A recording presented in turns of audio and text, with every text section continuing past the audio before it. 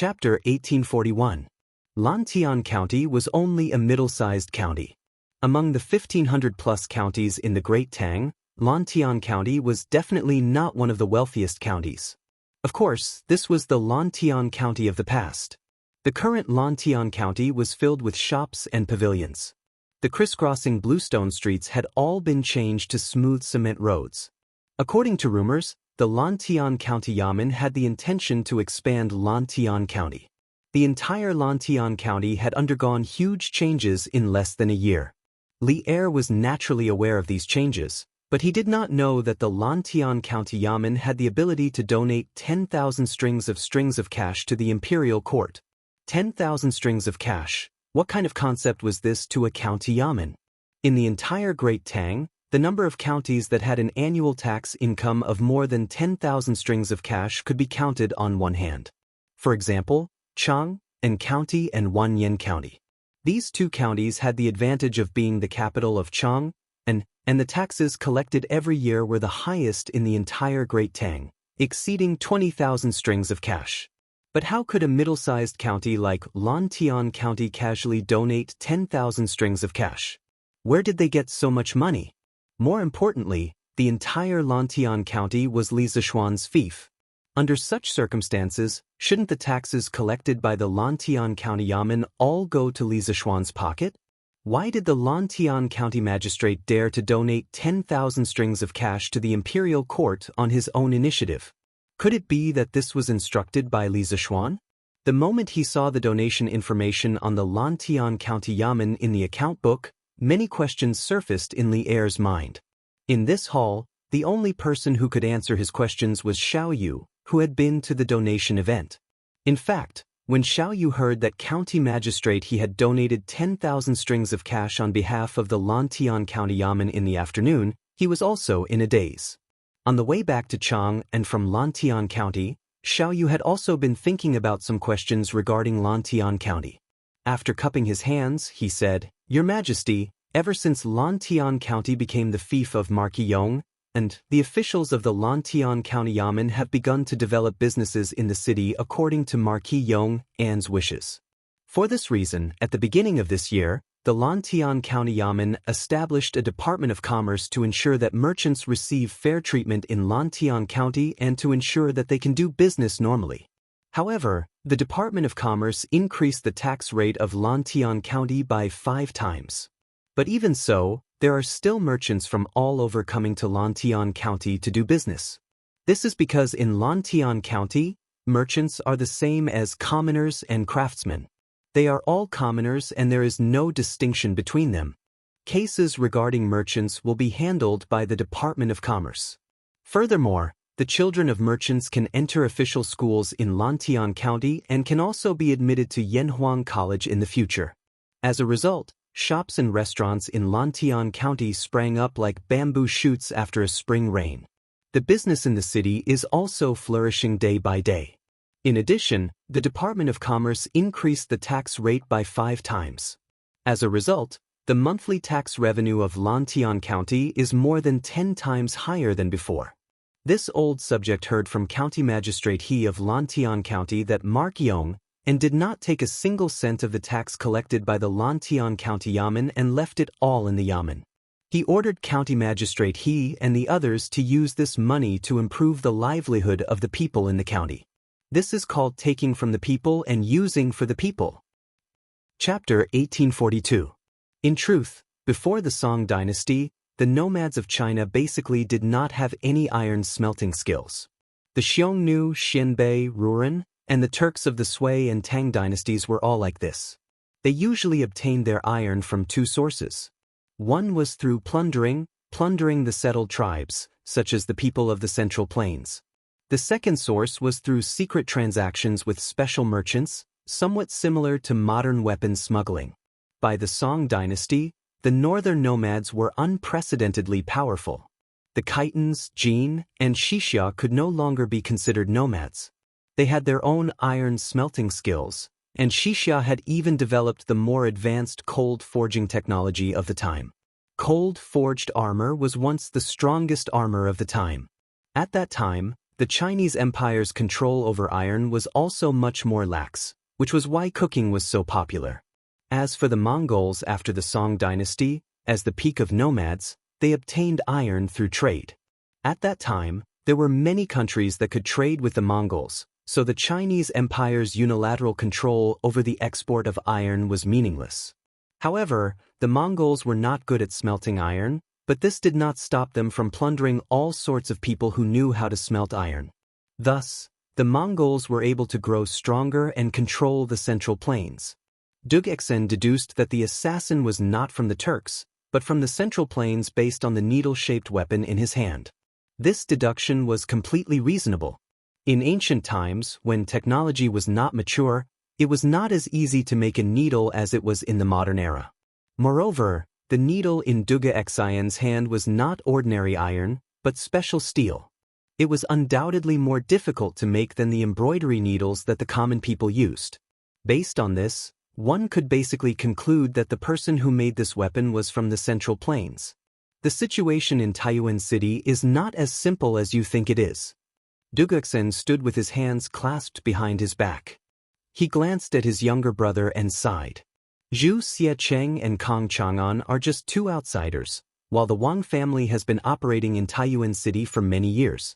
Whether it is on the surface or in the dark, they are abnormally powerful. However, these two were actually able to escape the Wang family's pursuit in Taiyuan City. This is enough to show that the two of them are not alone in Taiyuan City. There must be other forces helping them.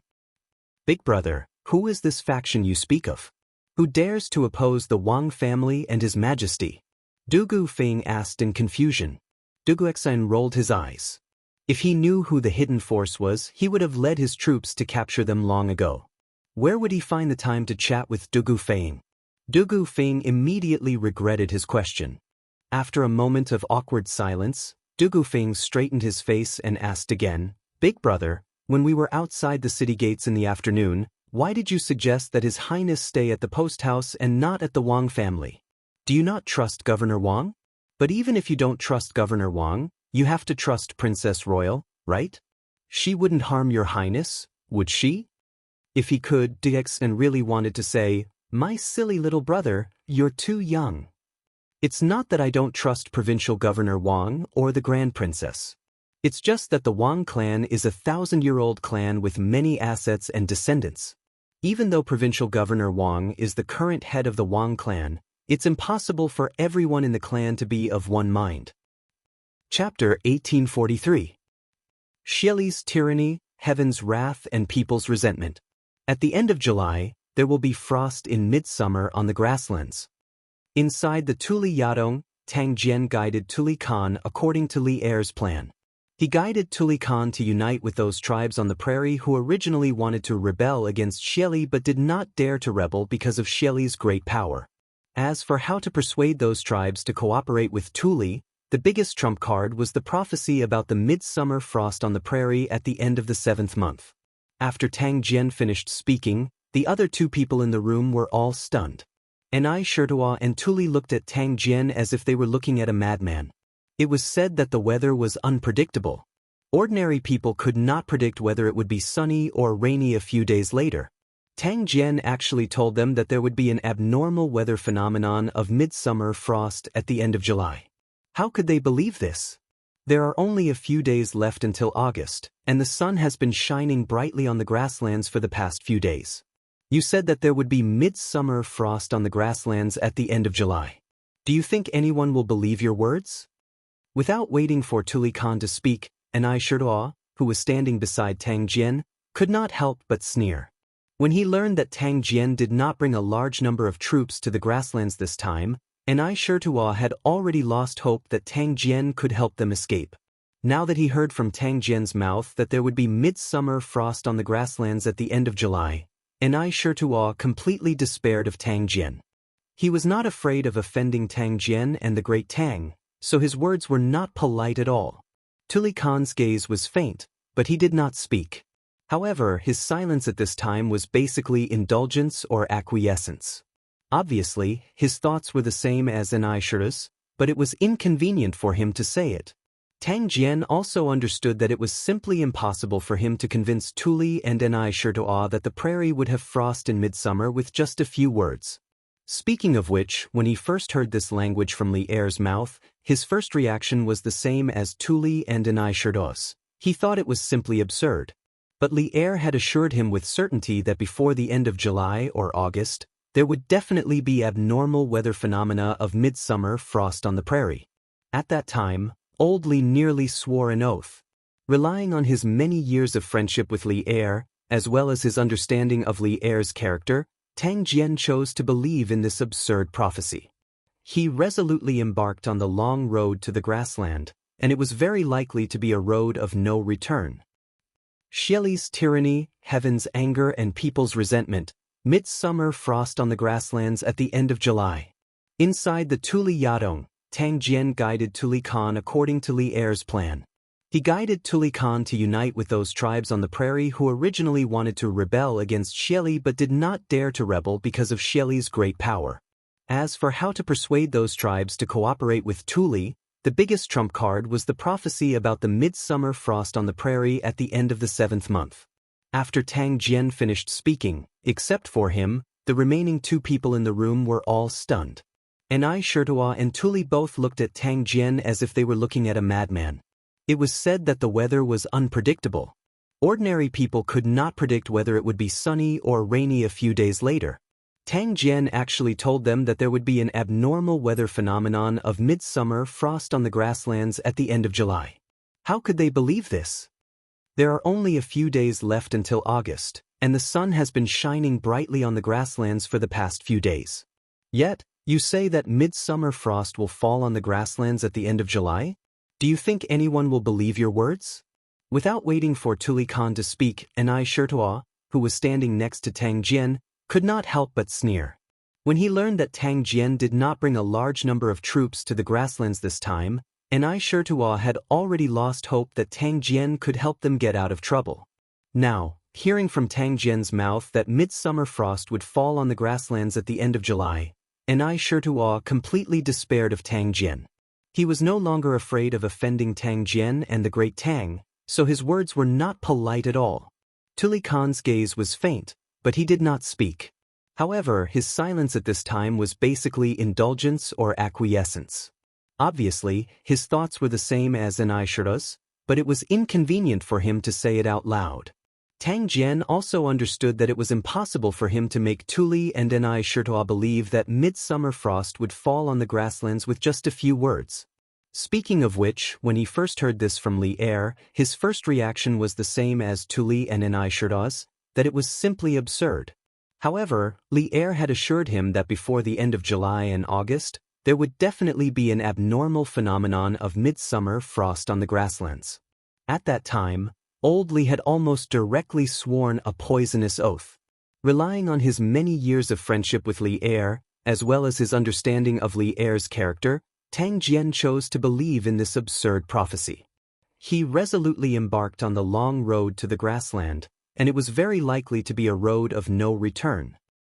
Xieli's tyranny, the wrath of heaven and the resentment of men. At the end of July, midsummer frost will fall on the grasslands. Inside the Tuli Yadong, Tang Jian guided Tuli Khan according to Li Er's plan. He guided Tuli Khan to unite with those tribes on the prairie who originally wanted to rebel against Xieli but did not dare to rebel because of Xieli's great power. As for how to persuade those tribes to cooperate with Tuli, the biggest trump card was the prophecy about the midsummer frost on the prairie at the end of the 7th month. After Tang Jian finished speaking, except for him, the remaining 2 people in the room were all stunned.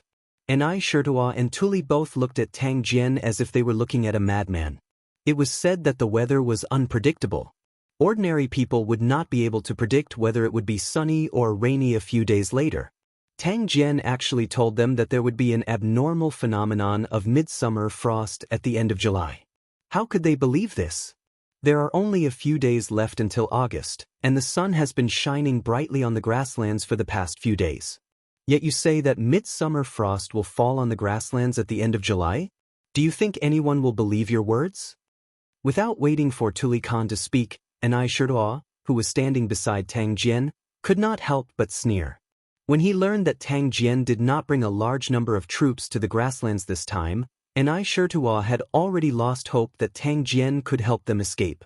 Now that he heard from Tang Jian's mouth that midsummer frost would fall on the grasslands at the end of July, Anai Shirtua completely despaired of Tang Jian. He was no longer afraid of offending Tang Jian and the Great Tang, so his words were not polite at all. Tuli Khan's gaze was faint, but he did not speak. However, his silence at this time was basically equivalent to connivance or acquiescence. Obviously, his thoughts were the same as Anai Shirtua's, but it was inconvenient for him to say it out loud. Tang Jian also understood that it was impossible to make Tuli and Anai Shirtua believe that midsummer frost would fall on the grasslands with just a few words from him. Speaking of which, when he first heard this from Li Er, his first reaction was the same as Tuli and Anai Shirtua's. He thought it was simply absurd. However, Li Er had assured him that before the end of July and August, there would definitely be an abnormal phenomenon of midsummer frost falling on the grasslands. At that time, Old Li had almost directly made a vow. Relying on his many years of friendship with Li Er and his understanding of Li Er's character, Tang Jian chose to believe in this absurd prophecy and resolutely embarked on the long road to the grasslands. Moreover, it was very likely to be a road of no return. Xieli's tyranny, the wrath of heaven and the resentment of men. At the end of July, midsummer frost will fall on the grasslands. Inside the Tuli Yadong, Tang Jian guided Tuli Khan according to Li Er's plan. He guided him to unite with those tribes on the prairie who originally wanted to rebel against Xieli but did not dare to rebel because of Xieli's great power.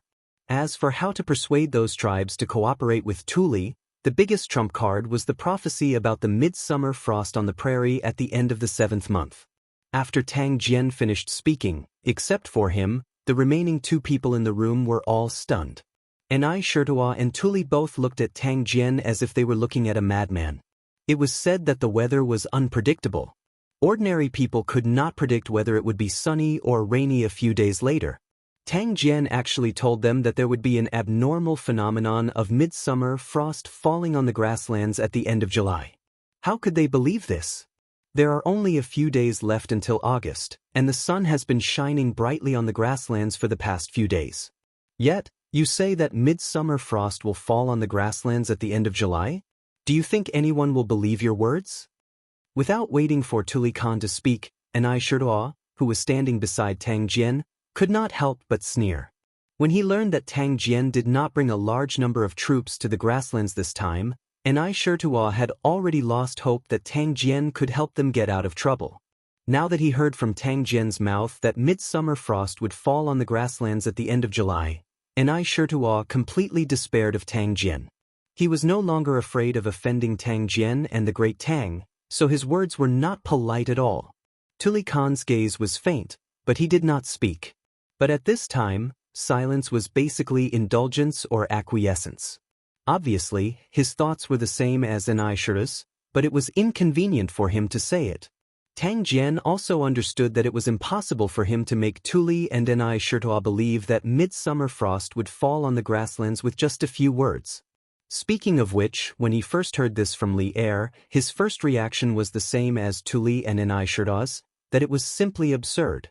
But Li Er had assured him that before the end of July and August, there would definitely be an abnormal phenomenon of midsummer frost on the grasslands.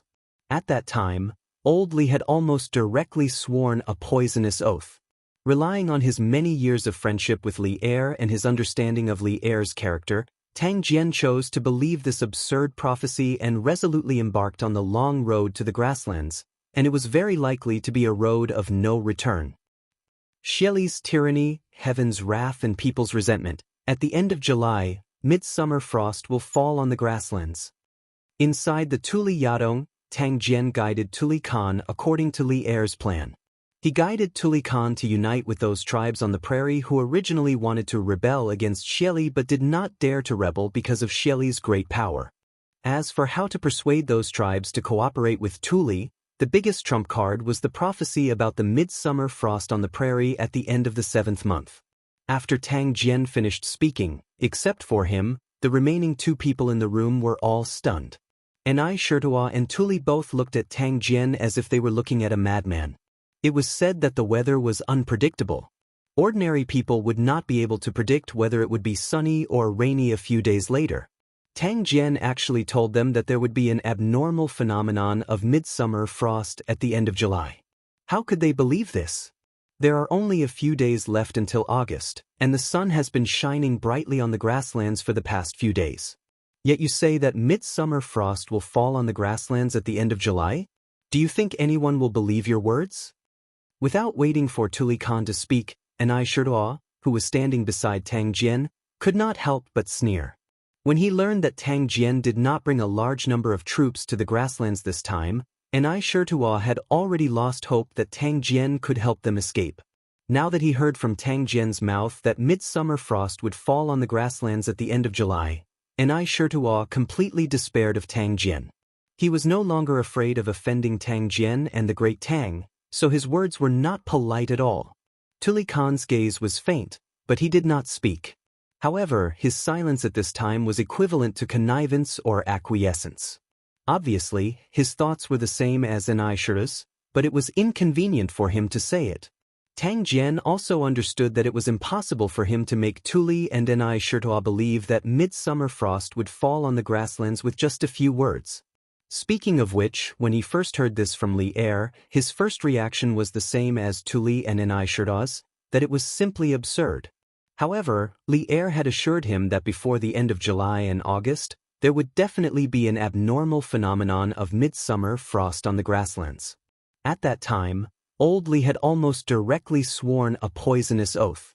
Relying on his many years of friendship with Li Er, as well as his understanding of Li Er's character, Tang Jian chose to believe in this absurd prophecy. He resolutely embarked on the long road to the grassland, and it was very likely to be a road of no return. Xieli's tyranny, the wrath of heaven and the resentment of men. At the end of July, midsummer frost will fall on the grasslands. In the Tuli Yadong, Tang Jian guided Tuli Khan according to the plan that Li Er had previously formulated. He had him unite with the tribes on the grasslands who originally wanted to resist Xieli but did not dare to because of Xieli's power. As for how to persuade those tribes to cooperate with Tuli, the biggest trump card was the prophecy of midsummer frost on the grasslands at the end of July.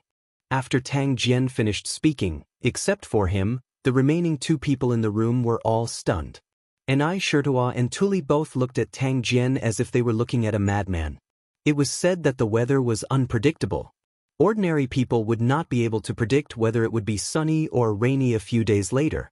Tang Jian actually told them that there would be an abnormal phenomenon of midsummer frost at the end of July. How could they believe this? There are only a few days left until August, and the sun has been shining brightly on the grasslands for the past few days. Yet you say that midsummer frost will fall on the grasslands at the end of July? Do you think anyone will believe your words?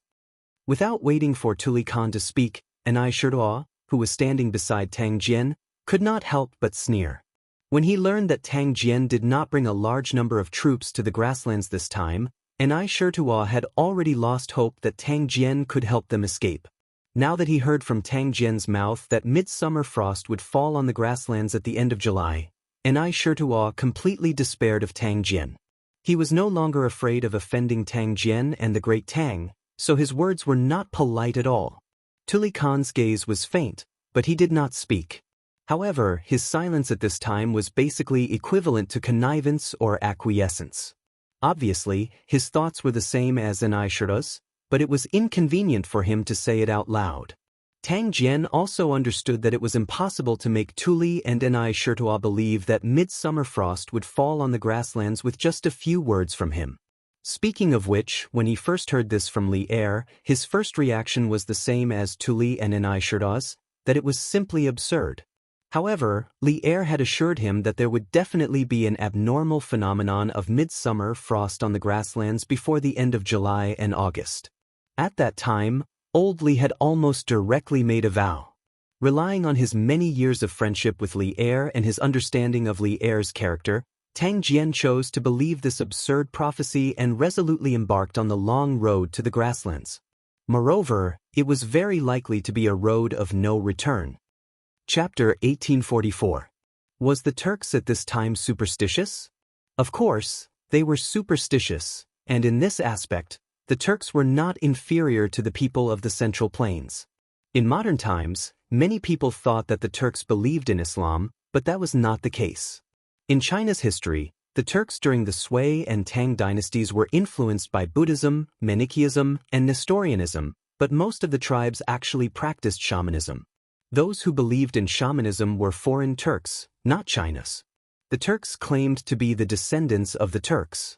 In the 10th century, when they migrated west from Central Asia, they met the Arabs who believed in shamanism. Shamanism had an unprecedented impact on them. Almost all the Turks who claimed to be the descendants of the Turks converted to the new religion and played a major role in the history of shamanism. From then on, their religion always maintained the characteristics of shamanism in the border areas: simple martial arts, using creeds as war cries, seeing doctrines as mobilization orders, taking the territory of shamanism as their responsibility, filled with the fiery, straightforward, and confident appearance of the first generation of shamanism. But in China's history, it was impossible for the Turks to believe in shamanism, because shamanism was introduced into China around the 10th century. The Han dynasty at the same time was the Northern Song dynasty. This was common knowledge in history. At this time, the Turks mainly believed in shamanism. Shamanism had a long history, originating from the primitive fishing and hunting era. Before Genghis Khan established the Mongol Khanate, the dominant religion among the nomads in the northern grassland was shamanism. According to the records in the secret history of the Mongols, the shaman at that time made Talyui drink the cursed water and die in place of his elder brother Ajadai. As the strongest warrior in the grassland empire who controlled 80% of the Mongol army, Talyui did not resist at all. It could be seen the position of shamanism at that time. According to the teachings of shamanism, Tengri was the eternal highest god. In the thinking of the grassland people, the supreme power in the world was bestowed by the eternal highest god, Tengri. Therefore, in the grassland, from the Khan to the commoners, no one did not believe in Tengri, and no one did not hope to obtain Tengri's protection. If the abnormal weather phenomenon of midsummer frost was given a special meaning of longevity, heaven's dissatisfaction with the prairie's current ruler, it was believed that even Xieli, who had millions of control warriors, would also feel a huge headache. Tang Jian's stratagem seemed absurd, but after careful consideration, they realized that this stratagem was indeed feasible. Just as he said, if the midsummer frost fell and the stratagem succeeded, Tuli's troops would be able to escape from Xieli's siege.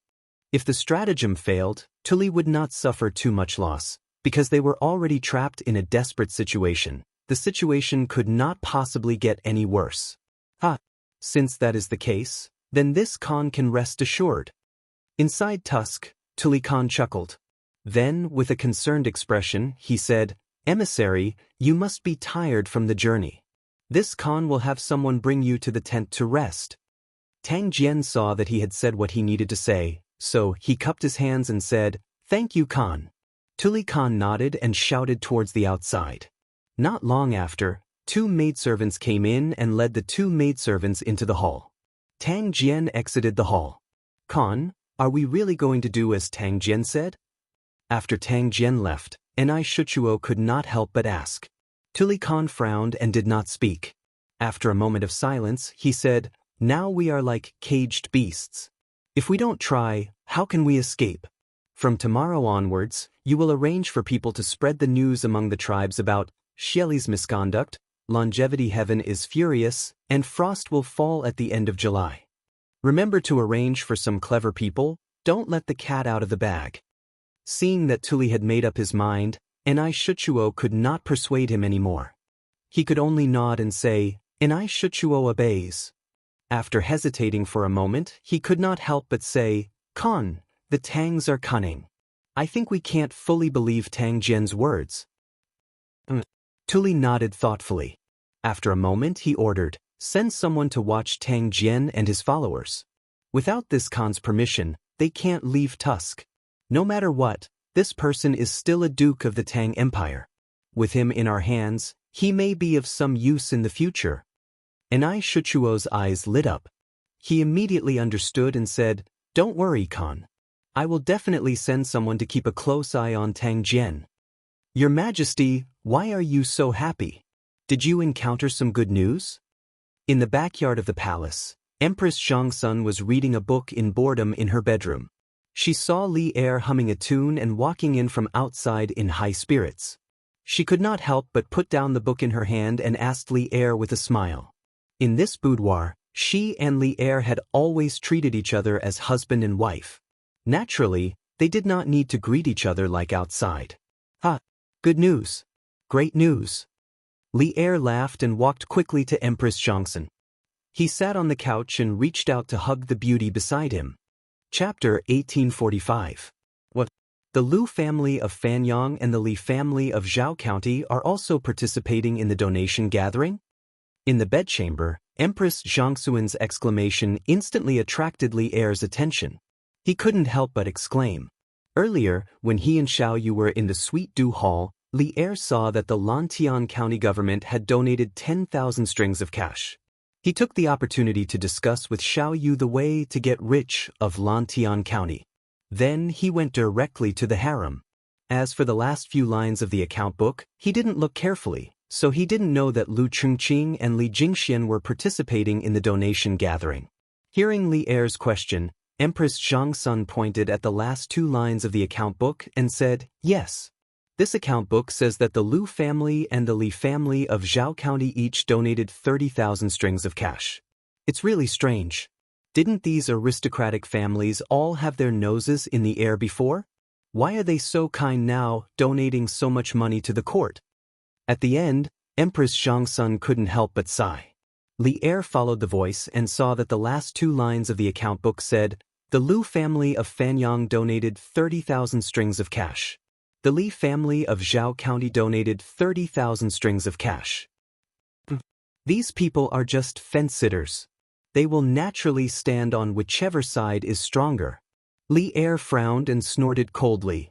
"A mere 30,000 strings of cash. They want us to forget all the things they've done and let down our guard against them? What wishful thinking." Empress Xiangxia was puzzled. "Your Majesty thinks that the Lu and Li families are donating money at this donation gathering to make peace with the court?"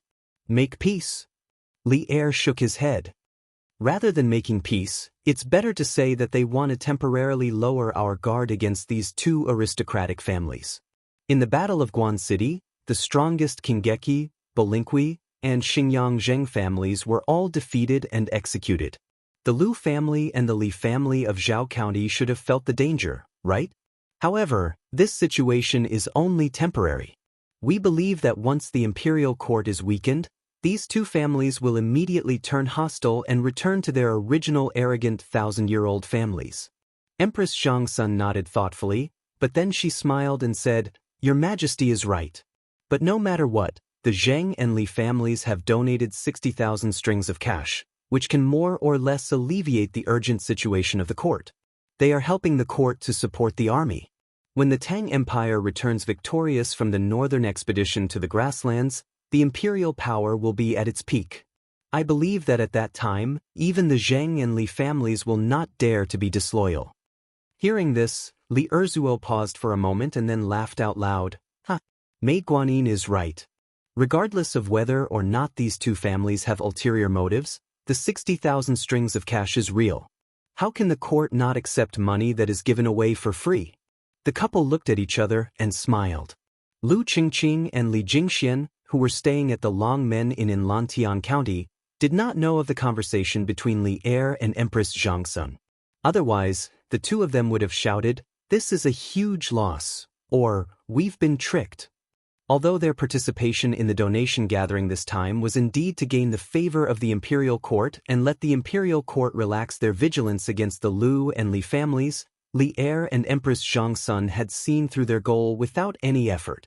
This was not fun. Brother Lu, Lantian County is indeed different from other places. There are many shops in the city, and the streets are crisscrossed. It is said that all the streets are made of cement developed by the Curious Pavilion. And this Long Men Inn, whether in Zhao County or Fanyang, there is no inn as grand and imposing as this. Of course, the most important thing is that it is comfortable to live in.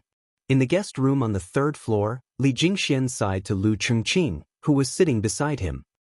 Chapter 1846. The second day. As expected, the fundraising event held by the Yanhuang Chamber of Commerce was on the front page of Datong Daily. Yesterday, Li Yu, as the top reporter of Datong Daily, participated in the entire fundraising event.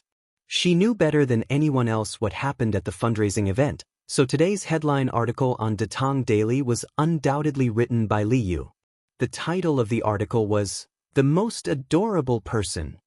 There was a very touching paragraph in the article, which was written as follows. When the country is in trouble, countless farmers who were busy in the fields put down their hoes when they heard the call. Sons bid farewell to their fathers, husbands bid farewell to their wives, and fathers left their children. They resolutely put on simple armor and picked up the modeo that had not been used for a long time but was not rusty at all. They mounted their horses and embarked on the journey of uncertain life and death. They sacrificed their lives for the country and regarded death as a return home. They are the most adorable people. When the country was in trouble, the call was made. Countless merchants, who in the eyes of the world only cared about profit, came from all directions and gathered together. They donated generously to raise military funds for the country. In just a short day, they raised 428,500 strings of cash. Usually, they don't eat the imperial court's salary and are looked down upon by everyone. But at the crucial moment, they all took the saraira for righteousness and shared the country's worries. They are also the most adorable people. This article was not written by Li Yu specifically for the fundraising event, but she combined it with a major event that was currently happening in the Tang dynasty. She integrated what she saw, heard, and felt into this article.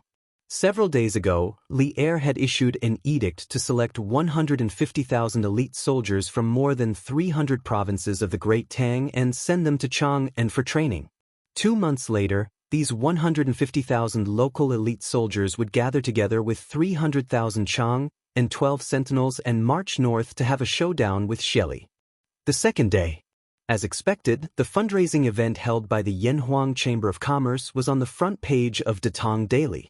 Yesterday, Li Yu, as the top reporter of Datong Daily, participated in the fundraising event. She knew better than anyone what happened at the fundraising event, so today's headline article on Datong Daily was undoubtedly written by Li Yu. The title of the article was, "The Most Adorable Person." There was a very touching passage that went like this. When the country is in trouble, countless farmers who were busy in the fields put down their hoes when they were summoned. Sons bid farewell to their fathers, husbands bid farewell to their wives, and fathers left their children. They resolutely put on simple armor and picked up the modeo that had not been used for a long time but was not rusty at all. They mounted their horses and embarked on the journey of uncertain life and death. They sacrificed their lives for the country and regarded death with equanimity. They were the most adorable people. When the country was in trouble, the call was made. Countless merchants, who in the eyes of the world only cared about profit, came from all directions and gathered together. They donated generously to raise military funds for the country. In just one day, they raised 428,500 strings of cash. Usually, they don't eat the imperial court's salary and are looked down upon by the people. But at the crucial moment, each and every one of them takes the saraira for righteousness and shares the country's worries. They are also the most adorable people. This article wasn't written by Li Yu specifically for the fundraiser. Instead, it was written based on a major event that was happening in Tang dynasty. She incorporated everything she saw, heard, and felt into this article. Chapter 1847. There are a total of 719 people who participated in the donation assembly. The total amount of military funds raised is 428,500 strings of coins, far exceeding the military expenditure of 150,000 soldiers for 3 months. These merchants who participated in the donation assembly can be considered to have resolved the urgent situation of the imperial court, allowing the imperial court to focus on preparing for the war against the Turkic Khaganate. We wish to award these 719 people. Does anyone have any objections? Yesterday's donation assembly wasn't just the topic of discussion among the commoners. In Taiji Palace, The donation assembly had also become the main topic of discussion during the morning court assembly. After Minister of Civil Affairs Xiao Yu reported the grand occasion of yesterday's donation assembly, Li Er, who was seated high above, slowly spoke. The officials in the hall had different expressions when they heard this. In the end, everyone turned their gazes to Zhang Sun Wuji, who was seated in the first row of the civil officials. Feeling the burning gazes behind him, Zhang Sun Wuji felt extremely helpless. He could only stand up and clasp his hands. How does Your Majesty intend to award the merchants? Yesterday's donation assembly may have resolved the urgent situation of the imperial court, but our Great Tang is a country founded on martial arts and governed by civil officials. I hope that Your Majesty can consider the big picture and not forget the country's roots. Although Zhang Sun Wuji had also secretly contributed to the fundraising yesterday, he didn't wish for Li Er to lavishly reward the group of businessmen yesterday. This was because to the Zhang Sun family, being a businessman was only a dispensable side business. Being in politics was the foundation of the Zhang Sun family's life. From Li Yuan's military uprising at Taiyuan to the establishment of the Great Tang, from the Great Tang's sweeping of the universe to Li Er's ascension to the throne, Zhang Sun Wuji had contributed greatly. It could be said that he was the beneficiary of the current order of the world. Naturally, he didn't wish for the merchants to be able to obtain the credit that he had risked his life for just because they donated some money. Zhang Sun Wuji wasn't the only one who thought this way. Most of the civil and military officials in the hall also thought this way. Li Er was acting out of character today. He actually said that he wanted to reward the 700 merchants who donated yesterday. How could this be tolerated?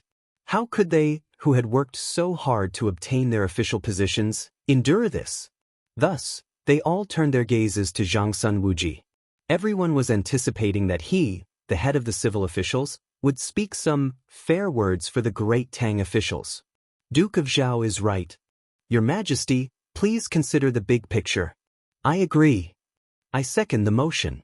When all the people in the royal court joined forces, even Li Er, the Emperor of Great Tang, had to give way to them. Li Er frowned slightly. To be honest, Li Er did not like to see the officials in the court huddle together. But now, Li Er did not have a better solution. He also understood that this was a stage that had to be experienced when the political power had developed to a certain extent. We plan to award the 712 merchants who participated in yesterday's fundraising event collectively. As for how the award will be given, other than praising them, we will also order Datang Daily to write an article praising them and publish it to the world. In addition, I have also decided that the merchants who donated yesterday will receive the same amount of tax exemption this year. That is to say, the amount of money they donated yesterday will be the same amount that can be used to offset this year's business tax. Duke Xiao, what do you think? As he finished speaking, Li Er turned his gaze toward Zhang Sun Wuji, and his tone was cold while his face was expressionless. Chapter 1848. Li Er's rewards for the 700-plus merchants were not out of line. The only thing that might cause people to hesitate was the last reward. The merchants who donated money could enjoy the same amount of tax exemption this year. Yesterday, these 700-plus merchants donated a total of 420,000 strings of coins. Didn't this mean that the Great Tang Imperial Court would have to pay less than 400,000 strings of coins in tax this year? How could this be? But the reality was not like this. This time, the Yanhuang Chamber of Commerce held a large proportion of the participants were merchants from Lantian County. Firstly, it was because of the geographical advantage of being the host. After all, Datang Daily's promotion of the charity fundraiser had only started 3 days ago. For those provinces and counties that were further away from Lantian County, these 3 days might not even be enough time for the news to reach their local area, let alone travel thousands of miles to Lantian County to donate money. Secondly, Lantian County had a unique business environment. Moreover, the business atmosphere was very strong. The number of merchants in the city could be 10 times more than other counties. Moreover, Lantian County was the headquarters of the Yanhuang Chamber of Commerce. Not to mention Lantian County, even in the entire Great Tang, which merchant would dare to not give face to the Yanhuang Chamber of Commerce? Therefore, of the 700-plus merchants who participated in the charity fundraiser yesterday, nearly half of them came from Lantian County. Moreover, the total amount they donated accounted for at least 60% of the total donations. What did this mean? It meant that once Li Er's rewards were implemented, the one who would suffer the greatest loss would not be the imperial court, but Li Zishuan. Because Lantian County was Li Zishuan's fief, the taxes collected every year were not handed over to the imperial court, but to Li Zishuan. Of course, as the landlord, Li Zishuan could very well refuse to implement Li Er's rewards. According to convention, the policies of the fief could be different. However, if he did so, it was inevitable that many people would secretly say that Li Zishuan was stingy. This was something that Li Zishuan could not tolerate. Therefore, although the last reward of Li Er's reward seemed excessive, no one objected. This was because everyone was clear in their hearts. Li Er's rewards for the 700-plus merchants were not excessive. The only thing that might cause people to hesitate was the last reward. The merchants who donated money could enjoy the same amount of tax exemption this year. Yesterday, these 700-plus merchants donated a total of 420,000 strings of coins. Didn't this mean that the Great Tang Imperial Court would pay less tax this year by 400,000 strings of coins? How could this be? But the reality was not so. This time, the Yan Huang Chamber of Commerce's fundraising event was organized by the merchants of Lantian County. Firstly, it was because of the geographical advantage of being the host. After all, the Datong Daily's promotion of the fundraising event had only started 3 days ago. For those provinces and counties that were further away from Lantian County, these 3 days might not even be enough time for the news to spread, let alone travel thousands of miles to Lantian County to donate money. Secondly, Lantian County had a unique business environment. Moreover, the business atmosphere was very strong. The number of merchants in the city might be 10 times more than other counties. Moreover, Lantian County was the headquarters of the Yan Huang Chamber of Commerce.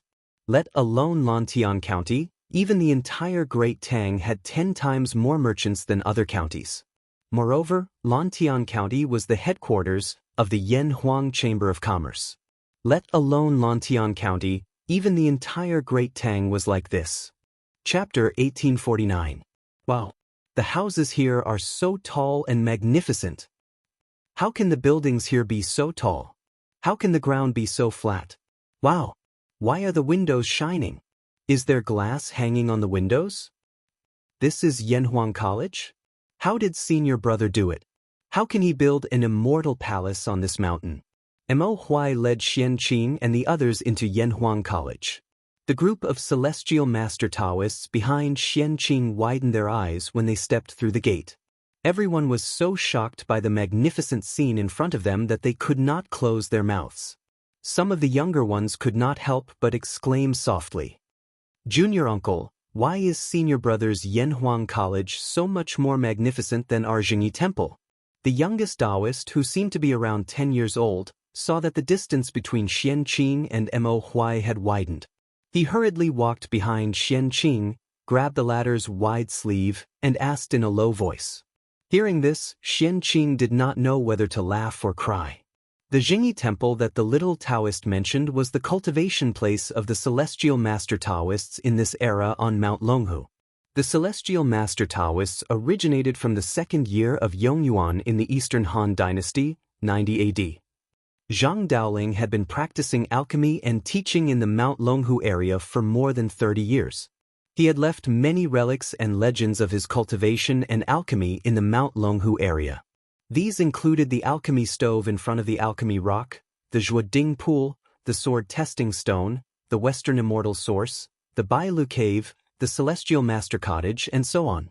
Mount Longhu also became the birthplace of Taoism. After that, through the Jin dynasty, Tang dynasty, Song dynasty, Yuan dynasty, and Ming dynasty, the celestial master Taoists had always been the center or dominant position of China's Taoism. The celestial master Taoists had been passed down for 3 generations in Sichuan. Ling passed down to Ziheng, Heng passed down to Zilu. The 4th generation, Zhang Shengqian, still lived in Mount Longhu in Jiangxi. After Zhang Xingnan went down to Mount Longhu, He built an ancestral temple at the place where Wang Lin refined elixirs, which later became the Jingyi Temple. He also built a seal-teaching altar nearby and honored Wang Lin as the leader of the Jingyi Celestial Master. He also used the Jingyi Celestial Master as the main scripture, and used the Jingyi Celestial Master as the main scripture to pass the seal on the altar on the third day of the Yuanshi Celestial Master to impart knowledge to scholars from all over the world. From then on, he gradually established the Longhu sect of the Jingyi Celestial Master, which had a great influence in China's history. In history, after the Celestial Master sect moved to Mount Longhu, they had been in a state of seclusion for a long time. There were few records of them in the history books. In the Tang dynasty, Taoism was revered and was almost established as the national religion. The Celestial Master Taoism gradually emerged in the world because of the support and use of the imperial court. However, the famous Taoist master mansion on Mount Longhu was not built before the Tang dynasty. It was built in the first year of Emperor Hongwu of the Ming dynasty. After that, it was rebuilt more than 10 times. It was rumored that the Taoist master mansion was the place where the descendants of Zhang Xing lived and worshipped the gods. It was known as the office of the Jingyi sects Zhu Ting and the Yuan and Ming dynasties that managed the affairs of Taoism. They don't talk nonsense. Xianxia could not bear to see the little Taoist make a fool of himself outside the sect. He could not help but scold him in a low voice. Cultivation is about following the heart and not being disturbed by the secular world. How can you be disturbed by external things? The little Taoist frowned and thought seriously for a while. He retorted, "But why did senior brother build such a beautiful and imposing academy here? Could this also be considered cultivation?" Xianxia was silent for a moment and said, "Your senior brother is now cultivating the path of the mortal world. You are still young and don't understand." After that, he no longer cared about the little Taoist. He lifted his feet and quickly chased after the black scholar in front of him, leaving the little Taoist alone behind to ponder. The current head of the Celestial Master Taoist sect on Longhu Mountain was called Feng Lingzi. His real name was Zhang Zixiang, and he was the 10th Celestial Master in the history of the Celestial Master Taoist sect. The little Taoist was Zhang Zixiang's grandson. His name was Zhang Heng. He had been quite intelligent since he was a child and followed Zhang Zixiang to learn Taoist skills.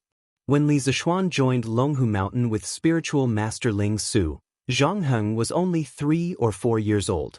But at that time, he began to read the Taoist scriptures. Therefore, in terms of Taoist skills, this child's talent could be said to be far superior to Li Zishuan and anyone on Longhu Mountain today. "Let's go, junior brother. If we don't go now, we'll lose them. Yanhuang College is not small. Don't get lost later." A young Taoist priest walked over and patted Zhang Heng's shoulder. He was amused by Zhang Heng's words. Although Zhang Heng was the grandson of the current head of the Celestial Master Taoist sect, he did not receive any special treatment in the sect. The disciples in the sect had always treated this clever junior brother as their own younger brother. This time, Feng Lingzi selected a group of elite disciples to follow Xianxia down the mountain to experience the world. Because of Zhang Heng's outstanding talent, and because this little guy had always wanted to go down the mountain to see the world, Feng Lingzi let him go down the mountain with him. "Oh!" Zhang Heng nodded his head and quickly followed her. In the conference room on the first floor of Guanghua Building, Yan Silu, Mo Huai, Wang Ji, and the other higher-ups of the academy sat down with the disciples of the Celestial Master Taoist sect brought by Xianxia. After exchanging greetings, the door of the conference room was pushed open from the outside. Li Gang walked in with the help of Hu Jingjing. The person standing behind them was actually Sun Simiao. Li Gang's body was not as healthy as before. He usually lived in the courtyard of Yunshan. Although he often came to the academy when he was free, the number of times he came was getting less and less. Xianxia and the others suddenly visited Yunshan today. Li Gang hurried over after hearing the news. Sun Simiao and Hu Jingjing happened to be doing a routine physical examination for Li Gang at that time, so they came together. "Taoist Master Xianxia, long time no see. How have you been?" Walking into the conference room, Li Gang looked at Xianxia, who was about to get up. He left Hu Jingjing's help and bowed to Xianxia. When Wu Jie attacked Yunshan, Li Gang was accidentally injured. When his life was hanging by a thread, Li Zishuan and Xianqing rushed back from the Longmen Pass more than 600 miles away and pulled him back from the gates of hell. If it were not for Xianqing, he might not be alive now. In front of his savior, it was not too much to salute, even if Xianqing was much younger than Li Gang. This humble Daoist is fine. Has Teacher Wenji been well recently? In front of Li Gang, Xianqing, who had always been cold and aloof, did not dare to be arrogant. He stood up and bowed solemnly, then asked. The group of Longhu Mountain disciples sitting next to Xianqing now knew that the old man who came in was the famous Li Gang.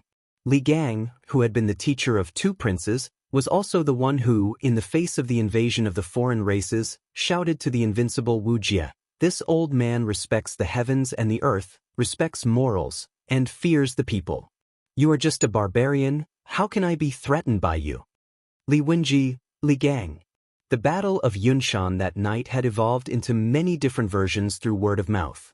Some said that Wu Jie had 3 heads and 6 arms, and his eyes were filled with lightning. Some said that the academy was full of masters, and that the heavens and the earth changed color. However, one thing did not change, and that was when Li Gang faced the great Grandmaster Wu Jie that night. His fearless and awe-inspiring shout had been widely spread among the people without missing a word. Countless people of Tang, as well as scholars, were in awe of the old man because of this. Although the celestial master sect of Longhu Mountain lived in seclusion, Xianqing had led these disciples all the way here and had more or less heard about this matter. When they saw the kind old man with white hair and a face full of wrinkles, all the disciples of Longhu Mountain were in awe. They all stood up spontaneously and respectfully saluted Li Gang. "Greetings, Teacher Wenji." Since Zhang Daoling founded the Celestial Master Sect, the disciples of the Celestial Master Sect had not cared much about worldly affairs for hundreds of years.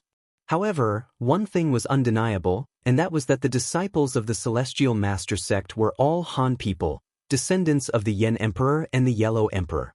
Although their national consciousness was relatively weak, they still had a strong racial consciousness in their minds.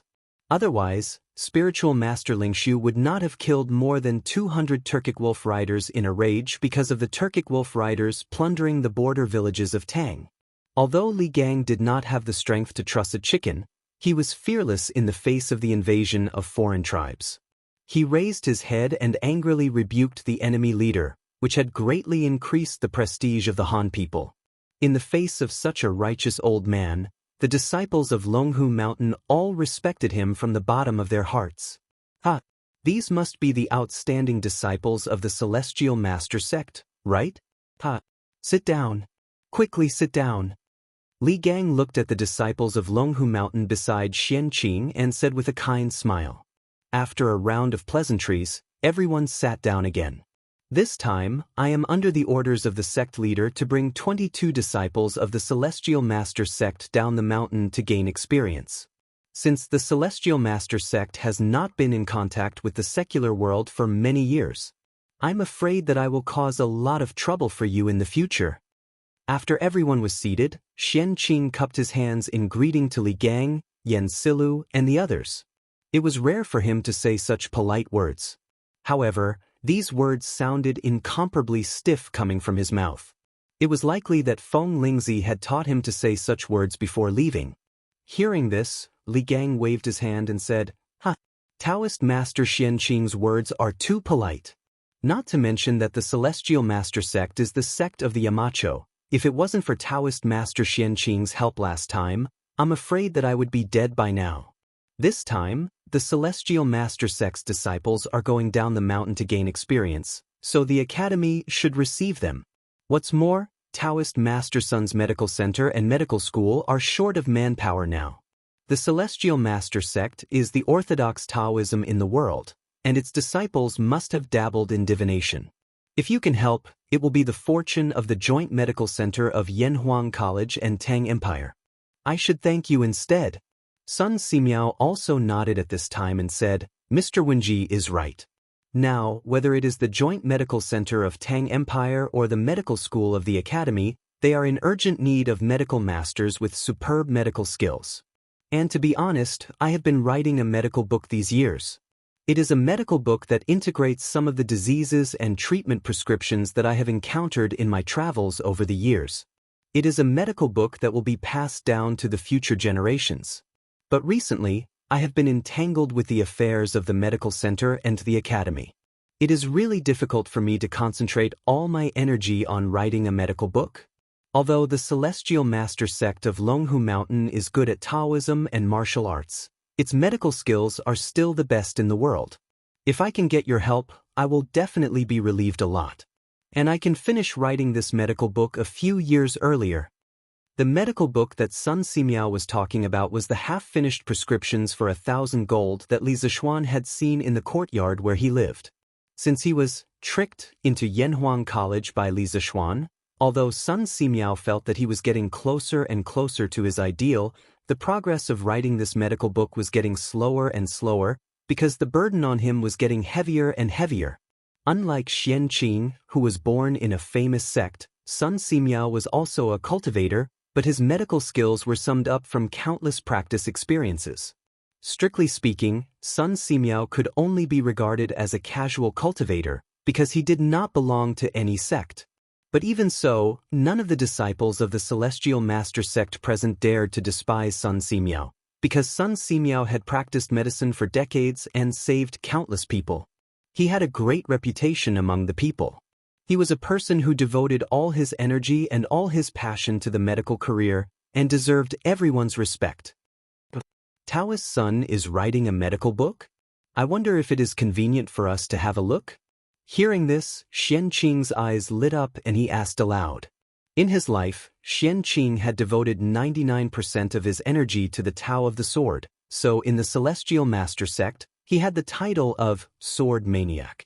In terms of understanding of the Tao of the Sword, even spiritual master spirit Su could not compare with him. And the other 1% of Xianxing's energy was devoted to the Tao of the medicine. Although it was only 1%, Xianxing's Tao heart was extremely pure. For such a dedicated and pure person, even if he only devoted 1% of his energy, it was still stronger than ordinary people who devoted 100% of their energy. His attainments in the Tao of the medicine were currently second only to Sun Simiao, but far inferior to spiritual master spirit Su. Therefore, when he heard that Sun Simiao was writing a medical book recently, Xianxing was immediately interested. Because in terms of medical experience, 10 of him could not compare with Sun Simiao, who had saved countless people. And this medical book that gathered Sun Simiao's years of medical experience would definitely be of great help to improve his medical skills. Since Taoist Xianxing is interested, why not? After Mr. Konggui has settled you down, Taoist Xianxing can directly come to my courtyard to have a look. Seeing that Xianxing was interested in his medical book, Sun Simiao was not unhappy, nor did he want to hide it. He smiled calmly and said, he had been practicing medicine for half his life, and his ambition was to cure the suffering people of the world who were suffering from the pain of illness. However, he also understood that it was impossible to achieve this goal by himself. Therefore, he had agreed to join the Imperial Medical Bureau with Li Er, and this year, he had been bewitched by Li Zixuan to join the Yanhuang Academy and the Tang Alliance Medical Center. His goal was to impart his medical skills to more people who had the same ambition as him.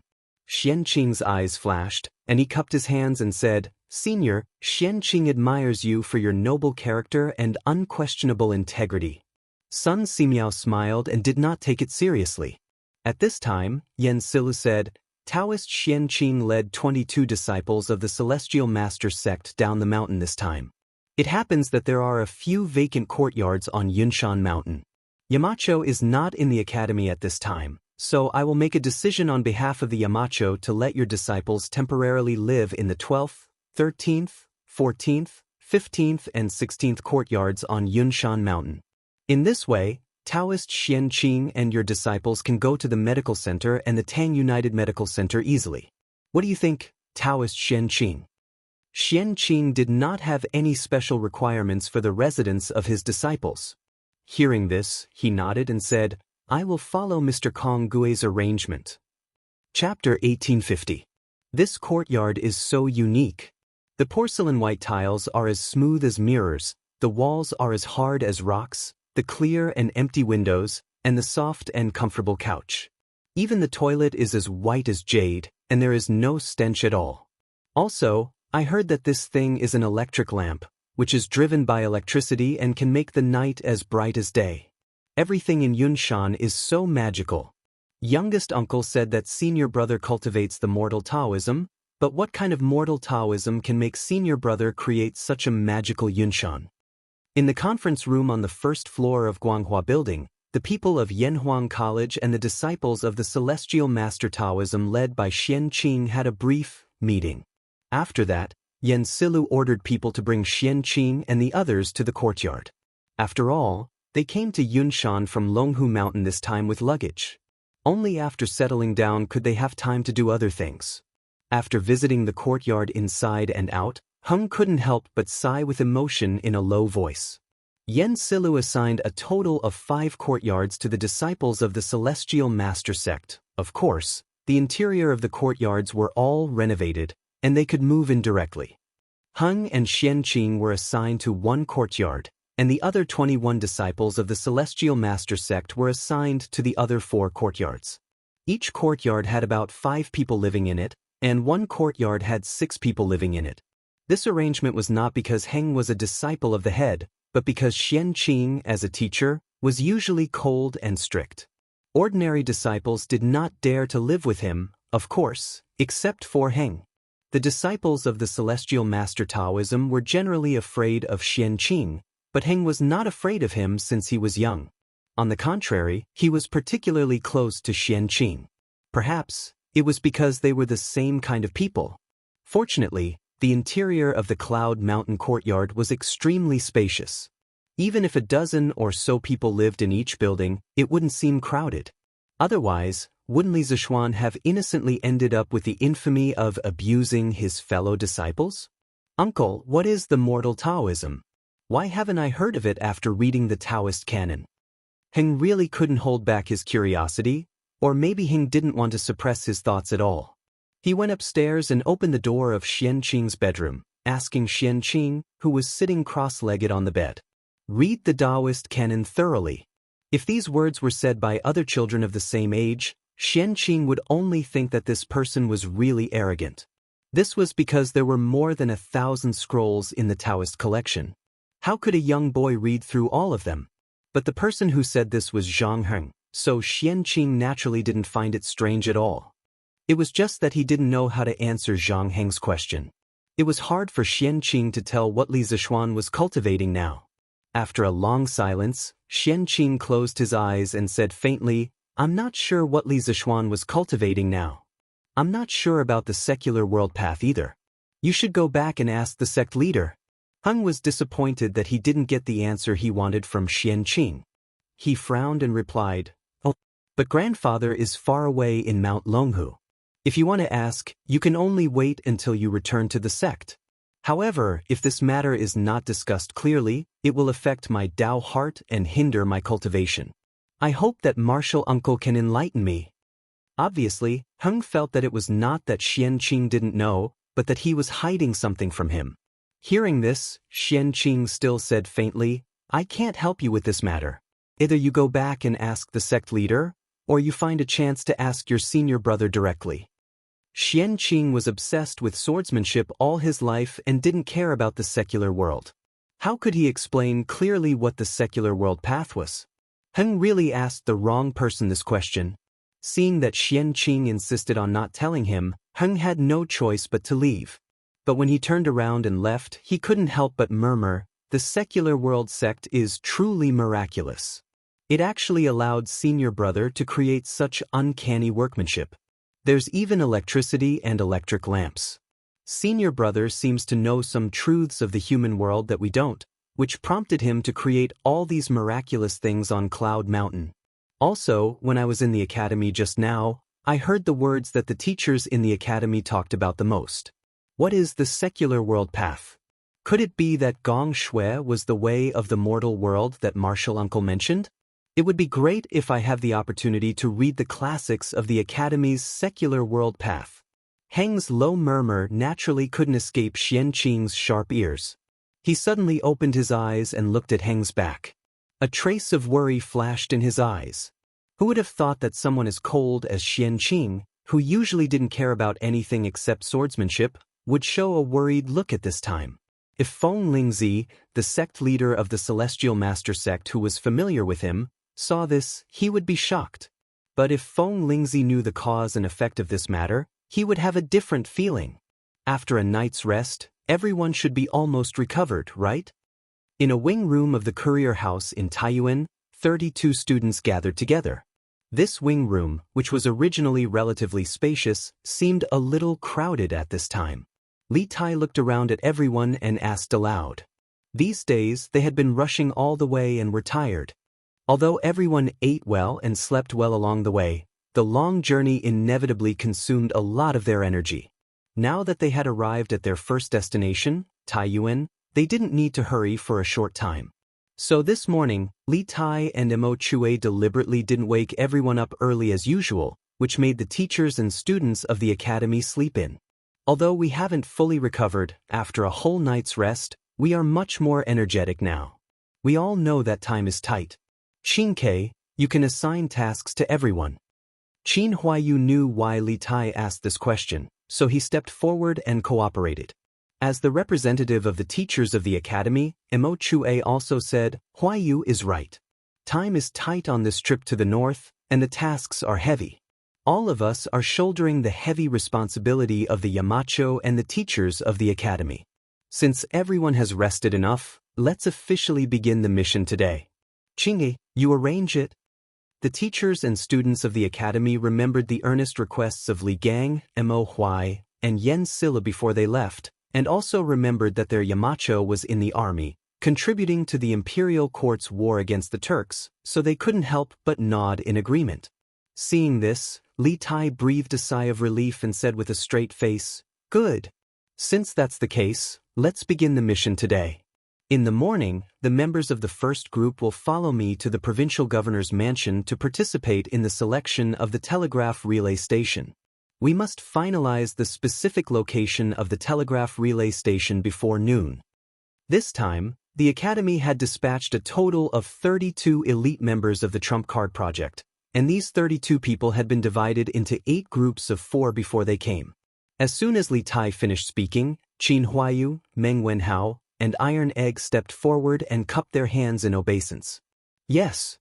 The 3 of them, together with Li Tai, were the members of the first group. Li Tai nodded and then ordered.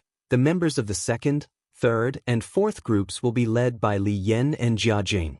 Your task today is to count the supplies we brought north this time and see if there is anything missing. The second is to assemble the machines needed to build the telegraph relay station, such as the firepower generator, telegraph transceiver, battery pack, and so on, in advance. Li Yan, Jia Jing, Zheng Ziren, and the other 12 people cupped their hands in obeisance and said in unison, Yes. The members of the 5th and 6th groups, after confirming the location of the telegraph relay station in the morning, follow the members of the first group to the destination to survey. Remember, our goal is very simple, that is, to make our telegraph relay station meet the parameters set by Yamacho with the smallest amount of work and the shortest construction time. Yes. The members of the 7th and 8th groups, led by Mr. Mo Chue, are responsible for coordinating the transportation of supplies and the feasibility evaluation of the early stage of the project. If you find anything unreasonable, please raise it as soon as possible and participate in the discussion and correction.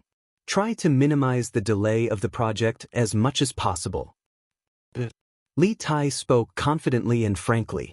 Perhaps, it could be said that he'd already rehearsed and planned this in his heart many times before this, so he was able to clearly assign today's mission to everyone in a few words. It had to be said that this trip to the north was a very good opportunity for Li Tai to train his leadership ability. An engineering student who only knew how to do experiments and analyze the results of experiments was not what Li Zishuan urgently needed. However, if this engineering student not only had good grades and strong practical skills, but also had outstanding leadership ability, then Li Zishuan needed him too much. With the development of engineering, there were bound to be many scientific research projects, with interdisciplinary disciplines. It was impossible to complete them with the strength of one person. At that time, a scientific research team would be needed. Only a leader who was proficient in technology and had strong leadership ability could lead a scientific research team to overcome one problem after another. And Li Tai was currently making progress in this direction. Mo Chue couldn't help but nod with gratification when he saw Li Tai had finished distributing the missions in a short period of 15 minutes. Moreover, he'd distributed them in an orderly and reasonable manner. All along the way, he'd always been witnessing Li Tai's growth and improvement. In addition, for everyone's safety, each group must have an Imperial guard by your side when you are on the move. No one is allowed to act alone at any time, under any circumstances. This is an iron law that everyone must abide by, including me. After assigning the tasks, Li Tai's expression suddenly turned serious. He looked at the crowd and said, "In a moment, General Dugu will assign guards to each group. Our actions must not be out of the line of sight of the Imperial guards. In addition, General Dugu will distribute signal fireworks to each group. If there is an emergency in the city, you must immediately use the fireworks to signal for help." In order to arouse everyone's vigilance, Li Tai emphasized, "This is not alarmist talk, nor is it making a mountain out of a molehill. This is for the sake of the Academy's mission and for everyone's safety. Please remember that the war between the Great Tang and the Turks is imminent. Taiyuan City may not be as safe as before." Chapter 1851. With the war between the Great Tang and the Turks imminent, Taiyuan City might not be as safe as it was in the past. This short sentence instantly made the originally tense atmosphere a little more dignified. Everyone present was an elite student or teacher of Yanhuang College, so they were naturally no fools. They could all sense the danger lurking in Li Tai's words. "Qingke, be at ease. Everyone understands the severity of the situation. We will be careful in all matters." Meng Wenhao said. The others agreed, "That's right. We will be careful in all matters." Li Tai turned to Mo Chue, asking with his eyes if there was anything he needed to add. Mo Chue lightly shook his head. Li Tai took in a deep breath and said, "Okay. Everyone, begin to move out according to the tasks you've been assigned. Remember, safety comes first." When he had left Cloud Mountain, Li Gang, Yan Silu, and the other esteemed teachers of the Academy had repeatedly urged him to ensure that all the teachers and students returned safely. As the commander of this operation, Li Tai felt an immense pressure on his shoulders. This was especially true after Dugu Xian and Dugu Fing had informed Li Tai of the treacherous situation in Taiyuan City yesterday. Li Tai had sensed a thick sense of danger, so he had repeatedly emphasized the importance of safety to the members of the Academy. Since he was the commander of this northern expedition, he had the responsibility and obligation to ensure that everyone in the Academy returned safely. Yes. Everyone clasped their hands and then left to carry out their respective tasks. As Li Tai walked out of his room, Duguxin walked over and clasped his hands to Li Tai. "Your Highness, this general has followed your orders and divided the Imperial Army into 8 teams to protect the 8 teams of the Academy. In the future, no matter where the teachers and students of the Academy go in Taiyuan City, the Imperial Army will follow. We will not give the enemy a chance to strike." This morning, the teachers and students of the Academy had all slept in. Only Li Tai and Mo Chue had woken up early to discuss with Dugu Xian and the other generals about the arrangements and deployment for the safety of the teachers and students of the Academy. Li Tai nodded and clasped his hands. "Very good. Thank you for your trouble, General Dugu." Li Tai knew that the 2 brothers of the Dugu clan had a close personal relationship with Li Zishuan, so he had always been very courteous to these 2. Moreover, the safety of the 32 teachers and students of the Academy all depended on Dugu Xian and Dugu Feiying, so Li Tai had no choice but to treat Dugu Xian with respect. "Your Highness, this is this general's duty." Dugu Xian clasped his hands and hesitated for a moment before saying, "Taiyuan City is currently in a state of chaos.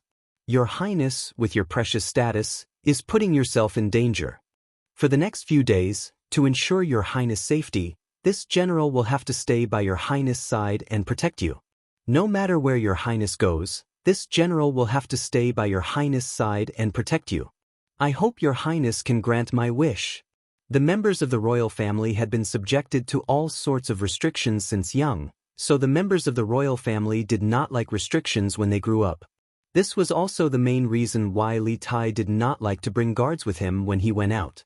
Duge Xian also understood this point, but with the current situation, if he did not stay by Li Tai's side at all times, he had no confidence in bringing Li Tai safely back to Cloud Mountain.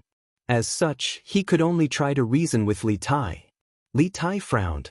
He did not like restrictions. If someone stayed by his side 24 hours a day to protect him, he would feel uncomfortable all over. However, seeing the faint pleading look in Duge Xian's eyes, Li Tai hesitated for a moment before nodding. All right then. I'll have to trouble General Dugu for the next few days. I'll treat it as giving face to the Yamacho. Li Tai secretly added in his heart. If it were anyone else who asked to stay by his side and protect him at all times, he would definitely reject without hesitation and send that person away. It was not that he did not care about his life or was not afraid of death, but that no one would like to have someone by their side at all times unless it was a matter of life and death. However, this person was Dugexin, Li Zishuan's good friend, so it was a different story. Chapter 1852. In the history of China, there were many famous temples in Taiyuan, such as Yongzhou Temple, Chongshan, White Horse Temple, Longquan Temple, Kaihua Temple, Jingyin Temple, Bu, Temple, Mingxiu Temple, Qianfu Temple, Fuguang Temple, Puguang Temple, Tongzi Temple, and so on. However, most of these temples were built after the Tang dynasty, or to be precise, after the Jingguan Temple. What Wang Liaoyuan said was completely true. In this era, only the Puguang Temple and the Tongzi Temple remained intact in Taiyuan City. You said that the Tongzi Temple is located at the top of Longshan, which is very high and has been abandoned. Does that mean that there are no monks living in the Tongzi Temple now? And there are no incense offerings? Li Tai frowned when he heard Wang Liaoyuan's explanation. However, after hearing Wang Liaoyuan's introduction of the Tongzi Temple, Li Tai's eyes suddenly lit up. Li Tai knew that there were no tall pagodas in the Puguang Temple, which did not meet the requirements of building a telegraph relay station. Even if there were, the abbot of the temple would definitely not allow Li Tai to bring people in to build a telegraph relay station. This was because the process of building a telegraph relay station, as well as the guards and logistics, would greatly affect the lives of the monks in the temple and the pilgrims who came to the temple to pray. After all, after the telegraph relay station was built, it would not be left alone. First, the technical staff would be responsible for the daily maintenance, and second, the army would be stationed there to protect the telegraph relay station from being destroyed by people with bad intentions. Although Li Tai was a prince and bore the emperor's orders, this action was related to the iron rice bowl of many monks in the temple. The other party would definitely not give in.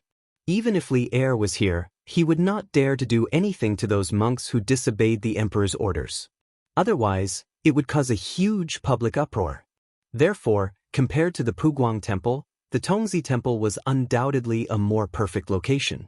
It could meet the requirements of building a telegraph relay station, and it would not involve the complicated demolition problem. Yes, as far as I know, the Tongzi Temple was abandoned in the late Sui dynasty. The monks in the temple were nowhere to be found, but the buildings in the temple were not damaged much in the war. It was just that no one took care of it for a long time, so there was a lot of dust. Wang Liaoyuan nodded and replied. Hearing this, Li Tai could no longer hide his excitement. He stood up and said, "That's great. Governor Wang, please send someone to bring this prince to the boy temple to take a look." Although Wang Liaoyuan didn't know why Li Tai was in such a hurry to go to an abandoned temple, he knew that it had something to do with the important mission that Li Er had given Li Tai. Thus, he didn't ask any further and stood up to reply. "This lowly official will order the accompanying guards to bring your highness to the boy temple. However, Dragon Mountain is located in the southwest corner of Taiyuan City. It's a remote location. The mountains are high and the forests are dense. There are very few people there. If your highness insists on going there, please allow this humble official to send a group of elite troops to escort you. Otherwise, if an accident happens, this humble official will die 10,000 deaths. Liao Wang Liao Wang Wang Wang Wang Liaoyun and Wang Wang Wang and Wang Liao Wang Wood and Wang Wang Wood and Wang of course of he. Wang Wood. Wang Wang. Wang Wang was. And Wang Wang Wood. To his Wang Temple, Li Wang was. Chapter 1853. Your Highness, Dragon Mountain is tall and surrounded by mountains on the south, north, and west. It's shaped like a dustpan. The trees on the mountain are lush and the environment is quiet. If you stand at the top of the main peak and look east along the Sulphur Ditch, you'll be able to see all of Taiyuan City. It's truly a place of beauty and beauty. It's said that when Zen Master Hong Li traveled here, he saw a 5-colored cloud of light shining from the ground. Within the cloud of light, there were 4 boys playing on the lotus seat, shaking the earth and causing rocks to crumble. On the shore, the image of Amitabha Buddha appeared, and the 3 jinn came to pay their respects. After Zen Master Hong Li recorded this phenomenon, he reported it to the court and applied to build a temple here. Thus, the current Boy Temple was established. In the southwest corner of Taiyuan City, Li Tai, Qin Huayu, Meng Wenhao, Iron Egg, and the other Yanhuang College students were escorted by 300 Imperial Army soldiers led by Duga Xian to the peak of Dragon Mountain. Standing at the top of the mountain and looking east, they could see the entirety of Taiyuan City illuminated by the morning sun. It was a dazzling sight. The provincial governor's guard sent by Wang Liaoyun was now beside Li Tai, explaining to him with all his heart that, "You know quite a lot." Looking around, Li Tai was very satisfied with the environment. He couldn't help but praise the guard. When the guard heard this, he immediately beamed with joy and said, "Your Highness is too kind. This lowly one is a native of Source Peak Prefecture. I was born and raised here, so I naturally know more than others. This lowly one has been to the Boy Temple many times. Your Highness, please come this way. In front of you is the Buddha Pavilion of the Boy Temple, where the 3 sages of the West are enshrined." At this point, the guard pointed to the north and made an inviting gesture to Li Tai. It was a massive Buddhist pavilion with 2 floors. It was built against the mountain, and its scale was extremely grand. Duga Xian gave a look to his left and right, and 2 groups of Imperial Army soldiers immediately filed out toward the Buddha Pavilion in the north. Li Tai saw this and said nothing. He stood to the side, quietly waiting for something. Not long after, an Imperial Army soldier ran out and cupped his fist at Duga Xian. "General, everything in the Buddhist pavilion is normal. There's no danger." Duga Xian nodded and then gave Li Tai a look. Li Tai understood and said to the guard from the Bing Province Governor's mansion, "Since you are familiar with this place, then lead the way." "Your Highness." The guard cupped his fists and slowly walked towards the Buddha Pavilion on Li Tai's left. As Li Tai's group walked in, they realized that the Buddha Pavilion was made up of a front porch and the main part of the pavilion. The front porch was 5 rooms wide and 1 room deep. It was around 10 zhang wide and 20 zhang deep. There were 9 pillars, all of them in the shape of large lotuses. They were arranged in a north-south direction, and the lotus-covered part of the pillars was around 3 feet in diameter. The roof was made of stone and the floor was paved with stone, but the rooms were made of square bricks. The main part of the Buddha Pavilion was around 10 zhang wide and 50 zhang deep. It was even more spacious than the front porch. The walls were built vertically with stone strips, and the northern part of the wall was built directly on top of natural rock. In the middle part of the wall, the door to the room was open. There were no carvings on the outside, but the inside was filled with carvings of 1,000 Buddhas. These Buddhas were of different shapes and sizes, creating a magnificent sight. Inside the Buddha Pavilion, the 3 saints of the West were carved into the cliffs: Amitabha, Guanyin, and Mahistamaprapta Bodhisattva. The 3 Buddhas were lofty, each more than 10 zhang tall. Just their heads alone were more than 20 zhang tall. These Buddhas were so dignified that one couldn't help but feel awe. This Buddha Pavilion is really magnificent. Just these 3 Buddhas and the thousands of Buddha carvings on the stone walls can be called a Buddhist holy land. It's a pity that it was abandoned and ruined because of the war in the Central Plains. After walking around the Buddha Pavilion, Qin Huayu couldn't help but sigh.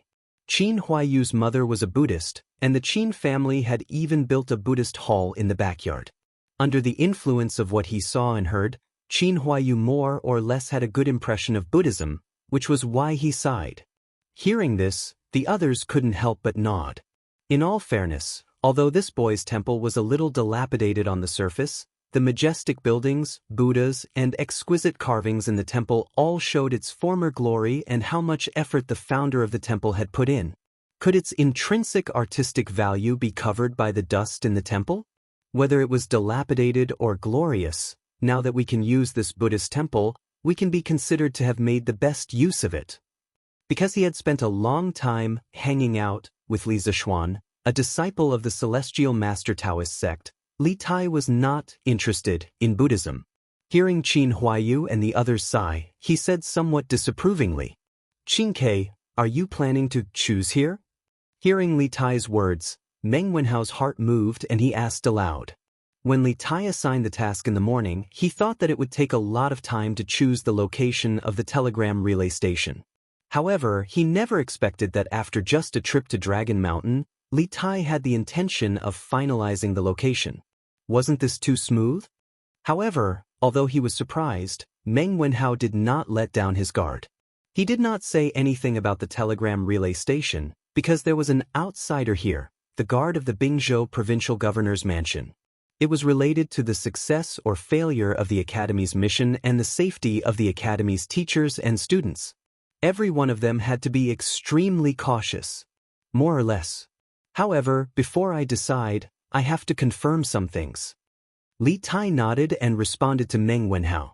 Then, he said to the guard of the Bingzhou provincial governor's mansion, "Is there another floor above this Buddhist pavilion? What's the floor above for?" The guard quickly replied, "Your Highness, I have been to the floor above. It's just a few meditation rooms. There's nothing special about it. It should be habitable after some tidying up." Li Tai nodded and said, "Good. I know. There's nothing for you to do here. You have done well. Go down the mountain and return to the city to receive your reward from Governor Wang." From the beginning to the end, he did not ask the name of the guard of the Bingzhou provincial governor's mansion because he did not need to know. Thus, "Thank you, Your Highness." The guard was overjoyed as he quickly bowed to express his thanks. After saying that, he bowed to Li Tai and turned to leave the mountain. Chapter 1854. Where are Mr. Ing Chue and the others? Back at the post house, Li Tai saw Dugu Feng looking around in front of the post house. He was anxious to inform Ing Chue and the others about the location of the relay station, so he didn't take Dugu Feng's abnormality to heart and asked anxiously, "Your Highness, big brother, you're back? Mr. Ing Chue? Mr. Ing Chue and the others are packing up in the backyard."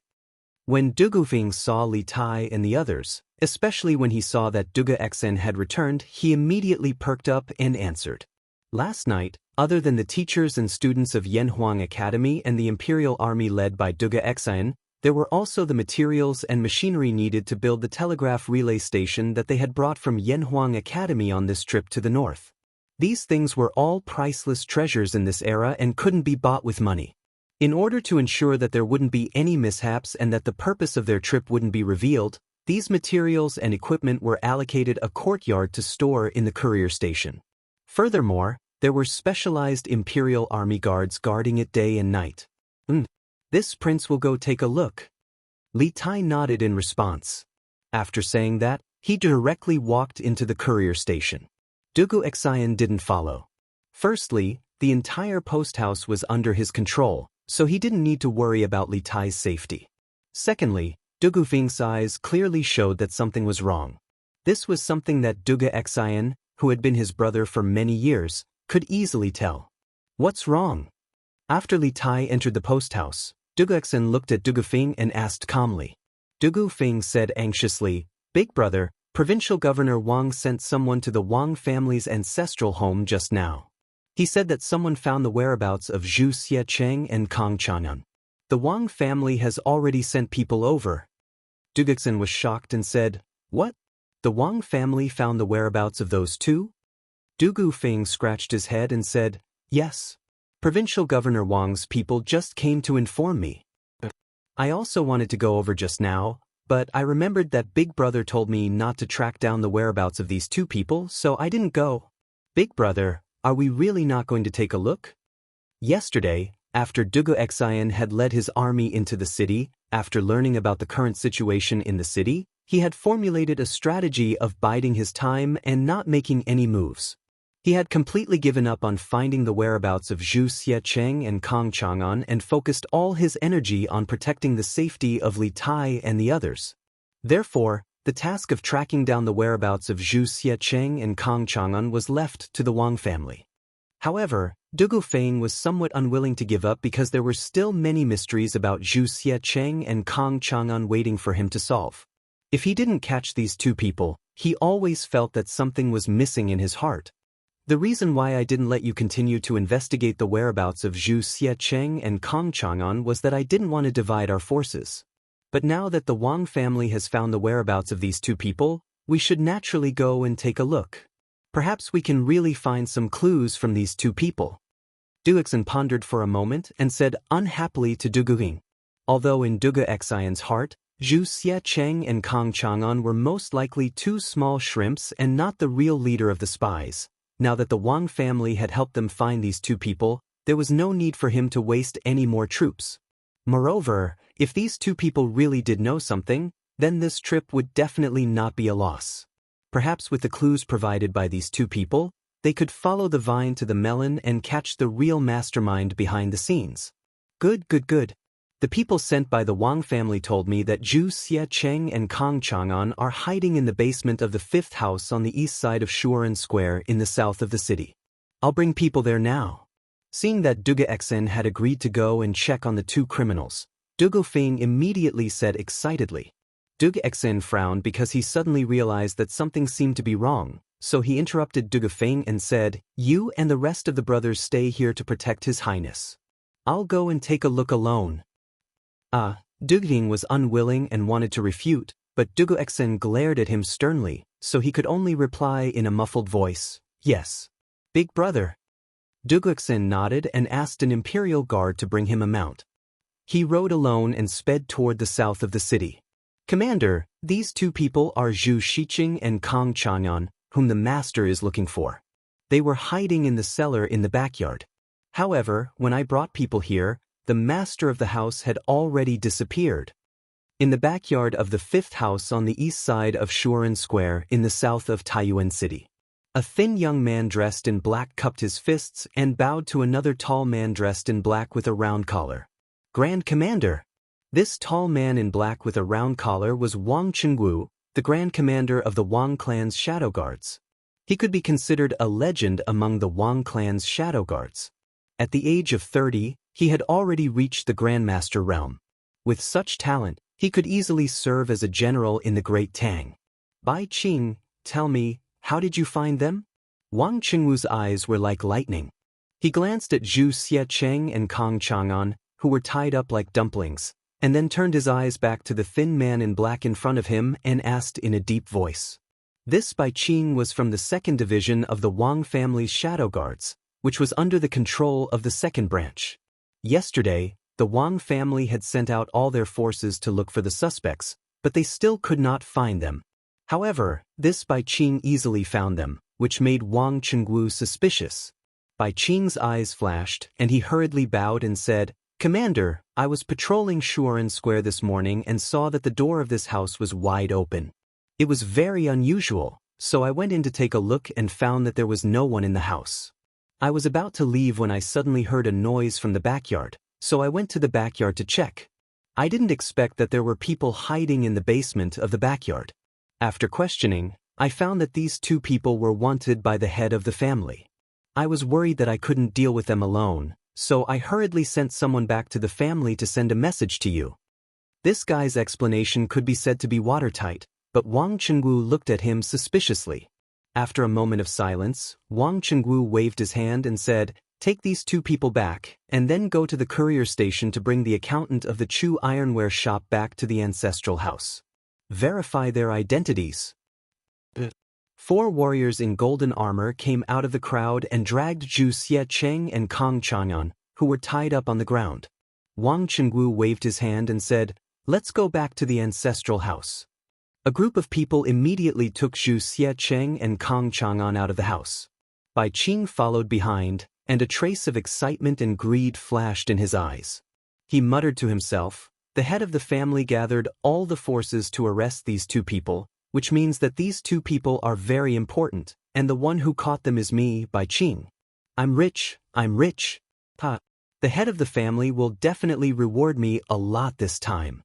In fact, the situation was not like what Bai Qing said just now. Bai Qing was indeed ordered to patrol Xuanren Mill in the morning, but just as he walked into the gate of Xuanren Mill, an arrow was aimed at his face. Although Bai Qing had some martial arts, he could not dodge this sudden arrow with his kung fu.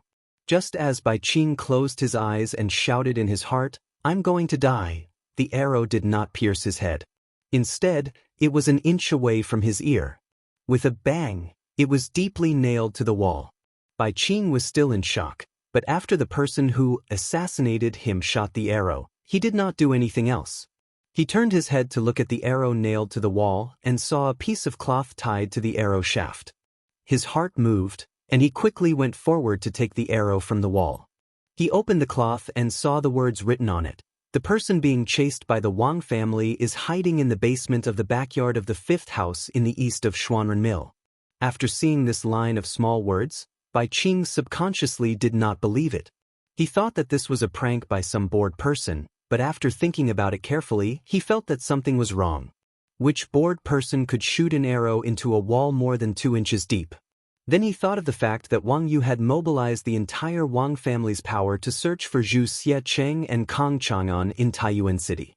If he caught these two people, he would definitely receive a lot of rewards from the family. Even his position among the Wang family's secret guards would be raised to a higher level because of this. Thinking of this, Bai Qing put away the cloth with the words and secretly went to the 5th house in the east of Xuanren Mill alone. Because he did not want others to share the credit with him, he did not plan to call any of his companions. But unexpectedly, he really did find Zhu Xiecheng and Kong Chang'an in the basement of the backyard of the house. Bai Qing could not help but be overjoyed. Thus, the scene just now happened. Obviously, the arrow just now was not meant to assassinate him, but someone had sent him a message. As for why Bai Qing lied to Wang Chengwu, the reason was because of benefits. If he told the truth that someone had sent him a message to point out Zhu Xiecheng and Kong Chang'an's hiding place, and that was why he caught the two people, then it would seem that he did not play any role in this matter. In order to show more of his credit, he could only say that he had found Zhu Xiecheng and Kong Chang'an's hiding place by himself. On the other side, he was experiencing a real assassination. Duguexen rode alone from the center of the city to Xuanren Mill. When he was 3 houses away from Xuanren Mill, suddenly, dozens of arrows with cold light shot toward him from the surrounding walls of the houses. Duguexen was a martial arts master at the grandmaster level, and his perception of danger was far more sensitive than Bai Qing's. The moment before the arrows were shot, he felt a sense of danger, and his heart skipped a beat. In the face of dozens of arrows, Duguexen pulled out the sword at his waist.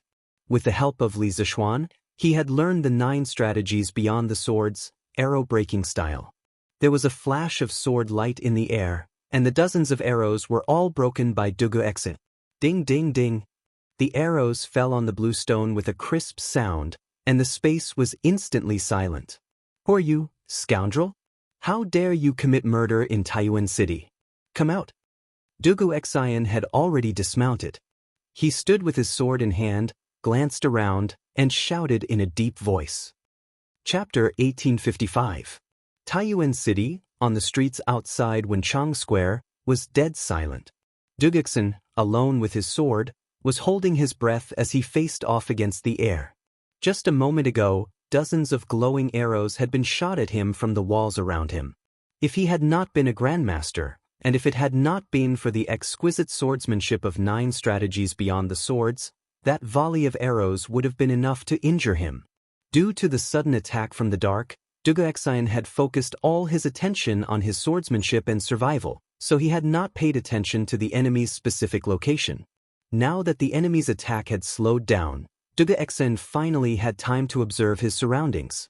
However, at this moment, There was no one around him. If it had not been for the dozens of broken arrows lying on the ground, Duge Exen would have thought that the frightening scene he had just experienced was an illusion. An expert.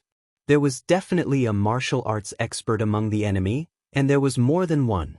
When Duge Exen had blocked the volley of arrows, he had clearly felt that a few of the arrows carried a huge amount of true qi.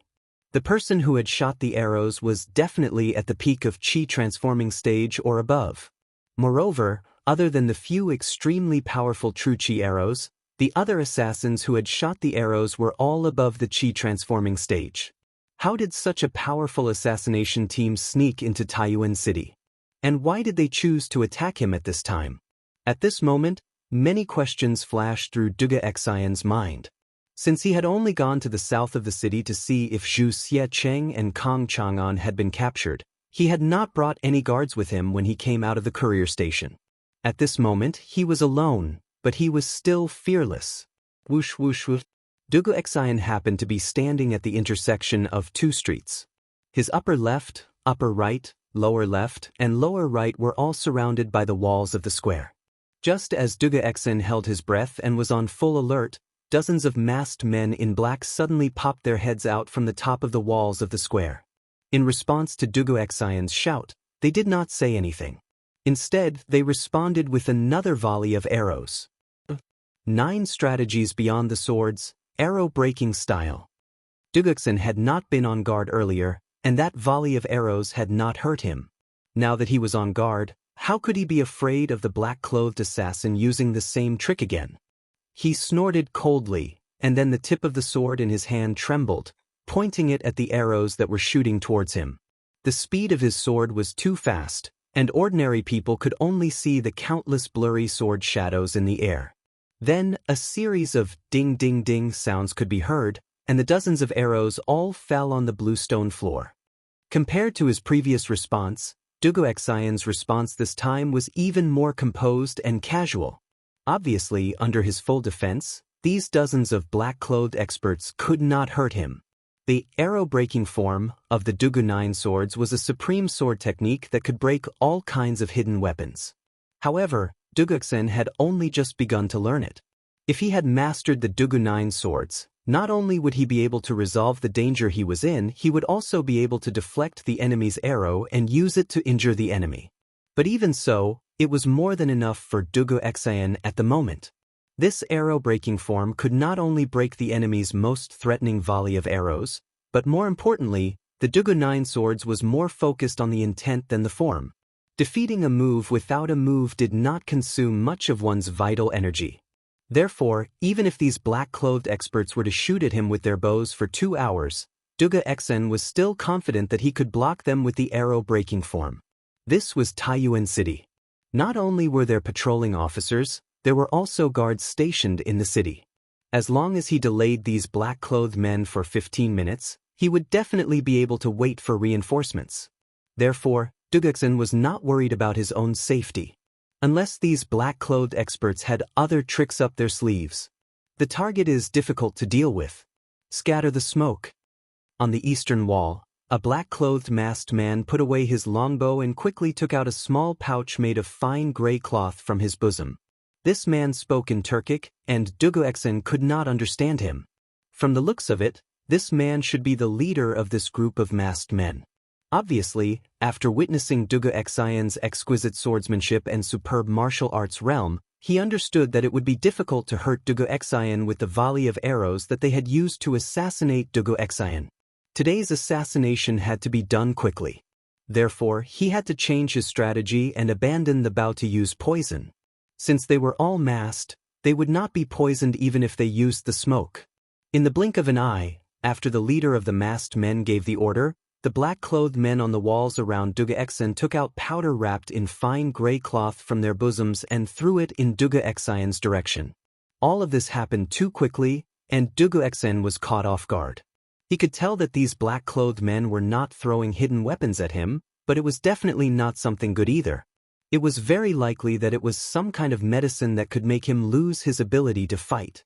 22 small pouches opened up above Duge Xian's head, and the white powder in the pouches poured down. Duge Xian's Duge 9 swords, Arrow-breaking style could defend against a sky full of arrows, but how could it defend against a sky full of powder? Dugu Xen immediately held his breath and retreated like lightning. He was facing the east, so he was retreating to the west. Unfortunately, the east wind was blowing in Taiyuan City. Although Dugu Xian's speed of retreat was fast, when the wind blew across the sky, it was inevitable that he would inhale some of the powder. Kill. Let's end this quickly. The leader of the masked assassins roared and pulled out the sword at his waist. He leaped from the wall and slashed viciously at Dugu Xen. The other 21 assassins followed suit, pulling out their swords and slashing at Dugu Xen. Good timing.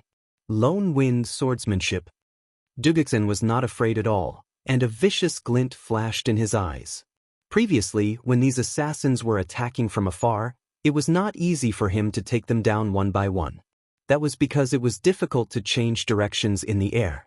If he used his qinggong to leap onto the wall and kill one of the assassins, the other assassins would definitely shoot at him immediately. At that time, not only would it be difficult for him to change his position in the air, but it would also be difficult for him to use 9 swords, arrow-breaking style. Now that these assassins had given up on long-range attacks and switched to close combat, it was exactly what Dugu Xian wanted. In terms of close combat, he had mastered both the lone wind swordsmanship and the lone wind swordsmanship. He was not afraid of these black-clothed assassins at all. Dugu Xen leaped into the air and spun in midair. A blinding sword aura shot up like a dazzling silver dragon. Pure and arrogant sword intent filled the entire alley. Immediately after, the dazzling sword aura clashed with the 22 sharp swords that were coming from all directions. Ding, ding, ding. An ear-piercing sound of metal clanging instantly resounded through this area of the residential area. As it was almost 7 in the morning, those who were supposed to go out to work had already gone to work, and those who were supposed to go to the market had already gone to buy things. Therefore, there were not many pedestrians in the alley. However, the ear-piercing sound of metal had inevitably alarmed many of the residents. Some of the more daring onlookers were making their way over. What a futile struggle. At that moment, the leader of the masked assassins could not help but snort coldly. Dugu Xen could not help but be startled because the leader of the assassins was speaking in Han Chinese. You are Han Chinese? Dugu Xen could not help but exclaim in surprise. However, when he opened his mouth, he could not help but inhale some of the powder in the air. After realizing that something was wrong, Dugu Xen quickly shut his mouth. At that moment, the leader of the assassins snorted coldly. His aura suddenly changed, and his true qi surged. The long sword in his hand was filled with sword qi, and it let out a loud sword hum. Then he suddenly disappeared from where he was. His entire body had suddenly disappeared. Dugu Xian was instantly alarmed. He instinctively used his footwork and leaned his body slightly to the right by 3 inches. At the same time, a long sword glowing with a faint blue light appeared on his left side without warning. It brushed past his belt and stabbed forward viciously. Clearly, the leader of the assassins who had disappeared had launched a fatal attack from behind. If Dugu Xen had not subconsciously leaned his body to the right just now, that sword would have pierced through his entire body. A Grandmaster expert. This was the first time Dugu Xian had faced the leader of the assassins head-on. However, it was this exchange that made him realize that he had underestimated his opponent's strength. This leader of the assassins in black was actually a Grandmaster expert. Moreover, it seemed that he was a Grandmaster expert who specialized in assassination. At this moment, Dugu Xen suddenly felt a little dizzy. He understood that it was the effect of the powder that the other party had scattered. This caused him to feel a chill in his heart. Putting aside the fact that the other party's strength was higher than he had estimated, he had even been poisoned by the other party. It was truly a case of when it rains, it pours. Dugu Xen knew that if he could not escape in a short period of time, or if the reinforcements did not arrive before he fell, then it was very likely that he would die here today. The leader of the assassins exclaimed in surprise when his killing blow missed. Then he gently raised his sleeve, and several cold lights shot out from his sleeve, heading straight for Dugu Xian's face. Hidden weapons.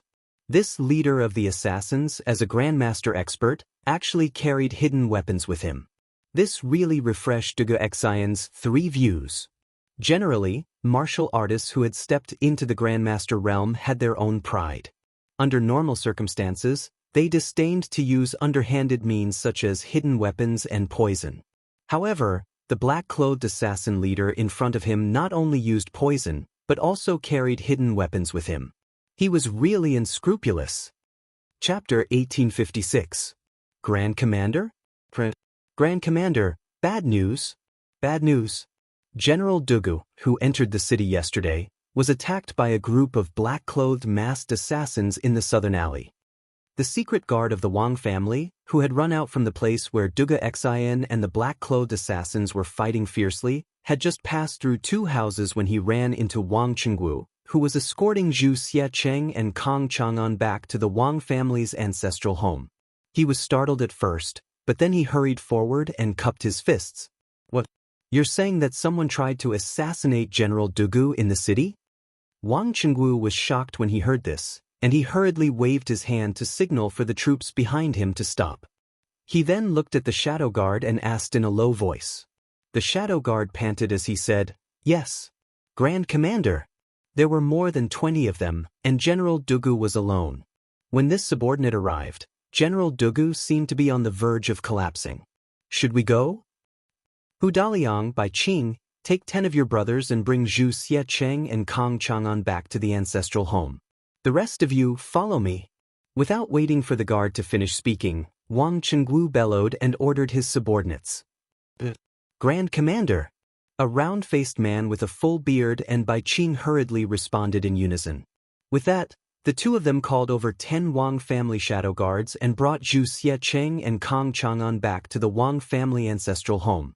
Wang Qingwu waved his hand, and the remaining 10 or so Wang family shadow guards followed him. Under the lead of the shadow guard who had reported earlier, they galloped wildly in the direction of the battle between Duge Xian and the black-clothed men. As Wang Yu's trusted aide, Wang Qingwu naturally understood Wang Yu's current attitude toward the imperial court and the imperial family. He also knew why the Wang family's forces, both on the surface and in the shadows, had mobilized in full force yesterday to search for 2 businessmen who had nothing to do with the Wang family. It was precisely because of this that Wang Qingwu had made the decision to rescue Duge Xian without any hesitation the moment he heard that someone had tried to assassinate him. Putting aside the fact that the Wang clan had mobilized all its forces yesterday mainly because Duge Xian's younger brother, Duge Feng, had personally come to Wang Yu's door to ask for help, given the current relationship between the Wang clan and the imperial court, Wang Yu could not possibly sit by and watch as the commander of the imperial army was assassinated in the Wang clan's headquarters, Source Peak City, was assassinated by an unknown group of people. If something were to happen to Duge Xinjin in Source Peak City, the Wang family and the officials of Source Peak City would face endless trouble. Therefore, there was no need to report this matter to Wang Yu. Wang Qingwu could guess Wang Yu's attitude. Most importantly, there was no time for him to return to the ancestral home and report the situation to Wang Yu. On the other side, at the post house. After Li Tai returned, he immediately gathered everyone in the academy and informed them of everything he had seen on Dragon Mountain in the morning, as well as his decision to set the location of the telegram relay station at Dragon Mountain Boy Temple. After understanding the general topography of Dragon Mountain Boy Temple, the academy's teachers and students, including Mo Chue, unanimously agreed that the telegram relay station should be built on Dragon Mountain. At that moment, Li Tai led the members of Team 5 and Team 6 with measuring tools and prepared to go up the mountain for a field survey. Mo Chue also followed. He also wanted to see the terrain and discuss with Li Tai the future construction plan. After leaving the post house, Li Tai did not see Dugu Xian. There was only Dugu Feiying and the imperial army guarding the door. Li Tai couldn't help but frown. He went up to Dugu Feng and asked, "General Feng, where is General Dugu Xian? Didn't he come back with me just now?" Dugu Xian had already told Li Tai about Zhu Xiecheng and Kong Chang'an before entering the city yesterday, so Dugu Feng had nothing to hide. He told the truth, Your Highness, I just received news that the Wang family shadow guards found Zhu Xiecheng and Kong Chang'an's whereabouts at Xuanren Square in the southeast of the city and were preparing to capture them. After my brother heard about it, he went alone to check it out. He should be back soon.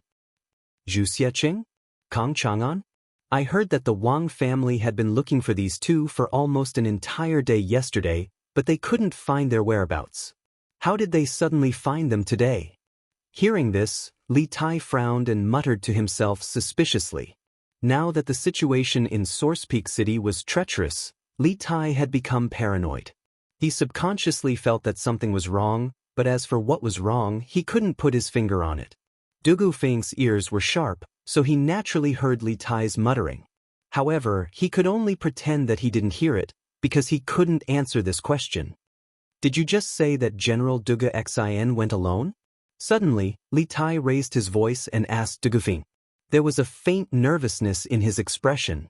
Dugu Xin was the strongest fighting force in the Imperial Army, and he was also the brain of the Imperial Army. If something happened to him, it would be almost impossible for the people from the Academy to complete their mission and return safely to the Academy. Therefore, Li Tai couldn't help but feel nervous when it came to Dugu Xion's safety. Dugu Feng chuckled and said, Your Highness, you don't have to worry. My brother is now a master. No one in Taiyuan City can hurt him. As Dugu Xion's younger brother, Dugu Feng had full confidence in Dugu Xion's personal strength. Chapter 1857. Scorching Sun Saber Technique. The newcomer was none other than Wang Chengwu, who had just rushed over to help. When he saw the black-clothed man completely disregard him and insist on killing Dugu Xin first, Wang Chengwu was greatly alarmed and immediately used his trump card. Wang Chengwu held a large saber with both hands and spun it rapidly in the air. The scorching saber aura directly blasted away the other men in black who wanted to stop him. At the same time, his speed instantly doubled. He was originally about 30 meters away from Dugu Xin and the leader of the men in black, but in the blink of an eye, the distance between them was less than 10 meters. What a fast speed! Feeling the biting cold murderous intent behind him, the leader of the men in black frowned slightly. He could not help but be secretly surprised by Wang Chengwu's extreme speed. Even when he was in his best condition, he could not reach such a fast speed, let alone when he was fighting with Dugu Xin earlier. Not only did he expend a lot of vital energy, but he also suffered some minor injuries. At this time, he had to make a choice.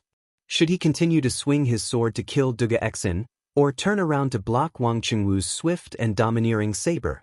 If he continued to kill Dugu Xin, by the time he stabbed his sword into Dugu Xion's throat, Wang Chengwu's saber would be close to his back. He would not be able to block it in time and would be seriously injured or even killed. If he gave up on Dugu Xin and turned around to block Wang Chengwu's attack, he was confident that he could withstand Wang Chengwu's saber. However, if he did so, Dugu Xin would be temporarily spared from death, and there would be many more variables in this assassination attempt. It was a difficult choice, but there was not much time left for the leader of the men in black to consider, because Wang Chengwu's saber was about to arrive.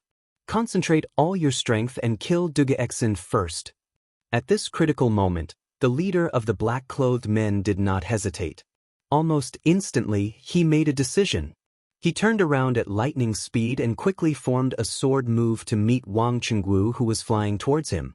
At the same time, he shouted to the rest of the black-clothed men around him when he was attacked. Only children could make choices. Of course, adults would want all of them. The leader of the men in black did not want to die, but he did not want Dugu Xin to live either. Therefore, while turning around to block Wang Chengwu, he decisively ordered the rest of the assassins to surround and kill Dugu Xin. Although Dugu Xin was a master at this time, he was not only severely poisoned, but also seriously injured. Any warrior in the Qi-forming realm could easily kill him, not to mention that there were at least a dozen assassins in the Qi realm around Dugu Xin. Under the joint attack, Dugu Xin would die. Therefore, the leader of the black-clothed men did not hesitate to turn around and block Wang Chengwu. You don't know your own strength. Seeing the leader of the men in black block with his sword, Wang Chengwu's eyes flashed with a trace of contempt and ridicule. He snorted coldly and pushed the genuine qi all over his body to the extreme. Suddenly, the temperature in the space around him rose sharply. The leader of the men in black was the closest. At this moment, he felt as if there was a big burning fireball smashing toward him. At this moment, he realized that he had underestimated Wang Chengwu's strength. Wang Chengwu was definitely a master of martial arts close to the middle stage of the Grand Master realm.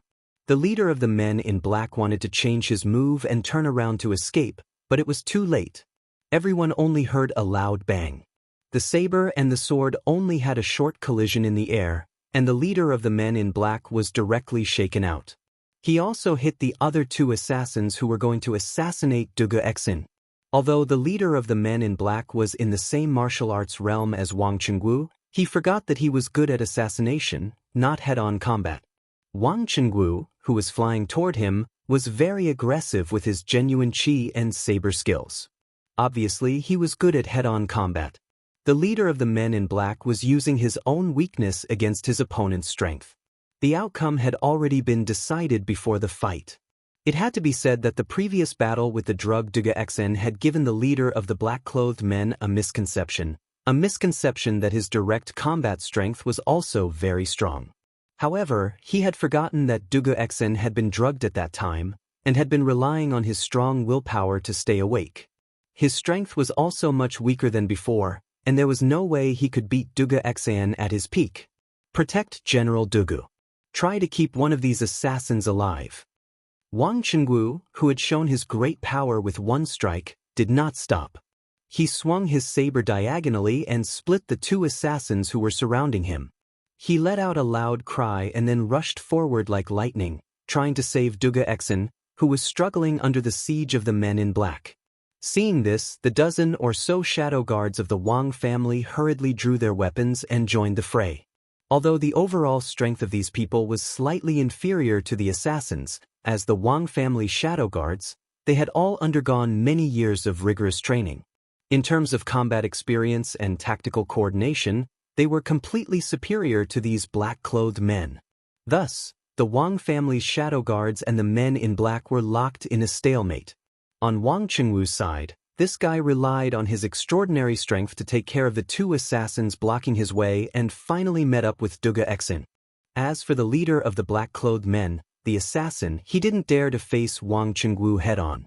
He could only use his own movement skills to constantly harass and assassinate Wang Chengwu and Duge Exen.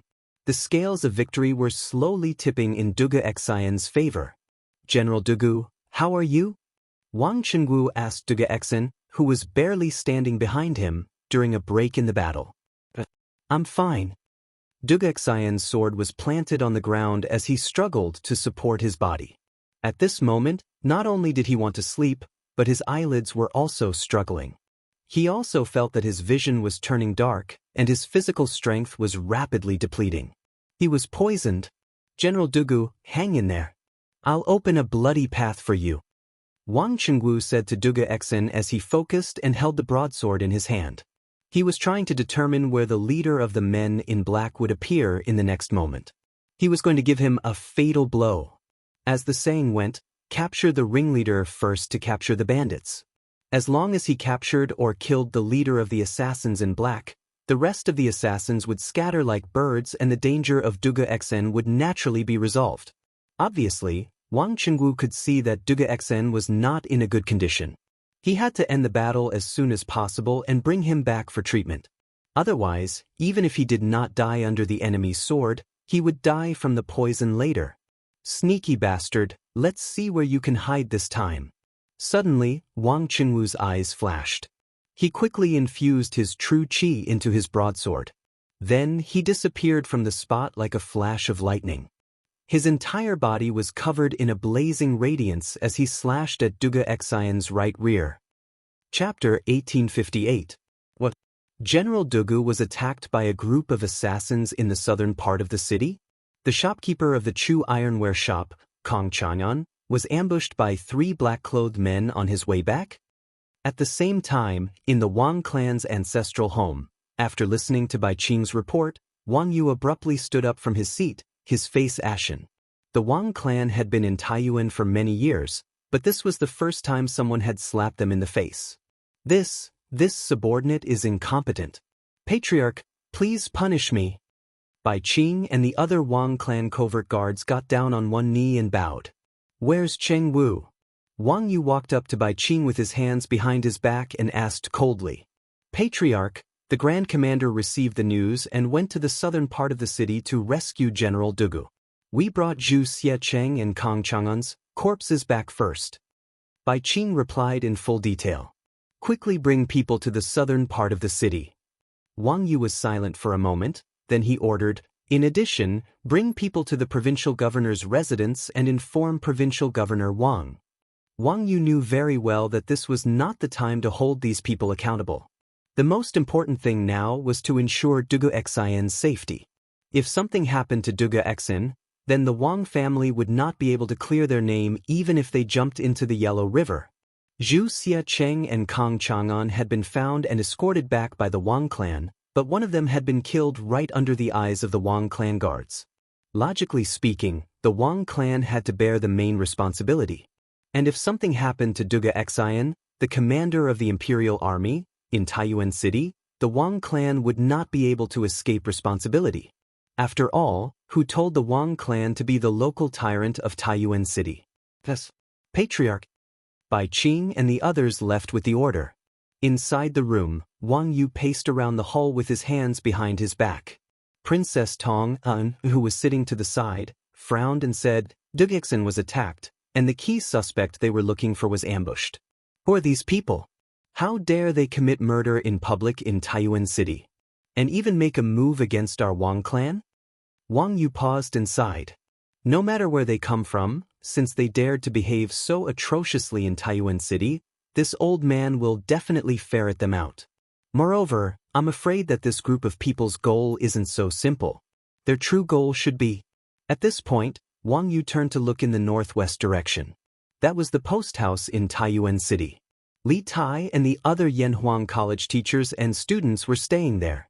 Princess Tong and naturally understood what Wang Yu was trying to say. Her heart sank slightly as she revealed a worried expression. The other party wants to harm Qingke? In this way, I'm afraid we won't be able to return to Sui province for the time being. Speaking of which, she and Li Tai had returned to their ancestral home from Qizhou. Originally, they had planned to settle Wang Renbiao's matter and then immediately return to Suizhou. However, Li Tai was her grandnephew. Whether it was due to emotion or reason, whether it was public or private, she had to look after Li Tai. After all, this was Taiyuan, the territory of her husband's family. We definitely can't return to Suizhou for the time being. Nothing must happen to King Wei and the others in Taiyuan City. Right now, he had to see if Cheng Wu could save Dugu Xian and capture one or two of them alive.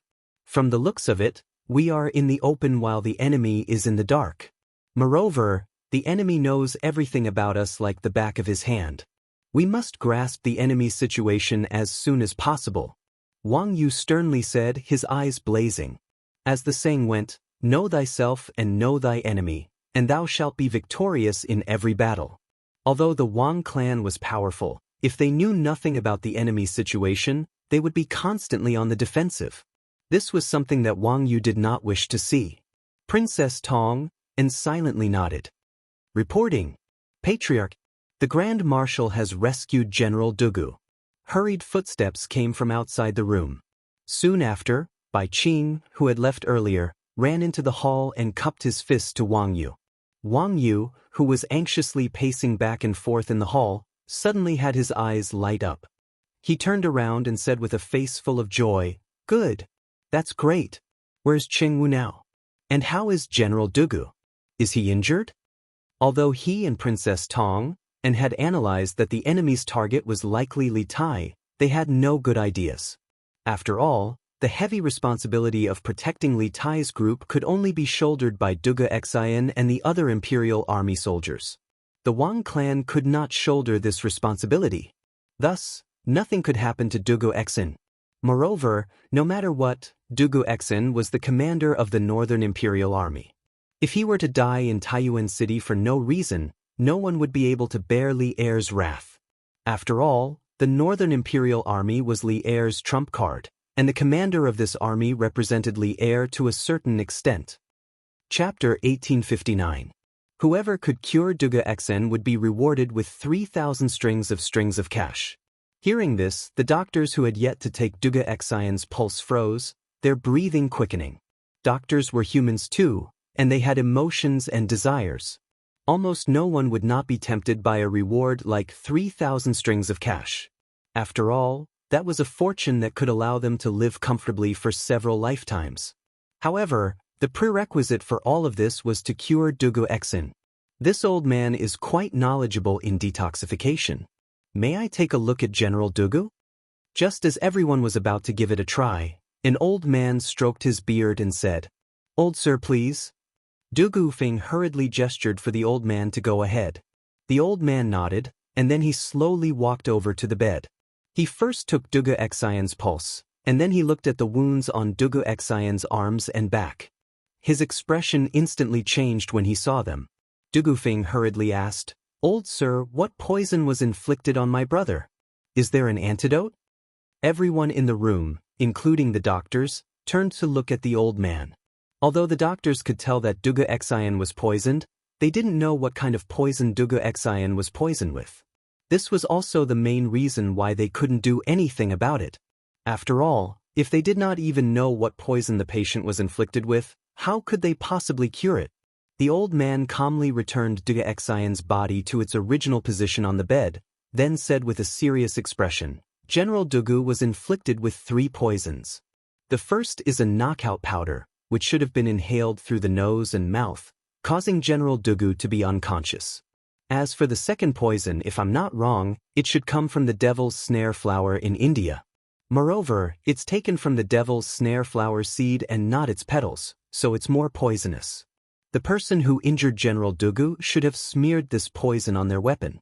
Those who are poisoned will first feel dizzy and have a headache, followed by tachycardia, hallucinations, delirium, and convulsions. If the poison isn't detoxified as soon as possible, it will take at most 2 days to half a day for the poisoned person to slowly die in their sleep. The third poison is the strong poison hook kiss, which should have been smeared on the weapon. The victim will first feel dizzy, then have their heartbeat slow down and then speed up. Their limbs will also feel cold. This poison is extremely strong, and if the antidote is not cured within 2 hours, the victim will definitely die. Not even a deity can save him. Hook kiss, also known as heartbreak grass, humang vine, etc., is highly poisonous. The moment the old man finished speaking, the doctors in the room were shocked. They could not help but whisper, "What? Devil's snare and hook kiss? Both of them are rare poisons in the world." That's right. No wonder I didn't see it earlier. It turns out that General Dugu was poisoned by these 2 poisons. I'm afraid he's done for. Sigh. These 2 poisons, I'm afraid no one in this world. I don't know if half-immortal Lu can cure them.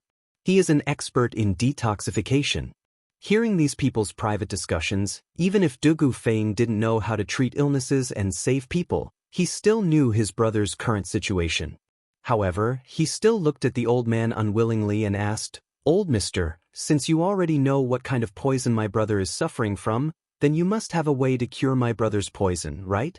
Don't worry, as long as you can cure my brother, the Dugu family is willing to take out 3,000 strings to express our gratitude."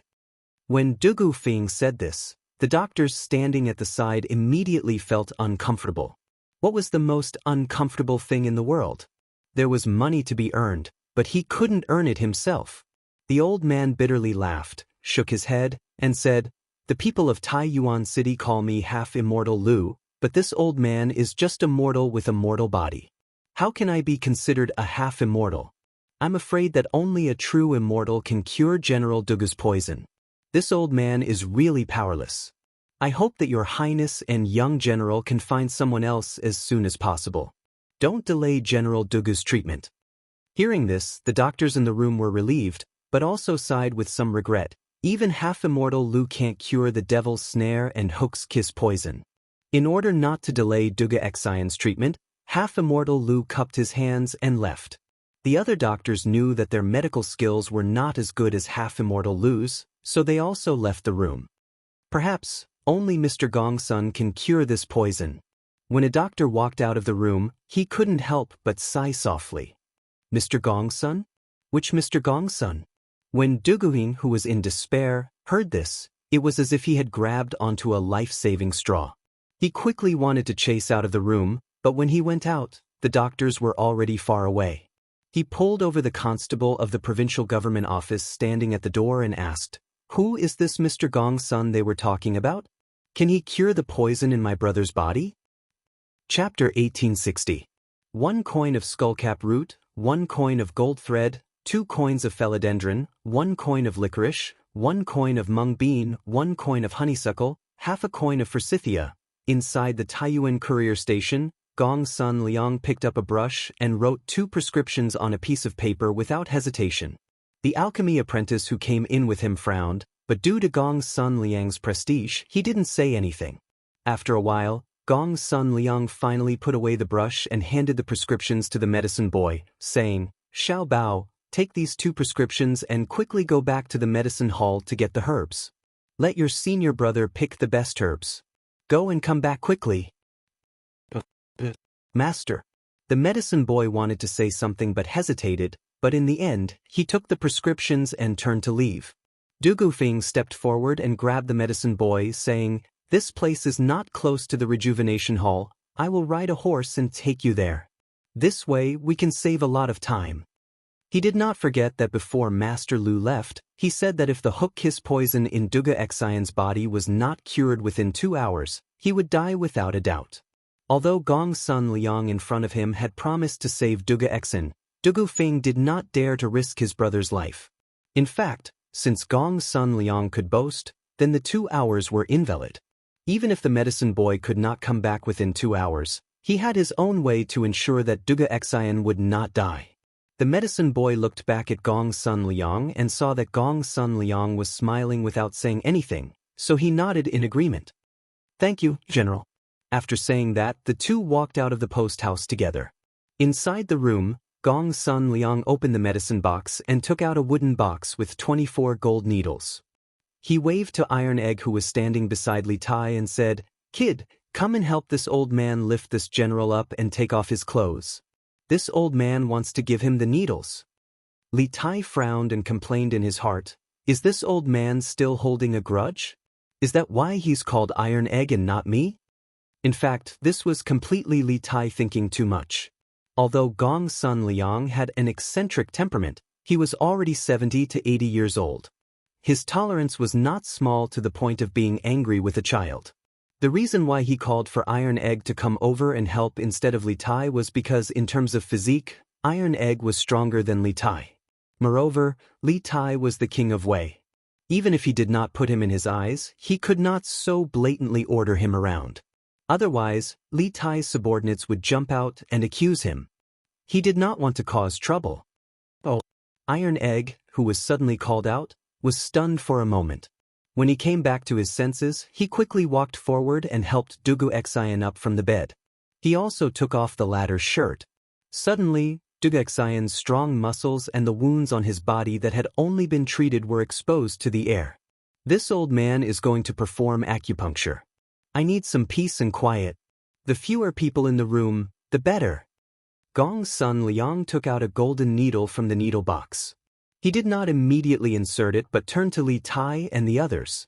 Li Tai frowned, but he did not say anything. He waved at the guards in the room and said, "All of you leave." Understood. Although the Imperial Guards were worried about Duga Xian's injuries and Li Tai's safety, they still left. Apart from Duga Xian and Gongsun Liang, only Li Tai, Iron Egg, and Wang Yu were left in the room. As for Qin Huayu, Meng Wenhao, Mo Chue, and the others, they were at the Longshan Boy Temple. After learning of Duga Xian's assassination, Li Tai did not stop their plan to build a telegraph relay station. On one hand, he arranged for Qin Huayu, Mo Chue, and the others to proceed as planned. On the other hand, he and Du Gufeng rushed back to the courier station to rescue Duga Xian. Seeing that the room was finally spacious, Gongsun Liang nodded in satisfaction. He held his breath and focused his mind. His aura suddenly changed, becoming serious and serious. He was like a completely different person from before.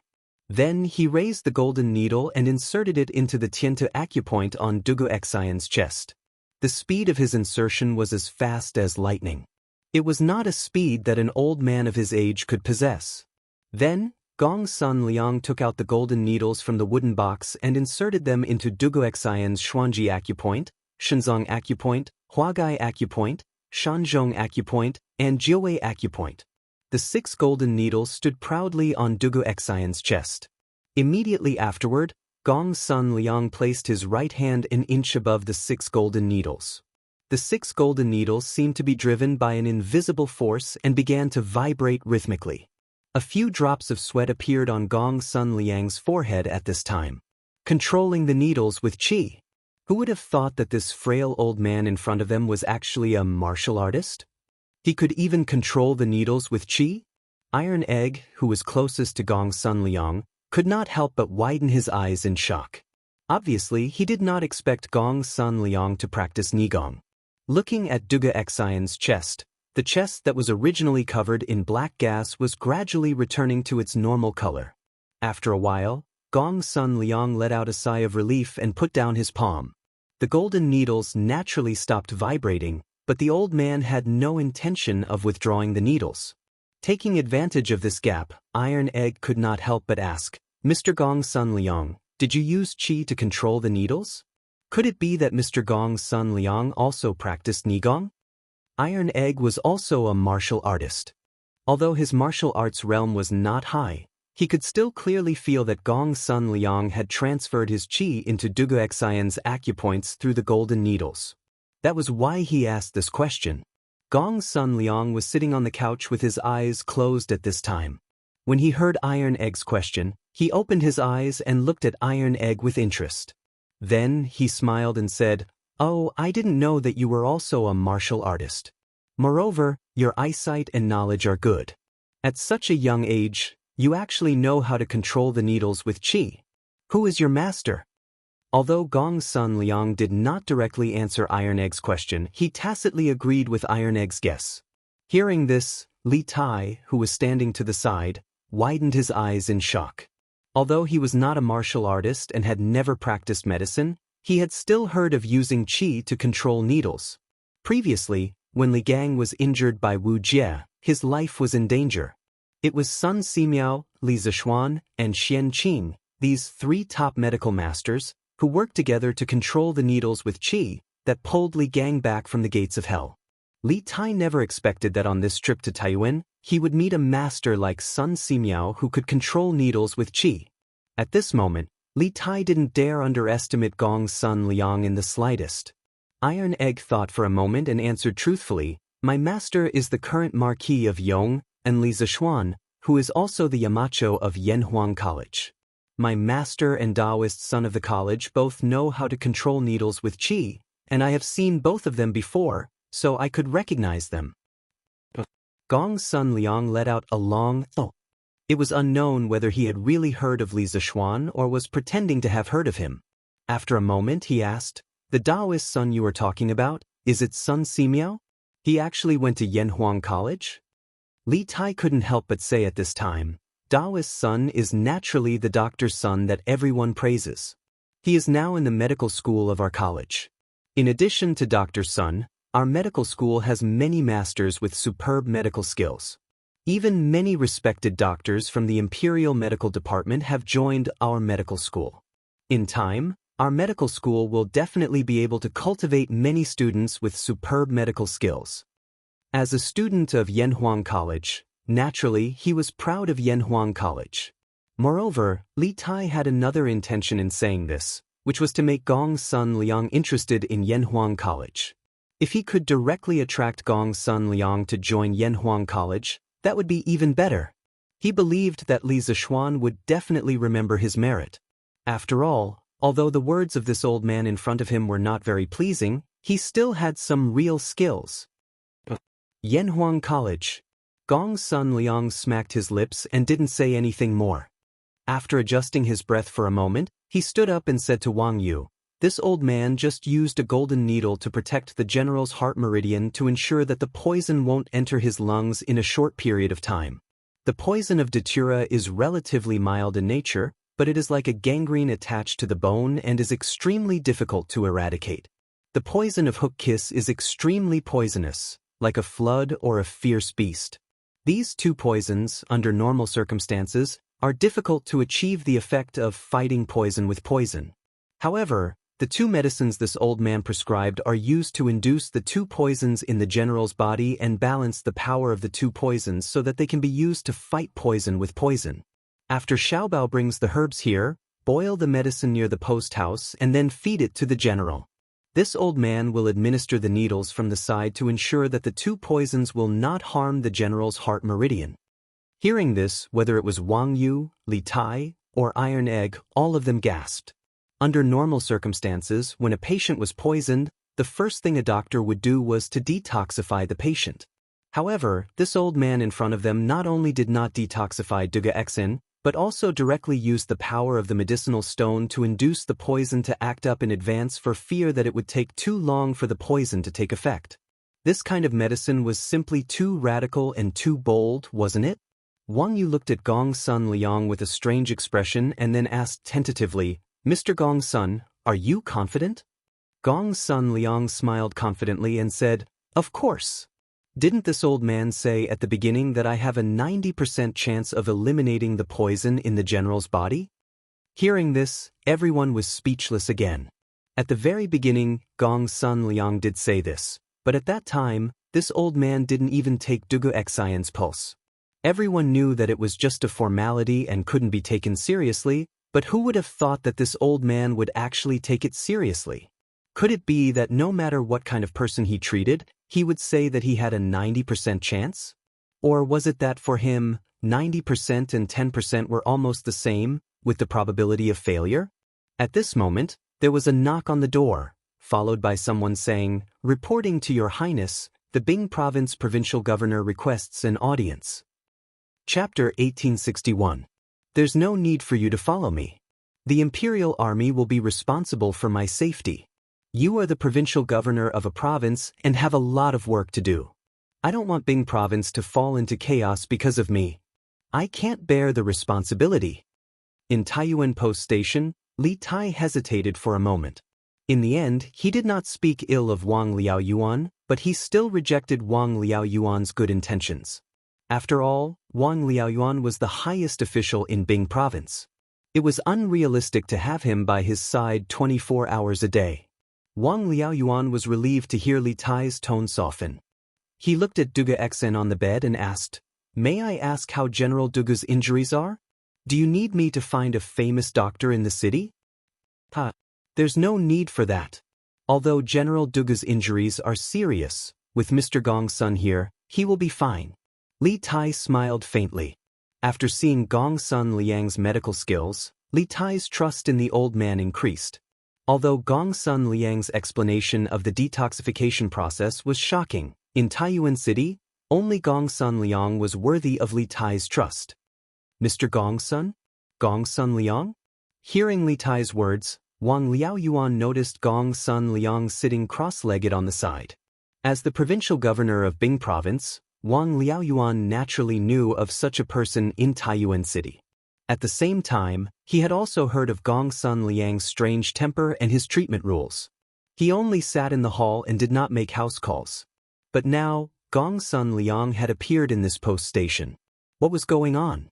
Wang Liaoyuan's eyes flashed with a trace of doubt. But when he saw Wang Yu, who was stroking his beard and smiling silently at the side, the bewilderment in his eyes instantly vanished, and it was replaced by a wisp of relief. Since Mr. Gong Sun is here, General Dugu will definitely be fine. Wang Liaoyuan nodded after a moment of shock. "Master, I've brought the medicine back."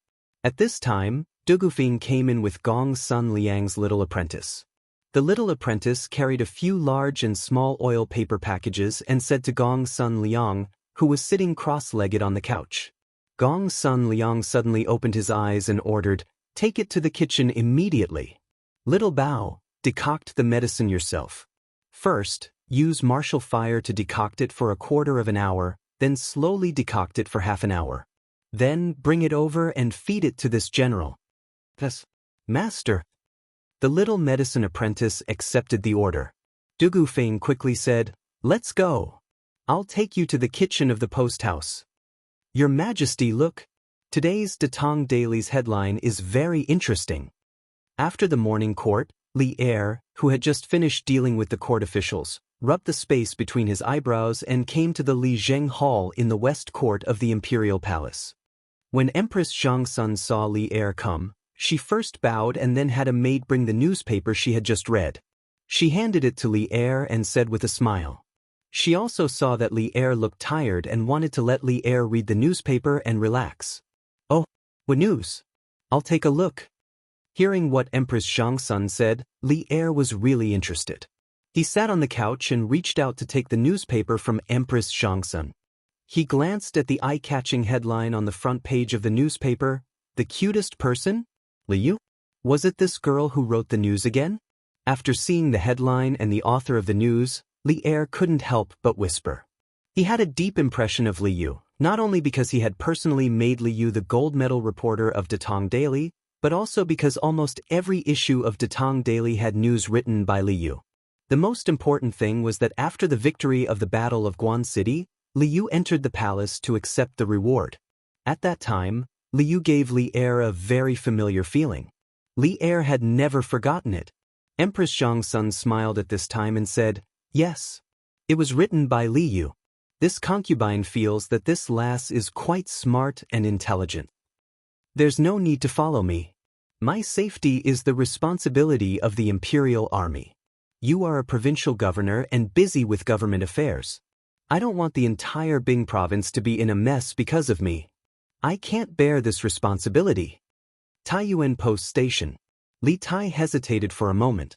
In the end, he didn't speak ill of Wang Liaoyuan, but he still rejected Wang Liaoyuan's good intentions. After all, Wang Liaoyuan was the highest official in Bing province. It was unrealistic to have him by his side 24 hours a day. Hearing Li Tai's tone soften, Wang Liaoyuan couldn't help but heave a sigh of relief. At this time, he looked at Dugu Xen on the bed and couldn't help but ask, "May I ask how General Dugu's injuries are? Do you need this official to find a famous doctor in the city to treat him?" There's no need for that. Although General Dugu's injuries are serious, with Mr. Gong's son here, he will be able to turn the situation into safety.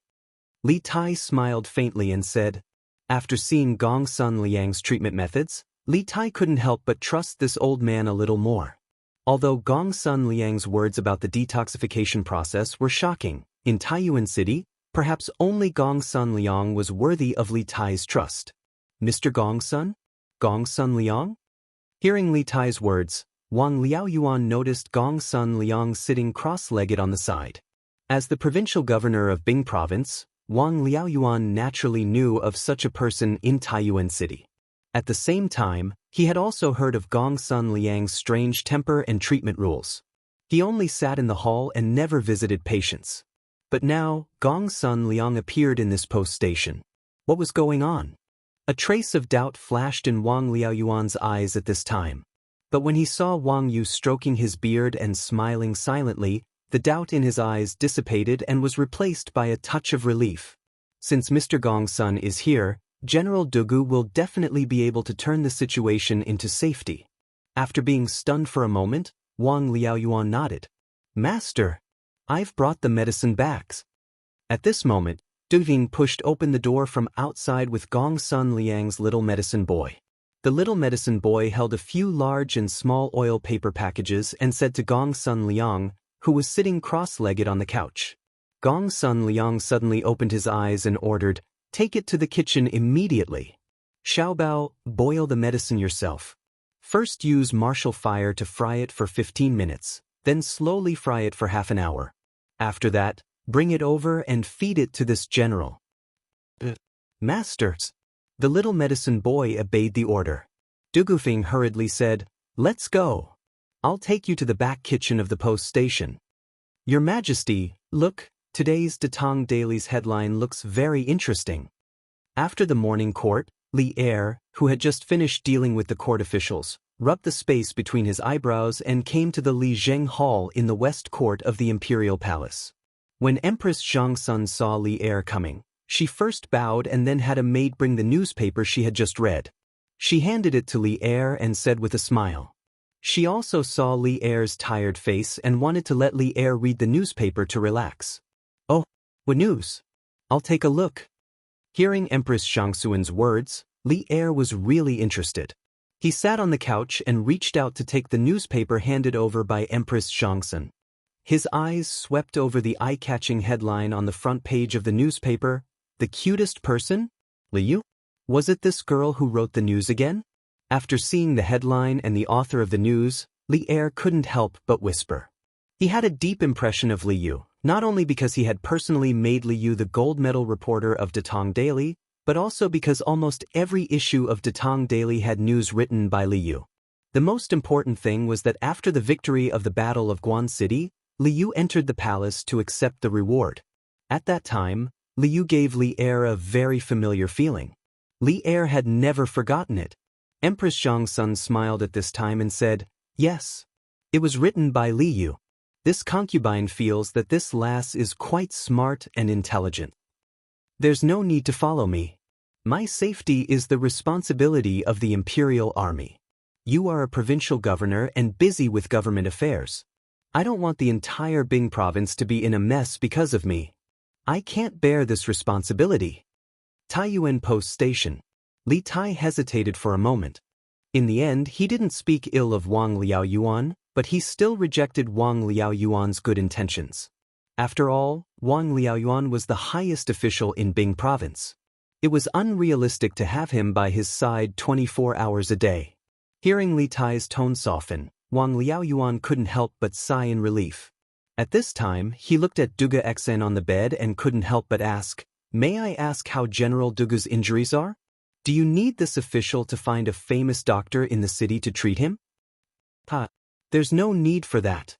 Although General Duga's injuries are serious, with Mr. Gongsun here, he will be able to turn the situation into safety.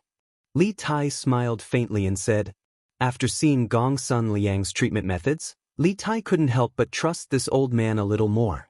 Although Gongsun Liang's words about the detoxification process were shocking, in Taiyuan City, perhaps only Gongsun Liang was worthy of Li Tai's trust. "Mr. Gongsun? Gongsun Liang?" Hearing Li Tai's words, Wang Liaoyuan noticed Gongsun Liang sitting cross-legged on the side. As the provincial governor of Bing province, Wang Liaoyuan naturally knew of such a person in Taiyuan City. At the same time, he also heard of Gongsun Liang's strange temper and treatment rules. He only sat in the hall and didn't make house calls. But now, Gongsun Liang appeared in this post station. What was going on? A trace of doubt flashed in Wang Liaoyuan's eyes at this time. But when he saw Wang Yu stroking his beard and smiling silently, the doubt in his eyes dissipated and was replaced by a touch of relief. Since Mr. Gongsun is here, General Dugu will definitely be able to turn the situation into safety. After being stunned for a moment, Wang Liaoyuan nodded. "Master, I've brought the medicine bags." At this time, Duving pushed open the door from outside with Gongsun Liang's little medicine boy. The little medicine boy held a few big and small oil paper packages and said to Gongsun Liang, who was sitting cross-legged on the couch. Gongsun Liang suddenly opened his eyes and ordered, "Take it to the kitchen immediately. Xiaobao, boil the medicine yourself. First use martial fire to fry it for 15 minutes, then slowly fry it for half an hour. After that, bring it over and feed it to this general." "Masters." The little medicine boy naturally obeyed. Dugufeng hurriedly said, "Let's go. I'll take you to the back kitchen of the post station." "Your Majesty, look, today's Datong Daily's headline looks very interesting." After the morning court, Li Er, who had just finished dealing with the court officials, rubbed the space between his eyebrows and came to the Li Zheng Hall in the west court of the imperial palace. When Empress Xianxia saw Li Er coming, she first bowed and then had a maid bring the newspaper she had just read. She handed it to Li Er and said with a smile. She also saw Li Er's tired face and wanted to let Li Er read the newspaper to relax. "Oh, what news? I'll take a look." Hearing Empress Xianxia's words, Li Er was really interested. He sat on the couch and reached out to take the newspaper handed over by Empress Xianxia. His eyes swept over the eye-catching headline on the front page of the newspaper. The cutest person? Liu? Was it this girl who wrote the news again? After seeing the headline and the author of the news, Li'er couldn't help but whisper. He had a deep impression of Liu. Not only because he had personally appointed Liu as the gold medal reporter of Datong Daily, but also because almost every issue of Datong Daily had news written by Liu. The most important thing was that after the victory of the Battle of Guan City, Liu entered the palace to receive the reward. At that time, Liu gave Li'er a very familiar feeling. Li'er had never forgotten it. Empress Zhongsun smiled and said, "Yes. It was written by Liu. This concubine feels that this lass is quite smart and intelligent. There's no need to follow me. My safety will be taken care of by the imperial guards. You are also a provincial governor and busy with government affairs. I don't want the entire Bing province to be in a mess because of me. I can't bear this responsibility." Taiyuan Post Station. Li Tai hesitated for a moment. In the end, he didn't speak ill of Wang Liaoyuan, but he still rejected Wang Liaoyuan's good intentions. After all, Wang Liaoyuan was the highest official in the entire Bing province. It was unrealistic to have him by his side 24 hours a day. Hearing Li Tai's tone soften, Wang Liaoyuan couldn't help but sigh in relief. At this time, he looked at Duga Xen on the bed and couldn't help but ask, "May I ask how General Duga's injuries are? Do you need this official to find a famous doctor in the city to treat him?" There's no need for that. Although General Duga's injuries are serious, with Mr. Gong Sun here, he will definitely be able to turn the situation into safety. Li Tai smiled faintly and said, after seeing Gong Sun Liang's medical skills, Li Tai couldn't help but trust this old man a little more. Although Gong Sun Liang's words about the detoxification process were shocking, in Taiyuan City, perhaps only Gong Sun Liang was worthy of Li Tai's trust. Mr. Gong Sun? Gong Sun Liang? Hearing Li Tai's words, Wang Liaoyuan noticed Gong Sun Liang sitting cross-legged on the side. As the provincial governor of Bing Province, Wang Liaoyuan naturally knew of such a person in Taiyuan City. At the same time, he also heard of Gong Sun Liang's strange temper and treatment rules. He only sat in the hall and didn't make house calls. But now, Gong Sun Liang actually appeared in this post station. What was going on? A trace of doubt flashed in Wang Liaoyuan's eyes at this time. But when he saw Wang Yu stroking his beard and smiling silently, the doubt in his eyes dissipated and was replaced by a touch of relief.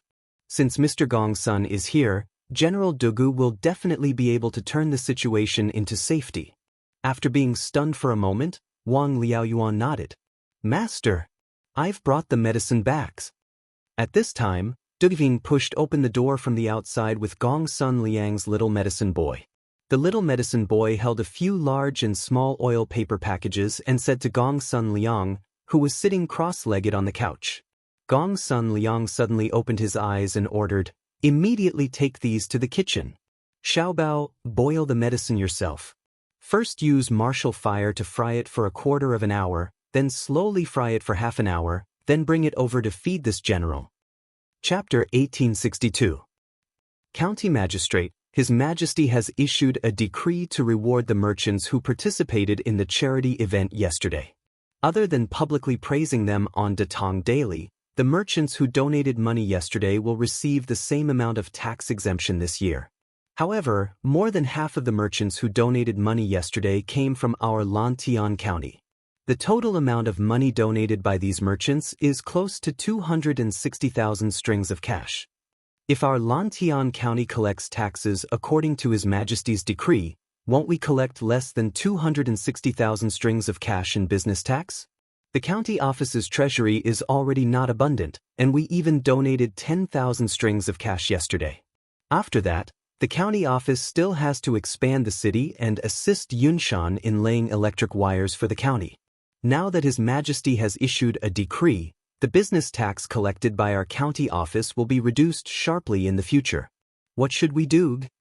In the back hall of the Lantian County office, County Deputy Meng held a notice in his hand as he worriedly spoke to County Magistrate He. In the hall, other than the two of them, there was also Registrar Zhang and County Lieutenant Wang. It could be said that all the administrative officials of the Lantian County office were present. As for Dian Hu and Constable Sun, they were in charge of the prison and public security, so they did not participate in this small-scale meeting within the county office. The notice in County Deputy Meng's hand was naturally the notice of commending merchants that was posted in Chang and the surrounding counties after the morning court. The 4 people present had all seen it. After County Deputy Meng finished speaking, Registrar Zhang could not help but speak up. County Magistrate, County Deputy Meng's worries are not without reason.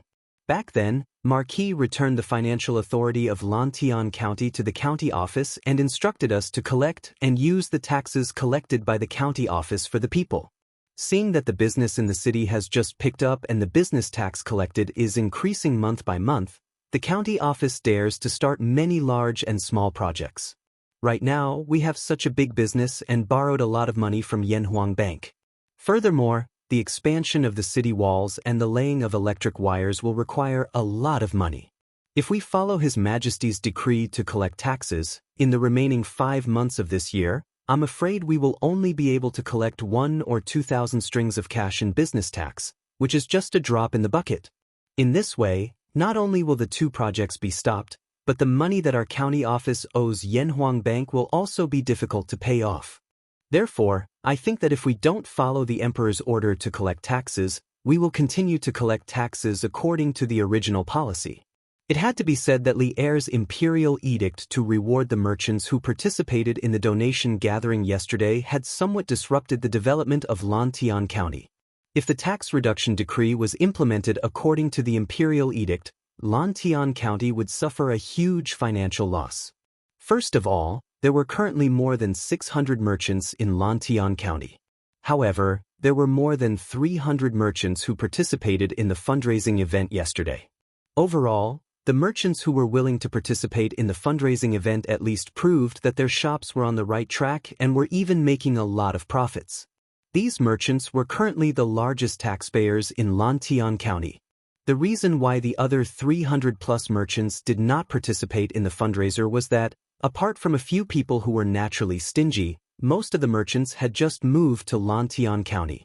Their shops had already established themselves in Lantian County. In other words, they were not making any profits or were making very little profits, causing them to be short on cash. These merchants were the ones that Lantian County's county government needed to support. At present, they could not contribute much to Lantian County's tax revenue. If they were to collect taxes according to Li Er's tax reduction decree, the financial situation of Lantian County's county government in the next few months could be imagined. In addition, the tax collection rate in Lantian County was 1 out of 6, while the tax collection rate in the other provinces and counties in Tang Dynasty was 1 out of 30. This would lead to a problem. 2 merchants had participated in the fundraising event yesterday and donated 1,000 strings of coins. However, one of them was from Lantian County while the other was from another county.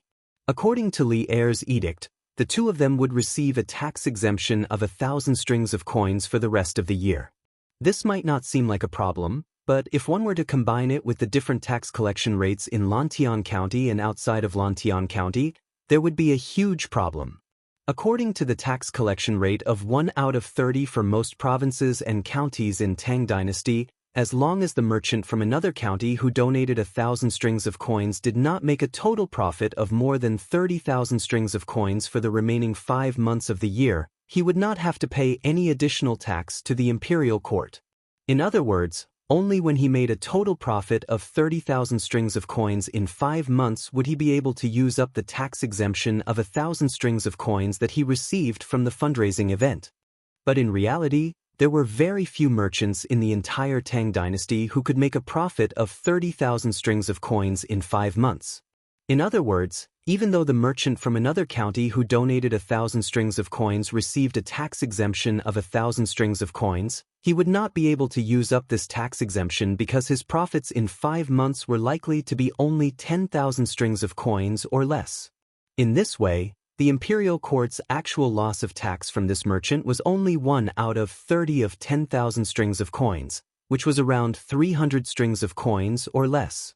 But the Lantian County merchant who donated 1,000 strings of coins was different. According to the tax collection rate of 1 out of 6 in Lantian County, as long as his total profit in the next 5 months of the year could reach 6,000 strings of coins, he would be able to use up the entire tax exemption of 1,000 strings of coins. At this time, the Lantian County's official loss of business tax from this merchant was a solid 1,000 strings of string of coins, without any discount. Chapter 1863. In some TV series, there was often such a scene. When the male lead, female lead, was seriously injured and unconscious, it was difficult to feed the medicine. Therefore, the female lead, male lead, would first pack the medicine into her mouth, and then feed the male lead, female lead, the medicine mouth to mouth. Putting aside the need of the plot for the time being, from a pure medical point of view, did this method have a scientific basis? Obviously not. Not to mention that when a person was lying down, it was very easy to reflux and accidentally inhale the liquid into the trachea. Even if the medicine was fed mouth to mouth, it would not change this reality. In addition, feeding medicine to a patient in a coma, no matter what position, lying down or sitting, was an extremely dangerous behavior in itself. In modern medicine, coma refers to the complete loss of consciousness. It is a serious vision of a person who has completely lost awareness of things. It is a high degree of mental breakdown due to the serious suppression of the higher nerves for various reasons. The cause must be found as soon as possible, and effective measures must be taken in time to save the patient. Generally, coma is divided into 2 types: shallow coma and deep coma. Shallow coma refers to the patient losing consciousness, but the pharyngeal reflex, corneal reflex, and pupil reflex still exist. The patient will still have a painful expression and slight movement in response to strong stimuli such as compression of the eye socket and stimulation of the nerves of the eye socket. In deep coma, the patient does not respond to various stimuli. The clinical symptoms are muscle relaxation, incontinence, and so on. It is impossible for such a patient in a deep coma to spontaneously swallow. Once the liquid is poured into the mouth, because the patient does not have the basic swallowing reflex, the liquid will not squirm along the esophagus to reach the stomach. Instead, a large amount of liquid will gather in the throat, making it very easy to reflux and accidentally inhale due to choking. In other words, these things will mistakenly enter the trachea and reach the lungs, resulting in aspiration pneumonia. In this case, a lung infection is often life-threatening. Therefore, in modern hospitals, as long as the patient's swallowing reflex is not good, such as the neurological department's medulla oblongata paralysis, the doctor will consider feeding the patient with a gastric tube and nasal feeding diet as well as medicine and water. They will not risk the patient's life. Although Gong Sun Liang did not know the professional terms such as swallowing reflex and advanced nerves, nor did he know that there was such an alternative method of feeding drugs through a nasogastric tube, it did not mean that one's personal problem-solving ability would be limited even if one's knowledge was limited by the age when one reached the peak of one's expertise in a certain field. When he first examined Duga Xian's injuries, Gong Sun Liang had not only checked Duga Xian's pulse, but also checked Duga Xian's eyelids, mouth, and other parts of his body. He wanted to confirm whether Duga Xian was still conscious and whether he could swallow medicine on his own. It was because he was certain that the unconscious Duga Xian still had a certain level of consciousness that Gong Sun Liang gave him the prescription and dared to let the little medicine boy decoct and feed the medicine to Duga Xian. "All right, little treasure. I won't feed him for now. Take the bowl of medicine and wait at the side." Under the care of the little medicine boy, Duga Xian barely managed to drink half a bowl of medicine. If he was fed any more, the medicine would all flow out. Seeing this, Gong Sun Liang spoke up to stop him. In his opinion, half a bowl of medicinal soup was enough for the 2 poisons in Duga Xian's body to take effect. "Yes, master." The little medicine boy did not hesitate. After wiping the medicine from the corner of Duga Xian's mouth with a handkerchief, he decisively took the bowl of medicine and stood aside. Chapter 1864. Your Majesty, His Highness King of Wei has sent an urgent report. In the hall of Ganlu, Li Er, who had received spiritual comfort from Empress Xiangsun, was reviewing memorials. A young eunuch from the imperial astronomer urgently requested an audience. After the young eunuch entered the hall, he held a slip of paper in his hands and bowed to Li Er to report. An urgent report from Azure Sparrow? Li Er raised an eyebrow, a bad premonition rising in his heart. He hurriedly said to the young eunuch, "What urgent report? Quickly bring it up for us to see." "Your Majesty!" The young eunuch raised the slip of paper over his head. Zhao Song hurriedly walked over, took the slip of paper, and then quickly walked forward and handed it to Li Er. "What? Duguxan was assassinated in Taiyuan City?" After taking the slip of paper from Zhao Song and reading its contents, Li Er's face suddenly paled and he cried out in alarm. His voice was thick with anger and disbelief. Just a few minutes ago, he had declared in front of Empress Zhongsun how many guards Li Tai had in Taiyuan City and how safe he was. But in just a few minutes, the cruel reality had viciously slapped Li Er in the face. Li Tai's strongest fighting force, the commander of the Great Tang's Northern Yamen Imperial Army, had been assassinated in Taiyuan City. Although he didn't know Duguxian's current condition, whether he had been injured or whether his injuries were fatal, the assassination attempt on Duguxian meant that there was a faction in Taiyuan City that was resisting the Great Tang Imperial Court and plotting something.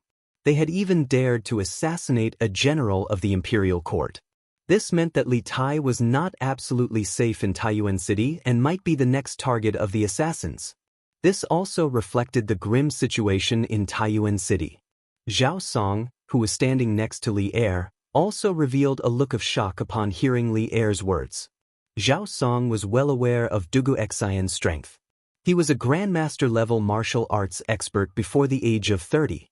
Apart from Li Zishuan, Duguxian's martial arts talent was probably the best among all the generals in the imperial court. Moreover, after Li Zishuan's guidance, Duguxian's swordsmanship had improved by leaps and bounds. If he used his full strength, even Zhao Song would have a headache. How could such a great expert encounter an assassination attempt in Source Peak City? Just how powerful and confident was the enemy? Send a telegram quickly. Tell Qin Ke to tell me the details of Duguxian's assassination. Also, order Bing Province's governor Wang Liaoyuan to capture the assassin within 7 days.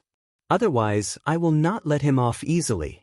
Fang Gongting of Bingzhou's Shichong residence was temporarily given the title of commandant. He also had the authority to command the troops to assist Wang Liaoyuan in maintaining the security of Taiyuan and protect the safety of the King of Wei and the teachers and students of Yanhuang College. The imperial edict of appointment will be sent to Taiyuan City by carrier pigeon. After reading the contents of the note, Li Er's face darkened. After thinking for a moment, he gave the order to the young eunuch from the imperial astronomer. It was a military taboo to change generals in battle, so Li Er did not directly remove Wang Liaoyuan from his position. Instead, he gave the latter a chance to make up for his mistakes. "Your Majesty," the young eunuch replied, then quickly left the hall. "Zhao Song, write what I just said into an imperial edict.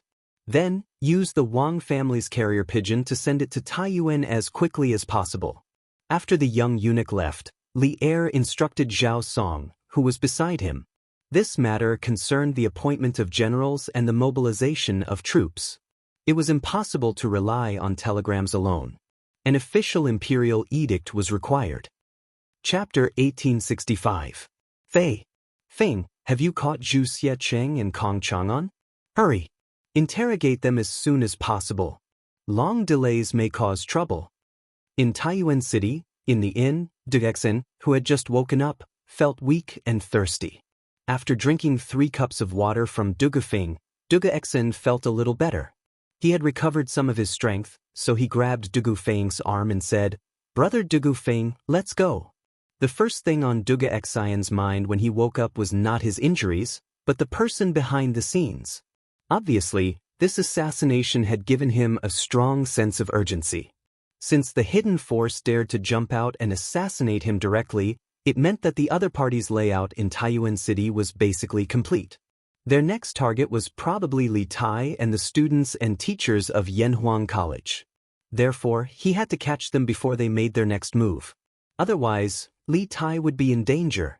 Big brother, we did catch Zhu Xiecheng and Kong Chang'an, but on the way back, Kong Chang'an was killed. Duguxen was killed before he reached Chuanren Square, so he did not know that the Wang family's shadow guards were also attacked on the way back. Therefore, Du Gufeng hurriedly explained. What? Kong Chang'an was killed? Cough cough. When Dugu Xian heard this, he almost jumped out of bed, if his body's condition allowed it. Perhaps because he was too agitated, his breathing became unstable, and he began to cough. Du Gufeng hurriedly stepped forward and patted Dugu Xian's back. He said anxiously, "Big brother, don't be so agitated. Although Kong Chang'an was killed, we still have Zhu Xiecheng. We can definitely get some information from him." Wang Yu, who was standing to the side, could not help but say, "Commander Dugu, you may not know this, but our Wang family's shadow guards were attacked by 3 black-clothed masters on the way back from escorting Zhu Xiecheng and Kong Chang'an. The 3 men's martial arts were extremely high, and the leader of the Wang family's shadow guards, Wang Qingwu, happened to be at Wenchang Square in the south of the city, so they succeeded in killing Kong Chang'an. After all, it was the Wang family's fault. The Wang family will definitely take good care of Zhu Xiecheng and won't let anything happen to him again. General Fei Ying is right. Right now, Commander Dugu should focus on recuperating. Zhu Xiecheng is under the care of the Wang family. It won't be too late to interrogate him after he recovers." Duguxen, who was lying on the bed, felt a jolt in his heart when he heard that. He struggled to wave his hand at Wang Yu and said, "Patriarch Wang, you're exaggerating. The Wang clan isn't at fault here. Furthermore, when I was ambushed in the southern alley, the one who came to my aid at the crucial moment should be the head of the Wang clan's guards, right? How could Dugu Xen dare to lightly blame him when he has yet to repay the favor of saving his life?" Wang Yu's words revealed a very important piece of information. When the Wang family was escorting Zhu Xiecheng and Kong Chang'an back, Wang Qingwu was not present. Instead, he went to the Wenchang workshop in the south of the city. Coincidentally, the location where Kong Chang'an was attacked was right outside the Wenchang workshop. Putting the two together, it wasn't hard to deduce that the peerless swordsman who suddenly descended from the sky when Dugu Xian was at the brink of death was the head of the Wang family's guards, Wang Qingwu. Although Dugu Xian was a little displeased that Kong Chang'an had been assassinated despite being heavily guarded by the Wang family, he had saved his life.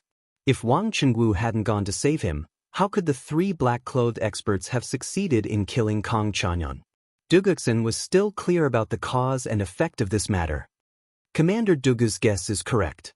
The one who went to the Wenchang workshop to save you was the head of the Wang family's guards, Wang Qingwu. The Wang family has lived in Taiyuan for generations. Although they don't have the responsibility of guarding the city like the government, they still don't allow anyone to behave atrociously at their doorstep. Therefore, it is the Wang family's duty to save Commander Dugu. Commander Dugu, you don't have to be so polite. In the face of Dugu Xian's thanks, Wang Yu spoke with a righteous expression. Wang Liang, who was standing at the side, suddenly felt a little ashamed.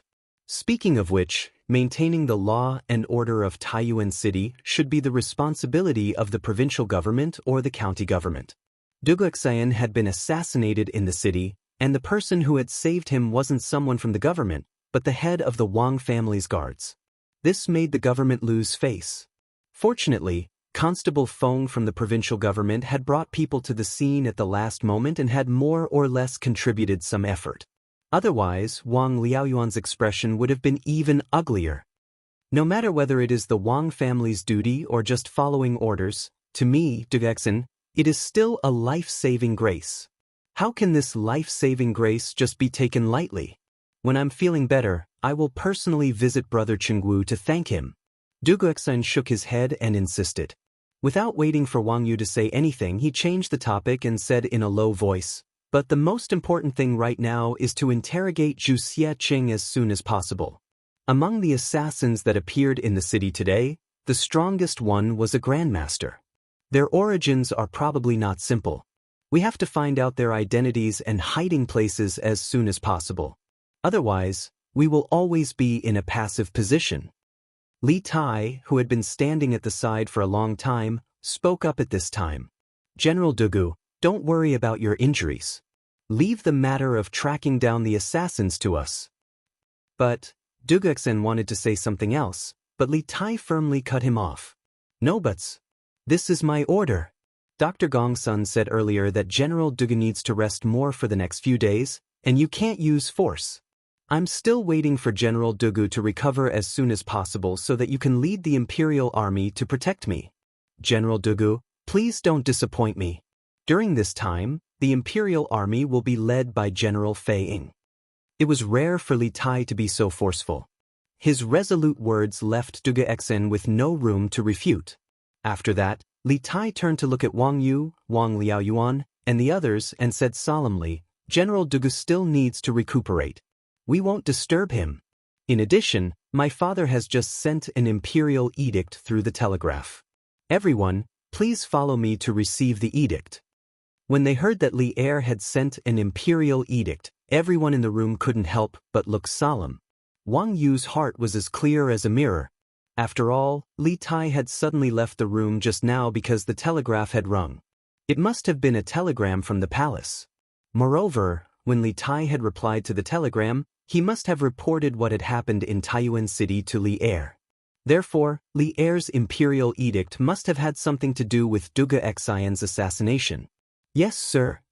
Everyone in the room, except for Dugexen, who was lying on the bed, cupped their hands in acknowledgement and followed Li Tai out the door.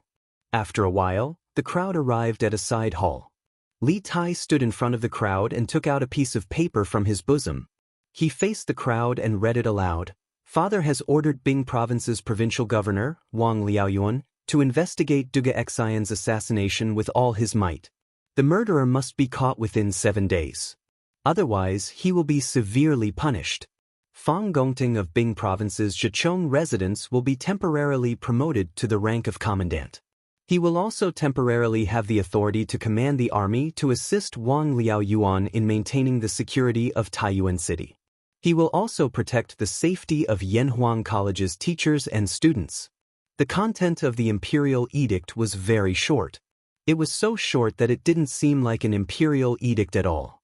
There were no pleasantries or anything difficult to understand. It was more like Li Er was giving orders in front of everyone. Although this was only an imperial edict in the form of a telegram, no one could tell if it was real or fake. Whatever Li Tai said was the truth. However, no one questioned the authenticity of the imperial edict. This was because the person who announced the imperial edict was Li Tai, Li Er's favorite son. It was impossible for Li Tai to lie about this matter. This was because lying about this kind of thing could be easily exposed. Moreover, once exposed, his political career was basically over. Moreover, Li Tai had no reason to lie about this. There was no benefit to lying to him. Your subject, Wang Liaoyuan, obeys the imperial edict. Listening to the imperial edict, Wang Liaoyuan couldn't help but feel relieved that Li Er didn't dismiss him directly. Instead, he wanted him to make up for his mistakes. However, the 7-day deadline made him nervous again. He was afraid that he wouldn't be able to sleep in the next 7 days. Li Tai nodded and said, although this imperial edict came from a telegraph, you don't have to doubt its authenticity. The imperial edict with the imperial seal has already been sent here by the Wang family's carrier pigeons in the capital. It will probably arrive at noon. At that time, granduncle, please pay more attention. The cultivation of carrier pigeons couldn't be done overnight. The imperial court couldn't cultivate a batch of carrier pigeons to cover every province and county in the Tang Empire. Not only the imperial court couldn't do it, but even a 1,000-year-old clan like the Wang family couldn't do it. At present, the Wang family could only cultivate some carrier pigeons to send messages to the ancestral home in Taiyuan. Wang Yu nodded and said, Your Highness, don't worry. Once the Wang family receives the imperial edict, it will be sent here immediately. In addition, when Provincial Governor Wang needs any help in tracking down the assassin, please don't hesitate to ask me. The Wang family will do our best to help. Thank you. Wang Liaoyuan clasped his hands and thanked Wang Yu gratefully. He was a distant collateral descendant of the Wang family, so he didn't receive much help from the Wang family in his official career. Especially after he became the provincial governor of a province, He took the initiative to reduce his contact with the Wang family to avoid suspicion. However, Wang Yu was willing to spare no effort to help him in this matter, which made him very touched. Li Tai said in a clear voice, "Good. In that case, I hope that all of you can work together to catch the assassin hiding in the city as soon as possible. The first thing is to interrogate Zhu Zeqing and see what we can get out of him." Wang Liaoan clasped his hands and said, "I will do as you command. I will send people to the Wang family to detain Zhu Zeqing in the prison of the government office and immediately interrogate him. We will set up a heavy guard and won't let anything happen to him." Li Tai shook his head and said, "There is no need to set up a heavy guard. I think that we shouldn't have too much hope for Zhu Zeqing. The reason why the assassin only killed Kong Chang'an and let Zhu Zeqing go means that they are not afraid of Zhu Zeqing falling into our hands. In other words, Zhu Zeqing probably doesn't have the information we want. So, for this person, we just need to interrogate him briefly. At the very least, he should know Kong Chang'an's identity. Let's not waste too much time and energy on this person." Calm and wise. While everyone was clamoring to interrogate Zhu Zeqing and try to get information about the assassin from him, Li Tai remained absolutely calm. It had to be said that Li Tai was much calmer than before. The people present were not stupid. After hearing Li Tai's words, they all reacted. Indeed, according to the description of the Wang family's secret guards, after the 3 black-clothed masters killed Kong Chang'an, they had the strength to kill Zhu Zeqing as well. But why didn't they do that? The only possibility was that Zhu Zeqing was just an abandoned pawn that they had pushed out. An abandoned pawn that was useless and didn't know anything about their identities. "Your Highness is right. I am ashamed that I almost fell into their trap." Wang Liaoan clasped his hands and said, "Ashamed." After a pause, he continued, "After I transfer Zhu Zeqing to the prison, I will personally go to the Bing province camp and pass on the Emperor's decree to Fang Zicheng. Then, I will ask Fang Zicheng to immediately mobilize the troops to protect your Highness and the others, as well as to track down the assassin in the city." Although Li Tai hadn't stamped the imperial edict of appointment and mobilization of troops, Li Tai had just said that the imperial edict would soon be transported to Taiyuan City. Wang Liaoyuan and Wang Yu had no choice but to believe it. Fang Gongting wouldn't dare to doubt it either, because they had already learned from the mistakes of the past. When Li Zishuan mobilized troops from Taiyuan City to stop Wu Jie, he also mobilized troops in the same way. Therefore, in Wang Liaoyuan's opinion, this imperial edict in the form of a telegram could definitely allow Fang Gongting to mobilize the troops in advance. Good. Let's move out immediately. This time, Li Tai didn't reject Wang Liaoyuan's request to have the provincial government's troops protect the academy. Because by now, he also felt the seriousness of the situation. "Your Highness, please excuse us." Wang Liaoyuan and Wang Yu cupped their hands and left. Suddenly, only Li Tai, Iron Egg, and Dugufeng were left in the studio. Li Tai then turned to Iron Egg and said, "Iron Egg, you are good at martial arts. Go to Dragon Mountain for me. These men in black are so arrogant and vicious. I'm worried that they will harm Mr. Mo Chue and the others. Immediately lead a group of Imperial Guards to Dragon Mountain Boy Temple." Iron Egg hesitated for a moment, then shook his head and said, "No. I have to stay by your side and protect your safety. This is the task my master gave me." Li Zishuan had asked Iron Egg to follow the academy north not because he wanted Iron Egg to contribute to the construction of the telegram relay station, but because Iron Egg's martial arts were the best among the students of the academy. In addition, he had a good relationship with Li Tai, so he was the most suitable person to protect Li Tai. Li Tai heard this and couldn't help but feel speechless. Dugufeng cupped his fists and said, "Let me lead the troops to Dragon Mountain. Brother Iron Egg should stay by His Highness's side." Although Dugufeng wanted to stay and look after Duga Exen, he didn't forget the mission on his shoulders. "Good. Then I'll have to trouble General Feiying." Chapter 1866. Guard Lord, we failed to assassinate Duguexin. He escaped. In the heavenly guest room of Tongfu Inn, a man in martial attire lowered his head and bowed slightly. He cupped his fists at the middle-aged man in white standing by the window with a fan in his hand. The middle-aged man remained silent. he continued to look at the scenery by the window as if he didn't hear the voice behind him. The man in martial attire tensed up.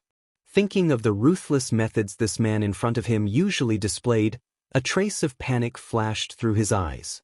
He hurriedly said, because at the critical moment, the Wang family's secret guards and yamen runners rushed over. We had no choice but to retreat. However, Dugu Xian was poisoned by our weapons and hidden weapons. Even if he was saved by the Wang family and the yamen, he won't live long. Naturally, these words were meant to offend the group of people. Listening to his words, the leader of the group of assassins who tried to assassinate Dugu Xian in the South Alley was undoubtedly him. However, this fellow had kept his head lowered since he entered the room. No one could see his face clearly. They could only vaguely feel that this person was definitely not old. The middle-aged man by the window still didn't speak. He didn't turn around either. An invisible pressure slowly came from his body. The man in martial attire couldn't hold it in anymore. He hurriedly knelt on one knee and said, "This subordinate was incompetent and couldn't complete the mission. Please punish me, guard lord." Incompetent? What a good incompetent! The middle-aged man finally turned around. While waving his feather fan, he said in a cold voice, "I've given you 21 experts, and you've already reached the Grandmaster realm. So many people trying to assassinate Dugu Xian, but you still failed? Do you think this is a place to raise trash?" Although the middle-aged man's voice was calm, everyone could hear the anger hidden in his voice. However, he tried his best to control his volume. After all, this was an inn. If he was too loud, it would inevitably alarm the people in the next room. Hearing this, a layer of cold sweat appeared on the man in martial attire's forehead. He hurriedly said, "This subordinate was careless and couldn't kill Dugu Xian immediately. As a result, he was rescued. However, I am confident that no one can cure the poison on my weapons and hidden weapons. At the latest, before the sun sets tomorrow, you will definitely hear the news of Dugu Xian's death." The middle-aged man closed his folding fan and paced 2 steps in front of the window before he said, "All right, I'll believe you one more time. If Dugu Xian doesn't die before the sun sets tomorrow, I'll hold you responsible." "Yes, yes, yes." The man hurriedly agreed. At this time, the middle-aged man looked at him and said with deep meaning, "Xianyi, you should know that we, the wolf guards, never raise trash. Although you are a master of the Grandmaster realm, you always like to do things sloppily. In the long run, I'm afraid even I can't protect you. Take a look at Heavenly Eagle, Twilight Worm, and Cloud Scorpion. Even though their strengths are slightly inferior to yours, they were able to kill their targets and escape unscathed from the Wang clan's secret guards. This is not the first time they have successfully completed a mission. I hope you remember that we, the Wolf Guard, do not lack experts. What we lack are people who know how to do things. If you want to live, if you want to stand out, then don't make any more mistakes. Do you understand?" Xianyi. So this assassin's name was Xianyi. Moreover, from what the middle-aged man had said, it seemed that they all came from an organization called the Wolf Guard. However, almost no one in the world knew what this organization did, who it served, when it was founded, or where it was located. However, the middle-aged man's words were biased. If not for this master assassin called Xianyi drawing the attention of the Wang clan's most powerful secret guard, Wang Chenggu, those 3 peak chi transformation assassins would never have been able to successfully kill Kang Chang'an and escape unscathed. This subordinate understands. Xianyi's body trembled slightly, and then he cupped his fists and replied. Who would have thought that a master martial artist would bow and scrape before a middle-aged scholar who didn't seem to know any martial arts and didn't even have the strength to truss a chicken? If this scene were to spread, who knew what the world would make of this middle-aged scholar's identity? Did you reveal your identities during the assassination? The middle-aged man asked after a moment of silence. Xianyi didn't immediately answer. He paused for a moment before replying, "We did not.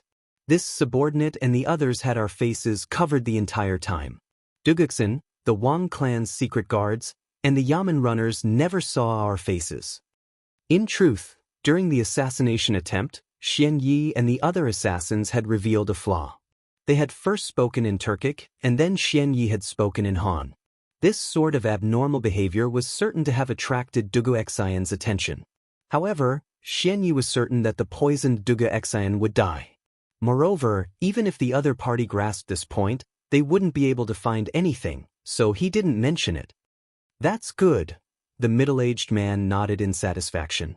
Lord Wei, according to this subordinate's investigation, King Wei and Dugu Xian went to Dragon Mountain earlier today, and then they returned to the city. However, after they returned, even more Yanhuang College's teachers and students went to Dragon Mountain. Dugu Xian is currently on the verge of death, and their defenses are at their weakest. Should this subordinate take some men to Dragon Mountain and capture the Yanhuang College's teachers and students? Seeing that the middle-aged man didn't speak, Xianyi probed. The reason he was so proactive was that he wanted to find an opportunity to atone for his crimes. Although he had made a solemn vow to the middle-aged man that Dugu Xian would die, he wasn't very confident. Although everyone who had been poisoned by his weapon had died, what if a miracle happened to Dugu Xian? Then he would definitely be punished by the middle-aged man. Rather than that, he might as well make some contributions in advance so that he could atone for his crimes later. Hearing this, the middle-aged man frowned. After pondering for a moment, he shook his head and said, "No. Those Yanhuang College's teachers and students have many of the Northern Yamen's imperial army by their side. The Wang clan's secret guards can't compare to the Northern Yamen's secret guards. Right now, our hidden forces in the city aren't enough to face the imperial army head-on. We must avoid them and find an opportunity in the shadows to act." Xianyi replied in a muffled voice. Then he said, "Master Wei, after the 2 assassinations in the morning, Taiyuan City is now under full martial law. Moreover, the Bing Province Barracks has also sent out many troops to search for our whereabouts in the city. Should we move to another place?" The place they were in now was the heavenly guest room of Tongfu Inn. Not only was the decoration luxurious, but the interior space was also extremely large. There were a total of 4 to 5 rooms including the inner and outer rooms. It was completely like an independent house. Of course, more importantly, Zhu Xiecheng, who was now detained in prison by the government, used to live in this guest room. Therefore, Xianyi suggested that they move to another place to stay. Move to another place? Why do we have to move to another place? The middle-aged man chuckled and shook his head. Haven't you heard that the most dangerous place is the safest place? Next, the Wang family and the people from the provincial government will definitely focus on the big houses. Even if they search here, they won't be able to find anything. It had to be said that this guy was really brave. Speaking of which, if a normal person wanted to lurk in Taiyuan City and cause trouble, they would definitely rent a remote house to stay. After all, there were too many people in a place like an inn, not to mention that the guest room he was staying in now had just been occupied by a suspect from the government. Xianyi didn't try to persuade him again, but he was a little puzzled. "Master Wei, did we make such a big fuss today just to kill Kong Chang'an and Dugu Xian? Now that the whole city is under martial law, it will be very disadvantageous for our next operation. Only by stirring up the water will the fish come out and swim. Only then will I know where the fish are and where they are going." The middle-aged man waved his feather fan lightly and smiled confidently. Kong Chang'an's identity is not as simple as it seems. Now that he died in Taiyuan City under the heavy protection of the Wang family shadow guards, the ones who will have a headache next are the Taiyuan government and the Wang family, not us. And this is just a test of the fish's purpose in coming to Taiyuan City. But there is no need to test them now. Someone has already come to tell us the answer. How interesting, it seems that there are some smart ones in this school of fish. These words were very vague, but Xianyi understood. He asked tentatively, "Master Wei, that Wang, that person, can we trust him? Will he betray us?" The middle-aged man frowned slightly, but after a moment, he smiled faintly. If he wanted to betray us, he wouldn't have gone through so much trouble. In the end, he and I are the same kind of people who don't want to be trapped in this small Taiyuan city. He is also a smart person. And with him secretly helping us, it will be easier for us to succeed.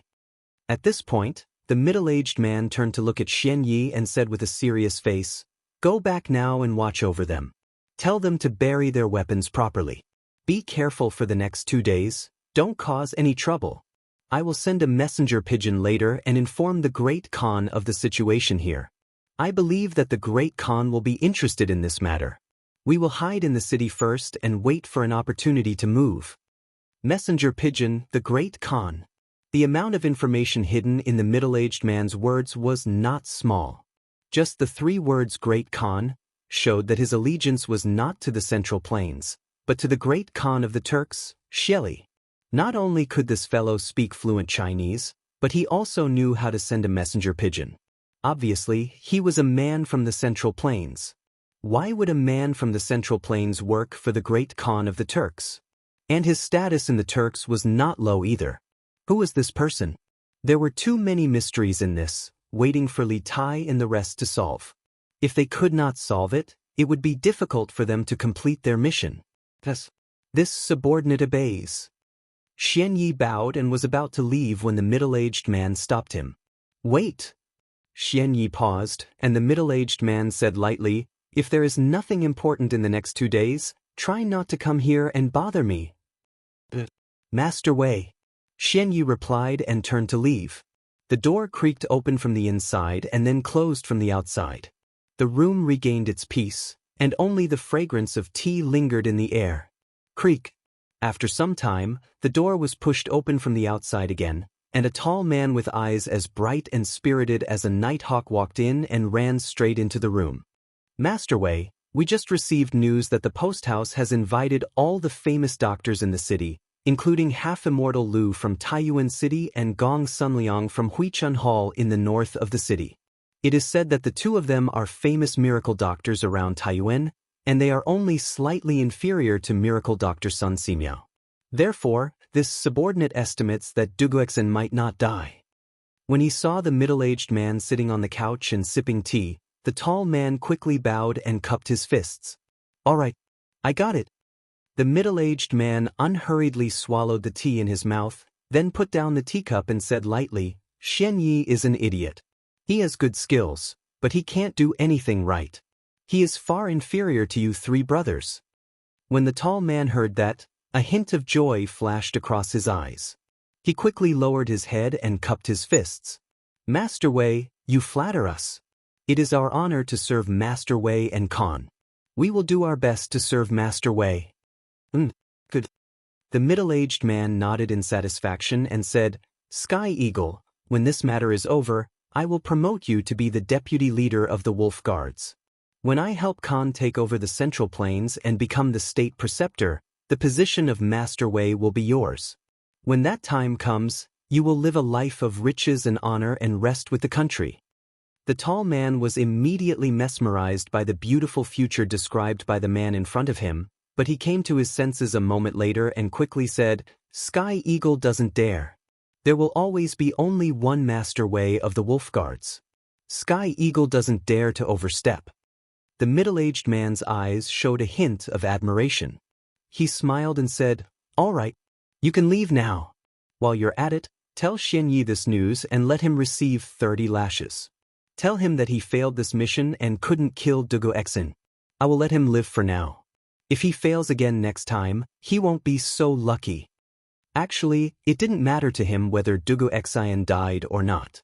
What was important was to kill Kong Chang'an. However, it was a good choice for him to use this as a warning to his subordinates. Thus, Master Wei. The tall man's lips curled slightly, then he cupped his fists and left. What? There was an assassin in Taiyuan City, and Duguexen was injured? In the west court of the Imperial Palace, Li Er was in a dilemma for a long time. He first let Empress Zhang mentally prepare herself before telling her the information he had just received. When Empress Zhang heard this, her heart jumped to her throat. She suddenly stood up and said with a face full of shock, Doesn't that mean that Qingke is now in great danger in Taiyuan City? At this moment, Empress Zhang almost fainted from fright.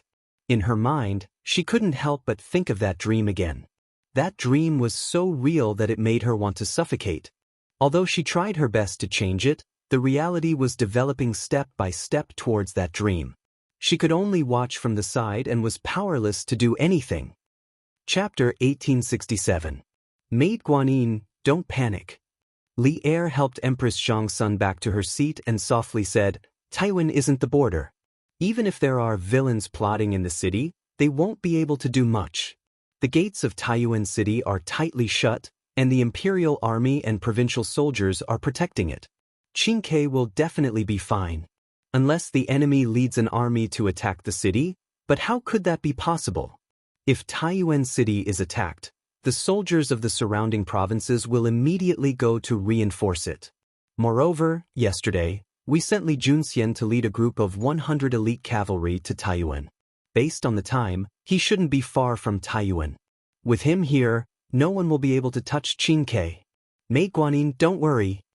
Yesterday, when Li Er had sent a telegram to Li Tai, he had also summoned Li Junxian and had him lead a group of 100 elite cavalry to Taiyuan City to protect Li Tai. If they moved quickly enough, they should be able to reach Taiyuan City before nightfall today. The 100 cavalry was Li Er's most elite and secret force, and each of them was a 1 in 10,000 elite. The commander of the 100 cavalry, Li Junxian, was skilled in both martial and civil matters, and he was also resourceful. As a spy, Li Junxian had played a significant role in vanquishing the Heavenly Dragon sect. With him at Li Tai's side, Li Er could not be worried about Li Tai's safety. 100 cavalry? Li Junxian? Empress Xianxia felt a little better after hearing Li Er's gentle words of comfort, and her breathing gradually stabilized. She sat up straight and looked at Li Er. "Is your Majesty's words true? Is Li Junxian really about to reach Taiyuan with 100 cavalry?" It was clear that Empress Xianxia had heard of Li Junxian and was very confident in his abilities. Li Er patted Empress Xianxia on the back and chuckled. How could this be false? Besides, when have we ever lied to you? Just relax and don't let your imagination run wild. We promise you that nothing will happen to Qingke." Empress Xianxia leaned her head against Li Er's chest and said with a light "N." The resolute promise of the man in front of her gave her a great sense of security. Her heart, which had been in a mess, finally calmed down. "If the Marquis of Yong and is by Qingxua's side, then I will truly be at ease." Empress Xianxia nestled in Li Er's arms, but this thought popped up in her mind for no reason. Although Li Zishuan was strong, he was still much weaker than Li Zishuan. After all, Li Zishuan had managed to escape from the hands of the world's #1 expert, Wuxia. Moreover, since Li Zishuan's debut, not only had he made many outstanding achievements, but he had also saved himself from many desperate situations. His life was like a cheat code. This was a man of destiny who had the attribute of avoiding danger. As a mother, Empress Xianxia naturally hoped that the strongest person would be at her son's side to protect him. But as the Empress Xianxia was not willing to use public resources for private use at this time. This was because Li Zishuan was currently training the Black Armored Army, and the Black Armored Army was his strongest trump card in the upcoming war between the Great Tang and the Turks. Empress Xianxia did not want her own matters to affect the training of the Black Armored Army and thus the outcome of the war between the Great Tang and the Turks. Thus, although this was what she thought, Empress Xianxia did not speak to Li Er. At the same time, to the north of Taiyuan City, in the Bingzhou barracks, Wang Liaoyuan carried the imperial decree in the form of a telegram to Fang Gongting's tent. He first told Fang Gongting about the 2 assassinations that had occurred in the city today, and then he proposed that the soldiers of the Bing province barracks be sent into the city to search for the assassins and maintain order. Adjunct Fang, this official knows that there are rules in the army. Without the personal order of the governor or an imperial decree, no one has the right to mobilize the soldiers of the Bing province barracks. But you should be able to sense that the situation in the city is extremely dangerous. If they even dared to assassinate General Dugu, who can guarantee that their next target won't be King Wei? If anything happens to King Wei in Taiyuan City, no one will be able to endure His Majesty's thunderous rage. Although this official's imperial decree does not have a seal and cannot compare to an imperial decree to mobilize soldiers, this official still hopes that Adjunct Fang can understand the severity of this matter. Do not put King Wei in danger because of a mere formality. Within the tent, Wang Liaoyuan handed the telegram to Wang Liaoyuan and spoke with a solemn expression. His words could be said to be sincere, and Fang Gongting was not an unreasonable person. However, the matter of mobilizing soldiers was of great importance. Moreover, even if he believed that the imperial decree in Wang Liaoyuan's hands was real and was willing to mobilize soldiers, the other generals in the army might not be willing to believe it. Governor Wang, it is not that this person is a mere formality or unreasonable person, but this imperial decree is, first, a promotion and second, the mobilization of soldiers. This is truly too important. This general is only a member of the army. If I first promote myself and then mobilize soldiers into the city, I fear that it will be difficult to convince the masses.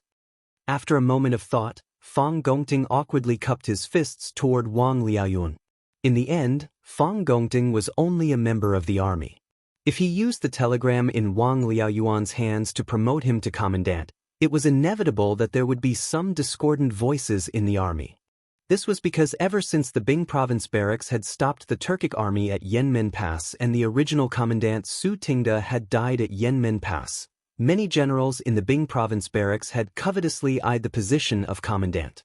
If Fang Gongting was promoted to commandant in such an unconventional manner, it would truly be difficult to convince the masses. Hearing this, Wang Liaoyuan's brows furrowed. After some thought, he said, "Adjunct Fang, you might not know, but when the Marquis of Yong and came to the Bing province barracks to mobilize soldiers, he did not have an imperial decree.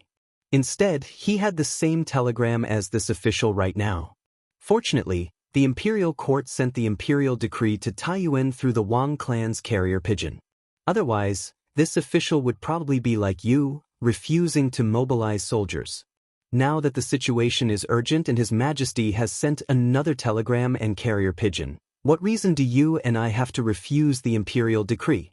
Moreover, according to King Wei, the real imperial decree will be sent to Taiyuan through the Wang clan's carrier pigeon this afternoon. If you and I know that His Majesty has given an imperial decree yet don't mobilize soldiers ahead of time, giving the enemy an opportunity to take advantage of. If His Majesty pursues this matter, neither of us will be able to bear the responsibility." Wang Liaoyuan's meaning was very simple. If the imperial decree sent by Li Er in the form of a telegram was sent to other places, the officials of other places would naturally have reason to not believe it because they had never seen it before. However, now that the imperial decree was sent to Taiyuan City, they had no reason to not believe it because the same situation had happened once before. Fang Gongting was silent for a moment. He gritted his teeth and cupped his fists. Since Marquis used this method to mobilize soldiers last time, this general naturally has no reason to refuse. How about this? This general will summon all the officers and soldiers. Governor Wang, you will read the imperial edict.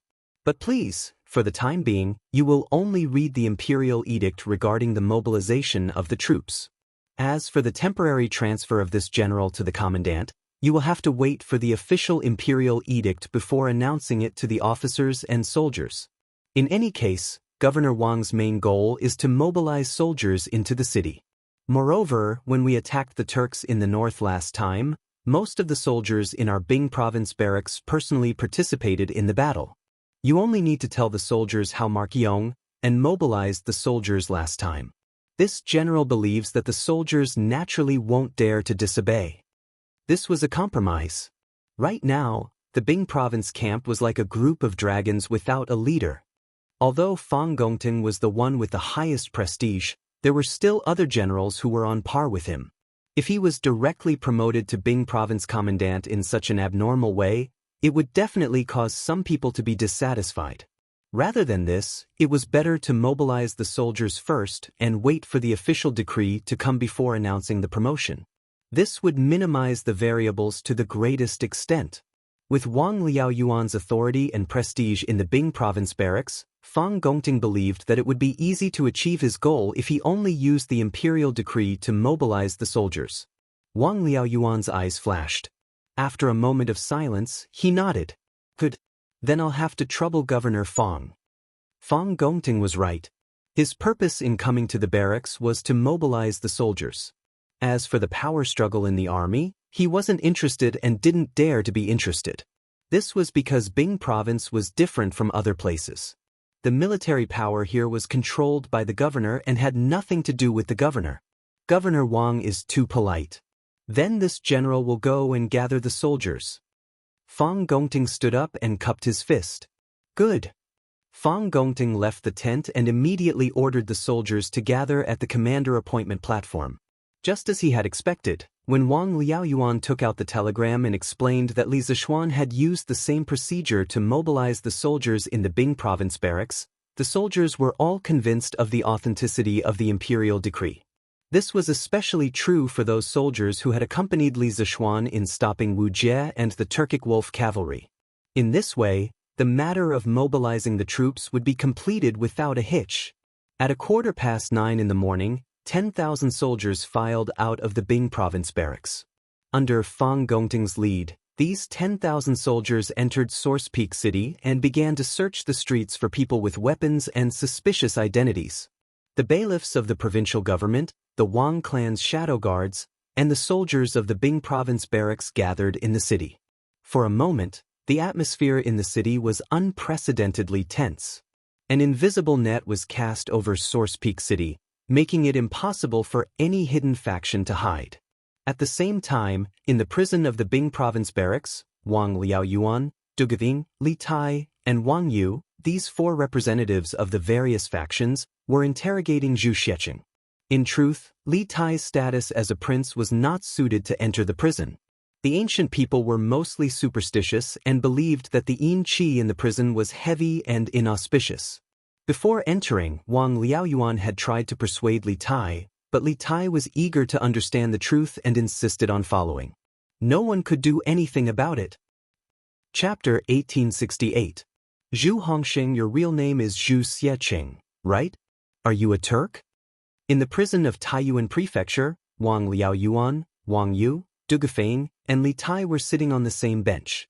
Wang Liaoyuan slapped the table in front of him and asked Zhu Xiecheng, who was kneeling on the ground in front of him. This was a prison, so the conditions here were naturally much simpler than in the court, but no one cared about that. The reason why they chose to interrogate Zhu Xiecheng in the prison instead of in the court was mainly, first, to keep it a secret, and second, to make it more convenient for the punishment. After all, the torture tools in the prison were much more abundant than those in the court. If Zhu Xiecheng refused to tell the truth, Wang Liaoyuan would immediately send someone to torture him. This was not a place where human rights were concerned. First, this was ancient times. Second, this was a prison. Most importantly, there was a huge crisis lurking in Taiyuan City. Li Tai's life was in great danger, and Zhu Xiecheng happened to be the only person Wang Liaoyuan had caught who might know the enemy's background. In this case, even if Wang Liaoyuan killed Zhu Xiecheng, the civil and military officials would not hold Wang Liaoyuan responsible for anything, let alone human rights. Zhu Xiecheng looked up at Wang Liaoyuan unhappily and said nothing. Then he lowered his head again. Wang Liaoyuan stopped breathing and then said angrily, "Humph! Now that things have come to this, what else do you have to hide? Do you still think that someone can save you? Don't forget that when you were taken away from Xuanren Mill, you were attacked on the way. This means that the person behind you wants you to die, not to save you. If you still want to live, then tell me everything you know. Otherwise, Kang Chang'an will most likely end up like you." In fact, Wang Liaoyuan rarely used harsh punishments when dealing with criminals. When facing Zhu Xiecheng, he instinctively wanted to give him a chance to confess. That was why he said so much. Otherwise, if it was another official who saw this scene, it was very likely that the criminal would be punished severely. As soon as Wang Liaoyuan finished speaking, Zhu Xiecheng's body clearly trembled. He raised his head and looked at Wang Liaoyuan and the others. After hesitating for a moment, he stuttered, "If I tell you the truth, can I really live?" "Humph! How dare you talk about conditions? If you don't tell me, do you think I won't kill you right now?" Zhu Xiecheng's words angered Du Gafeng, who had just returned from patrolling Dragon Mountain. Dugu was ordered by Li Tai to bring people to Dragon Mountain to protect Mo Chue and the other Yanhuang College teachers and students. However, when he arrived, he found that everything was normal. There was nothing out of the ordinary. The students had already started building and started testing the machines. Du Gafeng and the Imperial Army. Of course, and returned. As soon as he returned, he saw Wang Liaoyuan interrogating Zhu Xieqing, so he followed Li Tai. His most respected brother had just been assassinated in the morning and almost died. He was still angry, but Zhu Xieqing was still stammering. Wasn't he trying to provoke him? How could Dugu Feiying tolerate this? As he spoke, Dugu Feiying had already stood up. He pulled out his sword and was about to teach Zhu Xieqing a lesson. Zhu Xieqing was scared out of his wits. He couldn't help but want to run away. At this time, Wang Yu grabbed Dugu Feiying and said, "General Dugu, please calm down. Why don't you give this guy a chance? If he doesn't tell the truth, then it won't be too late to beat or kill him." Wang Yu was the head of the Wang family, the provincial governor of Sui province, and the emperor's son-in-law. In addition, when Dugu Feiying went to the Wang family's ancestral home to ask for help, Wang Yu didn't hesitate to send out all of the Wang family's forces to help Dugu Feiying find Zhu Xieqing and Kang Chang'an's whereabouts. Although they didn't find anything after a day of searching, Dugu Feiying had to accept this favor. Therefore, when he heard Wang Yu's words, Dugu Feiying immediately stopped and glared at Zhu Xieqing fiercely. "Hurry up and tell me. If you don't tell the truth, I'll cut you into pieces." Dugu Feiying snorted and returned to his seat. Wang Liaoyuan looked at Zhu Xieqing and said, "I promise you that as long as you tell the truth, I'll do my best to save your life. Can you tell me now?" These two people were playing the good cop and bad cop. After a series of threats and promises of benefits, Zhu Xieqing's psychological defense was finally broken. "I'm willing to tell you everything. I'm willing to tell you everything. I hope the provincial governor can show mercy and spare my lowly life." Zhu Xieqing seemed to have found a life-saving straw. He knelt and bowed to Wang Liaoyuan. After a while, he calmed down a little and slowly said, "I'm Kang Chang'an. I'm from the Zhuxia tribe of the Turkic Khaganate. I've been doing business on the grasslands since I was young." Chapter 1869. Taiyuan City, in the prison of the government office. Under the interrogation of Wang Yu, Dugu Feiying, and the others, Zhu Xieqing told them everything that had happened after he came to Taiyuan City, including why he had stayed in the same inn, why he and Kang Chang'an had suddenly disappeared from the Chu ironware shop, and how the two of them had escaped the Wang family's pursuit. After everyone heard this, they all frowned.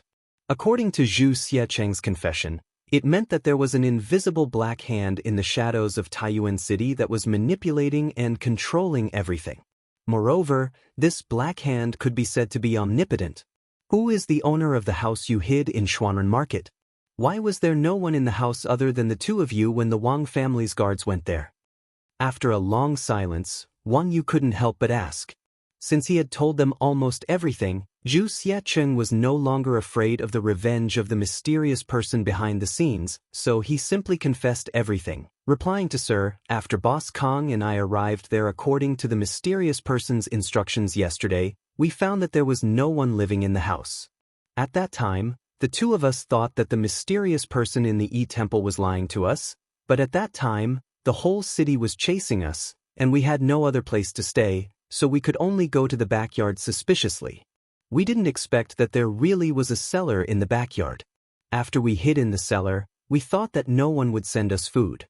At night, Boss Kong and I were so hungry that we had no choice but to crawl out of the cellar to look for food. Unexpectedly, at the cellar's exit, we found a food box full of good wine and good food. Obviously, someone deliberately sent it here. Boss Kong and I both felt that the mysterious person didn't lie to us, so the two of us hid in the cellar with peace of mind. Anyway, that place was hidden, and the most important thing was that every meal was sent to the cellar's entrance. We planned to stay in the cellar until Taiyuan City returned to normal, then escape from Taiyuan City. In other words, you haven't seen the owner of this house? And you haven't seen the person who sent you food? Hearing this, Wang Yu couldn't help but frown. Zhu Xieqing quickly shook his head and said, "We planned to climb out of the cellar today and wait for the people who brought us food so that we could thank them in person. However, instead of the people who brought us food, the people who caught us came. You know what happened after that?" This guy spoke fluently, and his gaze was not evasive at all. Obviously, he was telling the truth. Wang Yu turned his gaze to Wang Liaoyuan. Wang Liaoyuan understood and explained, this official has already sent people to investigate. The original owner of this house was called Shi Dongyang. He was a grain merchant. However, this person went south to buy grain a year ago. On the way, he encountered bandits and died. Shi Dongyang has no children, nor does he have a wife, so this house has been abandoned since last year. When Wang Yu heard this, a look of disappointment appeared on his face. With this lead was broken again. Speaking of which, he had planned to investigate the owner of this house and obtain some information about the mastermind behind the scenes. Looking at it now, his plan was definitely ruined again. Since this house has been abandoned for a long time, how were you two found by the Wang family's guards? It was rare for Dugu Feiying to be intelligent. He looked at Zhu Xiecheng and asked a very important question. Chapter 1870. I just went back and checked.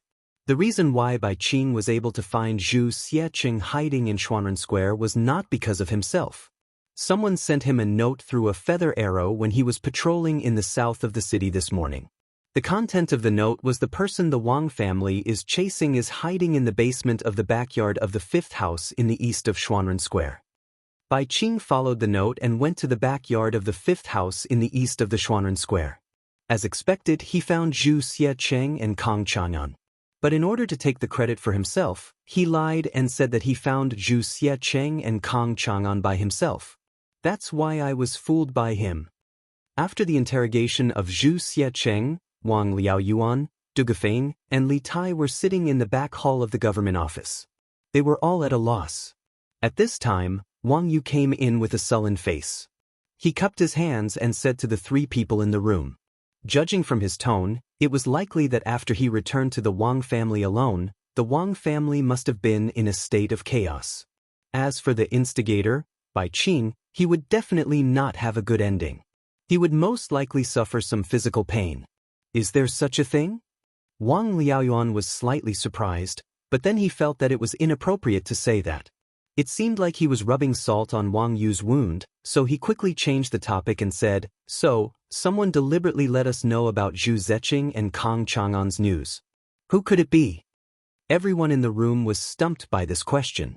Wang Yu, Du Ying, and Li Tai all frowned and thought about the connection between these clues. At this moment, a person quickly walked in. He bowed to Wang Liaoyuan and said, "My lord, I've brought people to the Chu family ironware shop. We've searched the entire place. Other than the weapons that are usually displayed for sale, we didn't find a large number of weapons in the warehouse." The person was Constable Feng from the provincial government office. After the interrogation of Zhu Xiecheng, Wang Liaoyuan ordered Constable Feng to go to the Chuji ironware shop to do a more detailed search. Now that this case was related to the smuggling of weapons to the Turks, he had to find out the whereabouts of these weapons no matter what. This way, he could give the imperial court an explanation. No weapons? But this official understands. You may leave first. Wang Liaoyuan frowned slightly and asked Constable Feng to leave. He stroked his beard and said, "It seems that Kong Chang'an has already handed over the weapons to the mysterious person behind the scenes. But how is that possible?"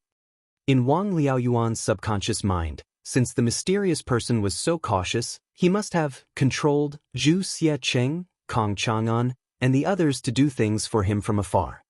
Therefore, he naturally thought that Kong Chang'an couldn't have given the weapons to the mysterious person in such a short time. Li Tai said, "What's impossible about that? Perhaps the mysterious person behind the scenes is also in Source Peak City right now." Li Tai said something that no one dared to think about. Everyone was shocked. Wang Liaoyuan's hand shook and almost pulled his beard off. He couldn't believe it and said, "What? The mysterious man behind the scenes is in Taiyuan now? How is this possible?" Wang Yu had always been calm. After thinking for a while, he said, "Your Highness' guess seems impossible, but it is the most reasonable explanation for the sudden disappearance of the weapons from the Chu ironware shop. If I were the person behind the scenes, I would probably choose to stay in Source Peak City right now. Not only would it be easier for him to command his subordinates to do things here, but the most dangerous place is also the safest place.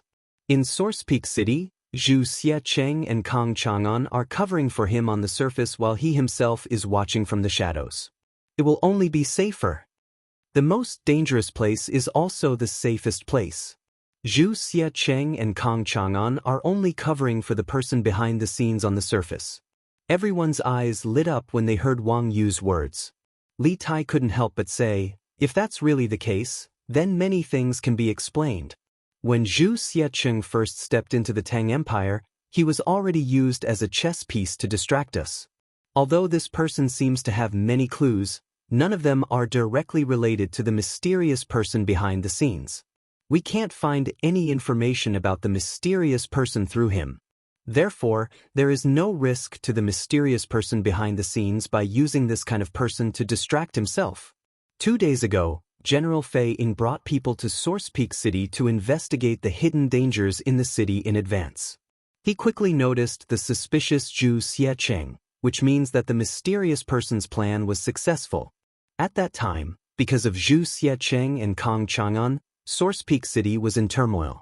However, after Duga Xian and I entered the city, General Duga Xian ordered the Imperial Army to focus on protecting the people from the academy and ignore the whereabouts of Zhu Xiecheng and Kong Chang'an. As a result, the plan of the mysterious person behind the scenes was completely ruined. The mysterious person was unwilling to give up, so he used a special method to inform the guards of the Wang family about Zhu Xiecheng and Kong Chang'an. He wanted to use this to draw our attention back to the two of them. At that time, the two of them had already become the abandoned pawns of the mysterious person behind the scenes. However, it was possible that Kong Chang'an knew the identity of the mysterious person behind the scenes, so he was intercepted and killed on the way back to the Wang family. Zhu Xiecheng is just an abandoned pawn who knows everything but knows nothing at the same time. The other party probably gave this guy to us for free just to attract our attention and waste our time. Li Tai relied on the clues he possessed to his heart's content and let his imagination run wild. Needless to say, these thoughts of his seemed to be unconstrained, but when one thought about it carefully, it was actually completely reasonable. Everyone couldn't help but feel a chill run down their spines when they heard this. Because if the matter was really as Li Tai guessed, then the scheming of this mysterious person behind the scenes was so deep, his methods were so secretive, and he was so cunning that it simply caused one to shudder with fear. They had fallen into the trap set by the mysterious person from the very beginning. Your Highness, what you said is reasonable, but also creepy. If this is the case, then haven't we all fallen into the mysterious person's trap? Wang Yu frowned and said worriedly. Wang Liaoyuan said in a low voice, the mysterious person behind the scenes is so cunning. We must catch him as soon as possible. Otherwise, the consequences will be unimaginable. Du Gufeng said with a troubled look, but now that Kong Chang'an is dead, our only clue is gone. How can we find the mysterious person behind the scenes? Chapter 1871.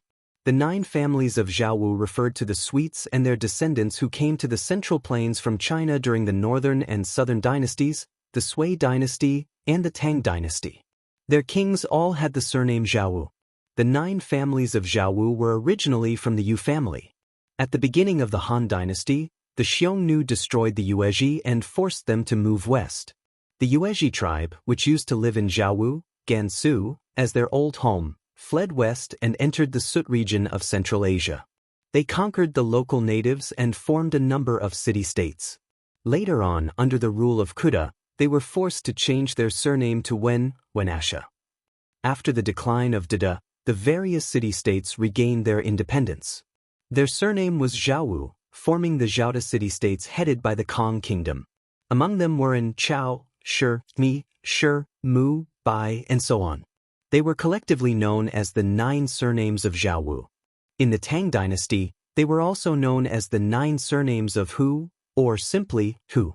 In the West, they were known as Sogdians. Later on, some of the 9 families of Zhaowu accepted the rule of the Turks and the Tang dynasty. In the 8th century, the country fell to the Arabian Empire. After that, most of the people gradually became Turks and Muslims, becoming one of the modern Uzbeks of Central Asia. A small portion of them scattered among the Tajiks. Although the 9 families of Zhaowu were far weaker than the Turks in terms of fighting ability, their business attribute was much higher than that of any nomadic people in the north.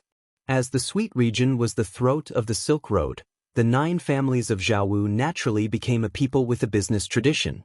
To put it bluntly, they became hereditary middlemen, selling China's silk to the West and Western gems and wine to the Tang dynasty. After all, they started as nomads but couldn't beat the Tang dynasty. They could only rely on their mobility to become merchants. Even the technology of making paper was passed to Central Asia by the Kong Kingdom.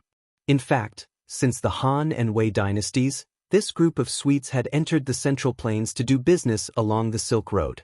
However, because the West Jin dynasty was short-lived, the Central Plains was in chaos and they couldn't even take care of themselves. During the Sui and Tang dynasty, the Silk Road gained a new lease of life thanks to the Tang dynasty's open and inclusive policies. This attracted a large number of people from the 9 surnames of Zhaowu to come to the east. According to the Old Book of Tang, the journey of Xinghu, the years follow. After the founding of the Great Tang, many of the 9 families of Zhaowu came to China. Many of them had become wealthy through business. They envied the splendid culture of the Tang Empire and married and had children in the interior. Gradually, they became Chinese, and some of them even formed considerable political forces. For example, the Yin brothers. At the end of the Sui dynasty, the world was in chaos, and Li Gui occupied Liangzhou.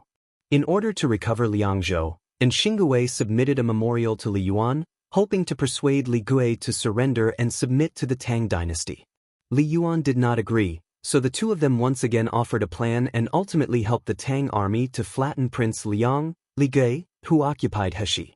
Because of the outstanding contributions of the Yin brothers, Xingui was conferred the title of Right Marquis Great General, the title of Lianggue Duke of Shangzhou State, the title of Lianggue Duke, the title of 600 households and 10,000 pieces of silk. And Xiuren was also conferred the title of Great General of the Left Martial Marquis, conferred the title of Duke Xin, bestowed upon the Tian residents, and conferred upon 600 households. However, this peace had nothing to do with An Lushan's peace.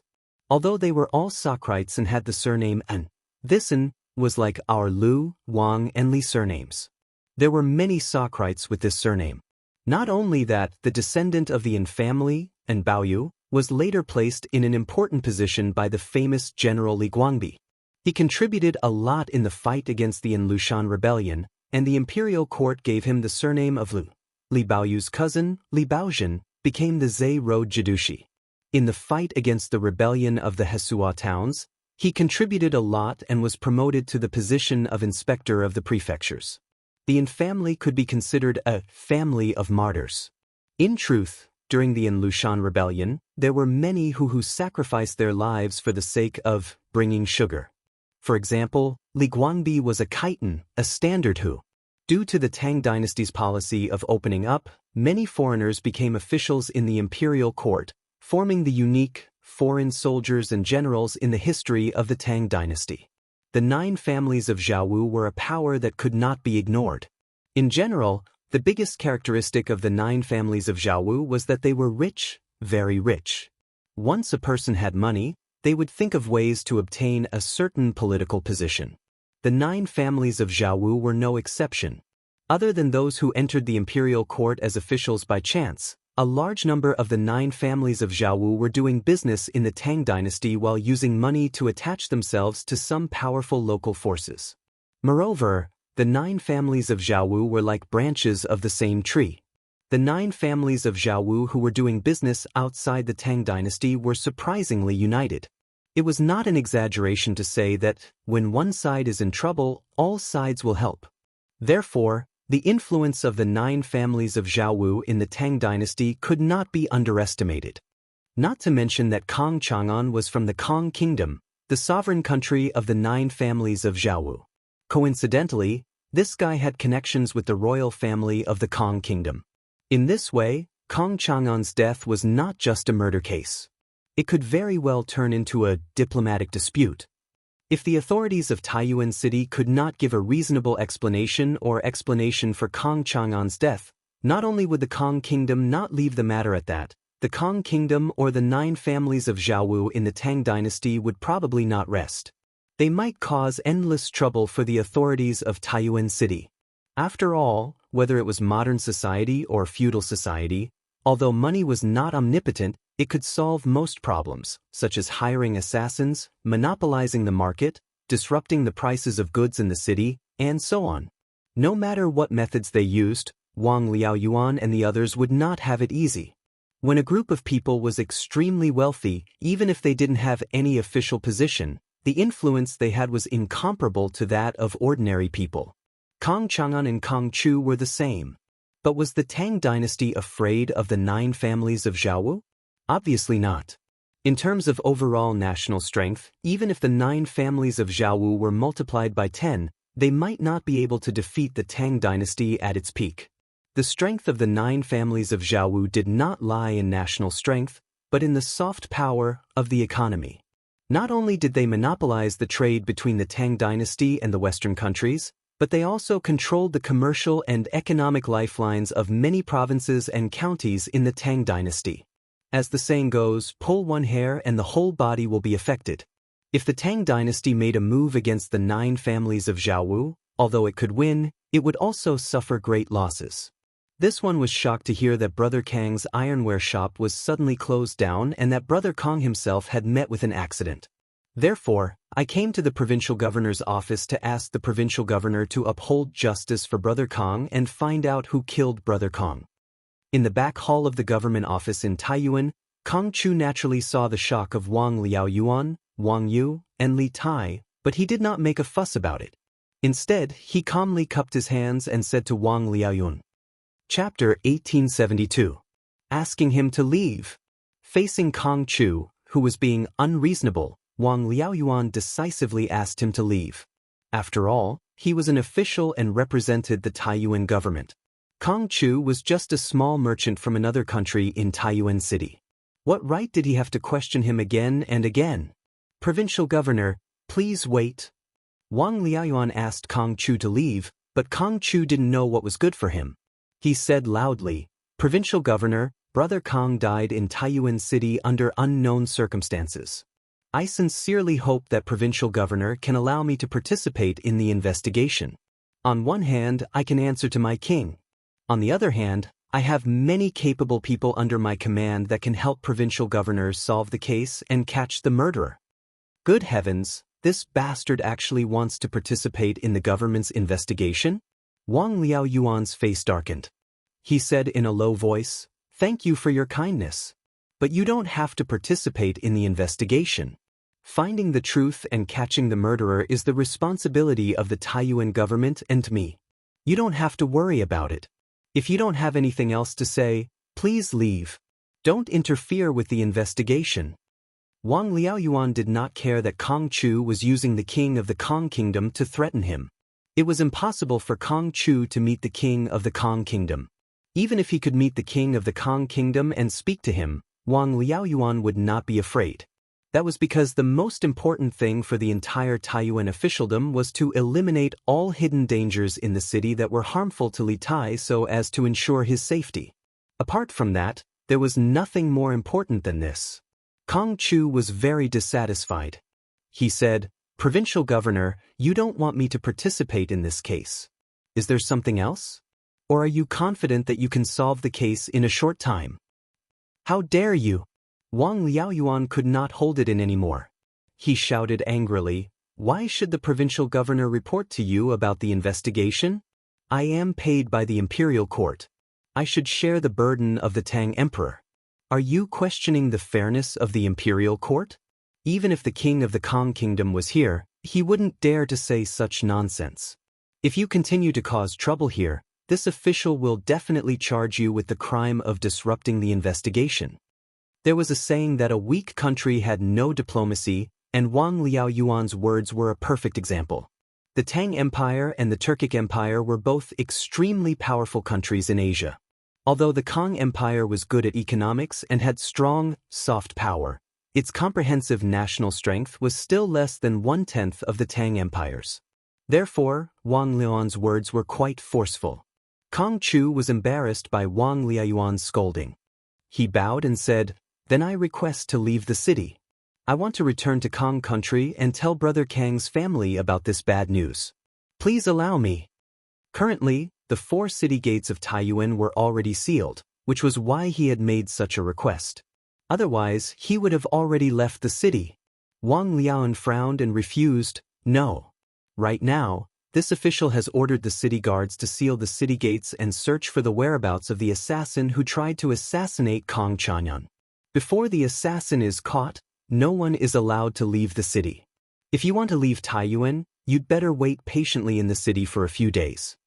Kong Chu said with an ugly face, Brother Kong and I are best friends. Now, I just want to leave the city and return to Kong country to tell Brother Kang's family about the bad news of Brother Kang's death. Why is provincial governor stopping me? Could it be that the provincial governor suspects that I am also an assassin? Chapter 1873. Alright. County Magistrate I have already sent out everything that you wanted to report to my husband. Lantian County, Yong, Marquis Manor, Main Hall. Han Yushi, Li Jingma, Madam Li, and County Magistrate were all in the hall. However, Han Yushi was sitting at the table at the head of the hall, and in front of her was a large box. At this moment, Han Yushi stood up and spoke to County Magistrate This was the imperial edict that had been sent out this morning. Just as all the officials of Lantian County were in a dilemma and were at their wits' end, County Magistrate personally visited the Marquis' manor and requested Han Yushi to inform Li Zishuan, who was in the military camp, of the current situation in the county office through the telegraph. Han Yushi was, after all, a married woman. Although the Tang dynasty was liberal, it wasn't liberal to the point of allowing men outside to meet their wives alone. Therefore, after knowing the purpose of County Magistrate's visit, Han Yushi personally moved the telegraph from her room to the main hall while instructing the maidservants to invite Li Jingma and Madame Li to the main hall of the Marquis' manor. On the surface, it was to accompany them, but in reality, it was to avoid suspicion. Thank you, madam. This official and all the officials in the county office are extremely grateful. County Magistrate stood up and bowed respectfully to Han Yushi from afar. However, he didn't have any intention of leaving because he still had to wait for Li Zishuan's reply. Han Yushi pursed her lips and chuckled, County Magistrate, he is too serious. My husband isn't in the county, so I still have to trouble you to help my husband manage Lantian County. Furthermore, my husband didn't consider it thoroughly and should have prepared a telegraph for the Lantian County office. When County Magistrate heard this, he blushed and said, Cough, cough. Madam, you must be joking. Even if Marquis prepared a telegraph for the county office, no one in the county office would know how to use it. He was a scholar and had studied the 4 books and 5 classics.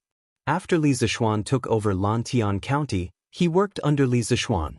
Although he had received many new ideas and knowledge, he still felt that he couldn't handle a new thing like the telegraph that required a higher professional knowledge. County Magistrate you are too modest. Han Yushi smiled faintly, then bowed to Li Jingma and Madame Li and said, Father, Mother, there are still some matters in the backyard, so Yushi will be busy first. I'll have to trouble you to accompany County Magistrate Just now, County Magistrate's report involves a lot of things. I think my husband will have to think for a while before replying. When the time comes, you can just send someone to the backyard to call me. Han Yushi's thoughts were still relatively conservative. She did not want to get too involved in official matters. Moreover, she felt that it would be rather awkward for her to continue staying here, so she found an excuse to leave. Li Jingma nodded and replied, Good, good, good. Go ahead and do your work. County Magistrate cupped his hands and sent him off. Black Armored Army's camp, inside the tent. After receiving the telegram that County Magistrate entrusted Han Yushi to send, Li Zishuan was in a dilemma. Just as County Magistrate said, if Lantian County's government responded to the Imperial Court's reward policy, Lantian County's business tax revenue would be greatly reduced this year. There was a high probability that they would lose more than half of their business tax revenue. Furthermore, Lantian County was currently in a period of rapid development. Many of the infrastructure in the city were not complete, so they needed a large amount of money to invest in infrastructure. If the business tax revenue was pulled down, it would directly affect Lantian County's development progress. However, if Lantian County's government insisted on its own governance and did not implement the preferential tax policy, the merchants in the county, especially those who attended the donation ceremony yesterday, would definitely feel disappointed. This would not be beneficial to Lantian County's business development. Money, money, money. In the end, it's still a matter of money.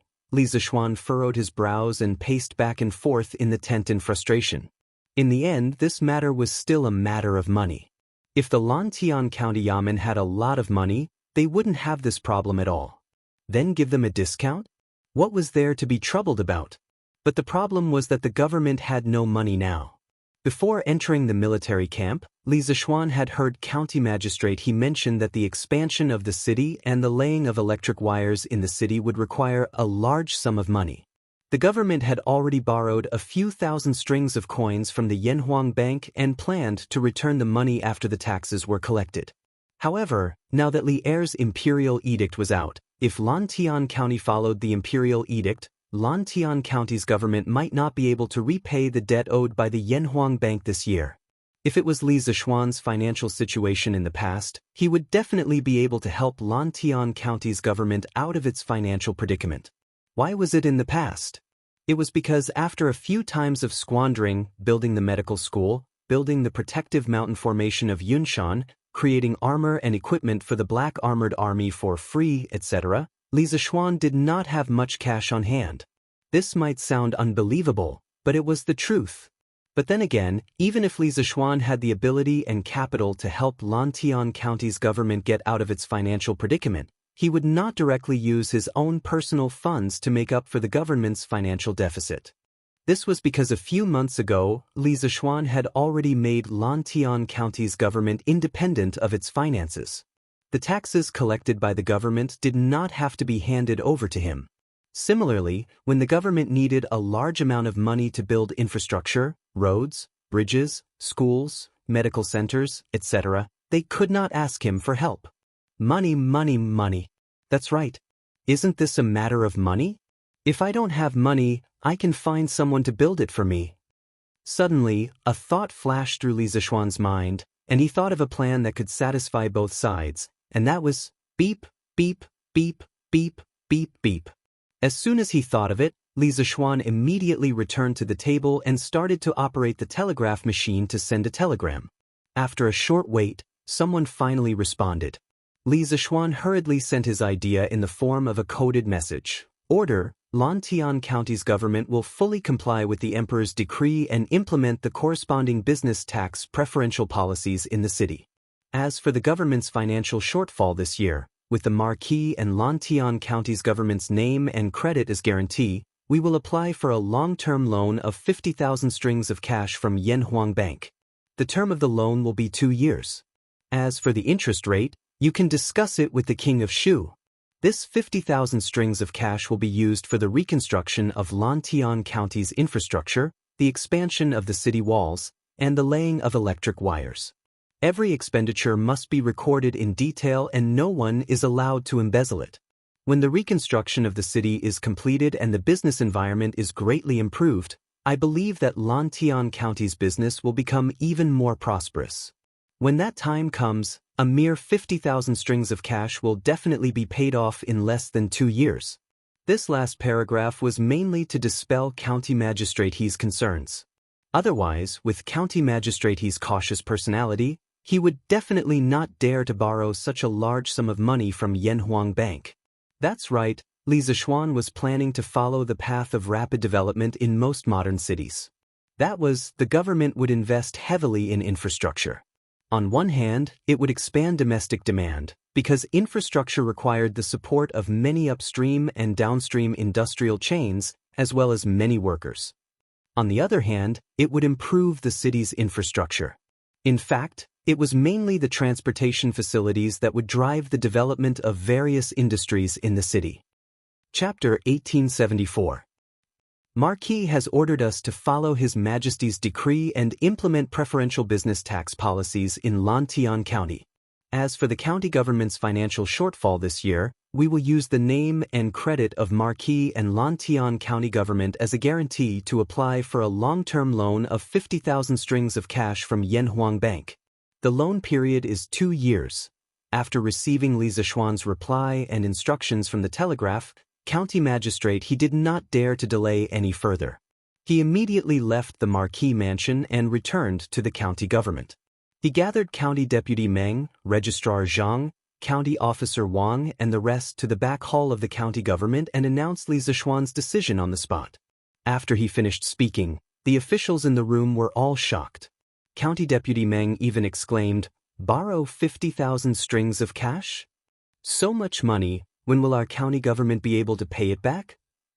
Registrar Zhang could not help but say, "Isn't 50,000 strings of cash a little too much?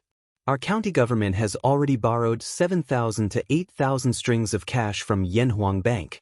I feel that if we borrow 30,000 strings of cash at most, it will be enough to support the county government through the major projects in front of us.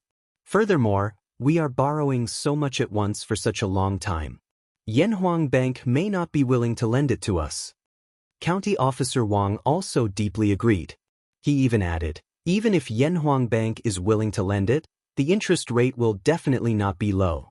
50,000 strings of cash for 2 years, including the interest, how much money do we have to pay back to Yanhuang Bank?"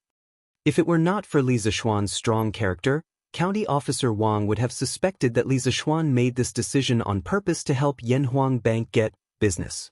Although Yanhuang Bank was already under the control of the Tang Imperial Court, Li Zishuan, the founder, still had a lot of shares in it. Faced with Li Zishuan's decision, all the officials in the county government, except for County Magistrate He, had almost the same reaction. It had to be said that as people in the government, County Deputy Meng and the rest had a really low mentality. If this was in modern times, who would be worried about borrowing too much money from the bank and not being able to pay it back? They were worried that the borrowed money was not enough to complete the infrastructure projects in the city. As for not being able to pay back the money, it was impossible. It was endorsed by the official credibility. Seeing that everyone was against it, even though Wang Liaoyuan had the same opinion as them in the beginning, he still tried to persuade them. Marquis ordered us to fully comply with His Majesty's decree and implement the corresponding preferential business tax policies in Lantian County. As for the County Yamen's financial shortfall this year, with the name and credit of Marquis and the Lantian County Yamen as a guarantee, we will apply for a long-term loan of 50,000 strings of cash from Yanhuang Bank for 2 years. After receiving Li Zishuan's reply and instructions from the telegraph, County Magistrate he didn't dare delay any further. He immediately left the Marquis of Yong An's manor and returned to the County Yamen. He gathered County Deputy Meng, Registrar Zhang, County Lieutenant Wang, and the others to the back hall of the County Yamen and announced Li Zishuan's decision on the spot. As soon as he finished, the officials in the room were all shocked. County Deputy Meng even exclaimed, "Borrow 50,000 strings of cash? When will our County Yamen be able to repay such a huge sum of money?" Registrar Zhang also couldn't help but say, "Isn't 50,000 strings of cash a little too much?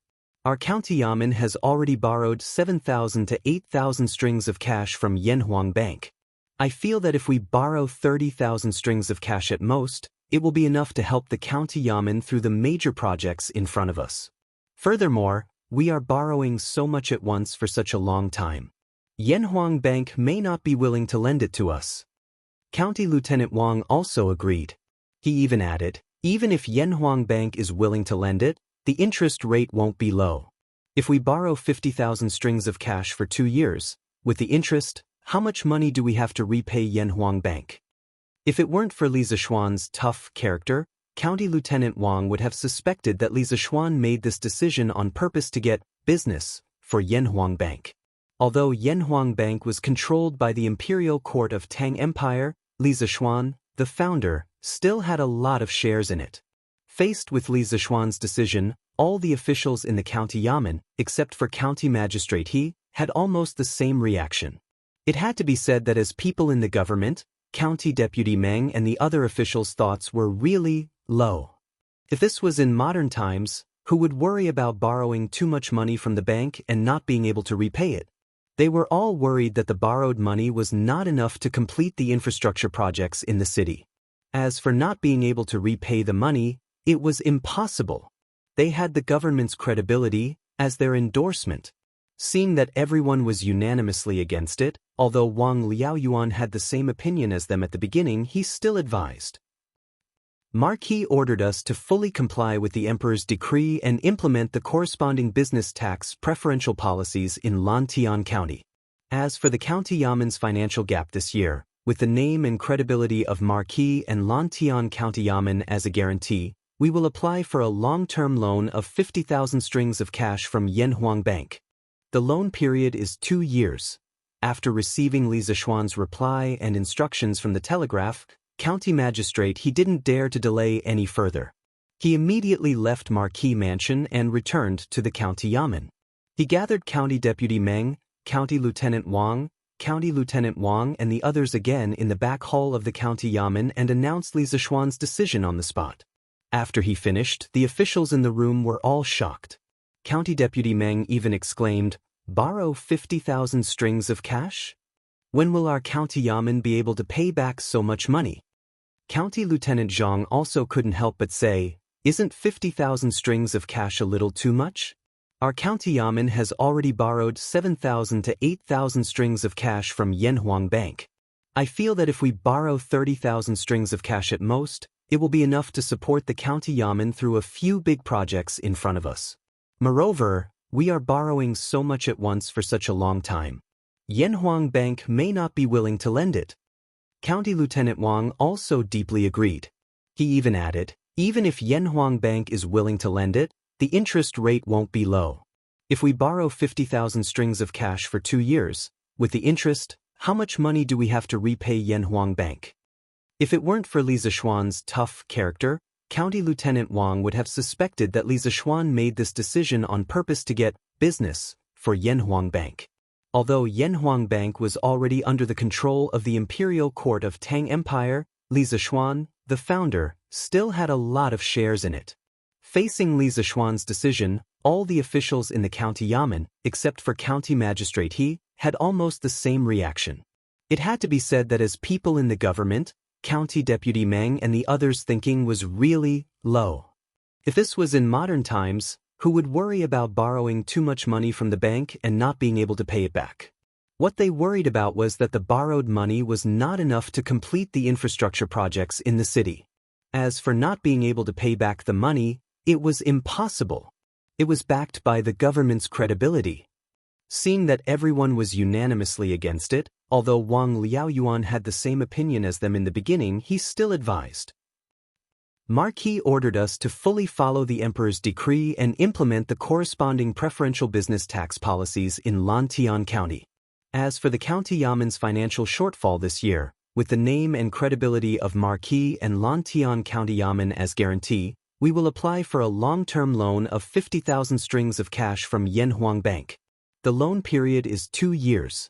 After receiving Li Zishuan's reply and instructions from the telegraph, county magistrate, he didn't dare to delay any further. He immediately left Marquis Mansion and returned to the county Yamen. He gathered County Deputy Meng, County Lieutenant Wang, and the others in the back hall of the county Yamen and announced Li Zishuan's decision on the spot. As soon as he finished, the officials in the room were shocked. County Deputy Meng even exclaimed, "Borrow 50,000 strings of cash? So much money, when can our county Yamen pay it back?"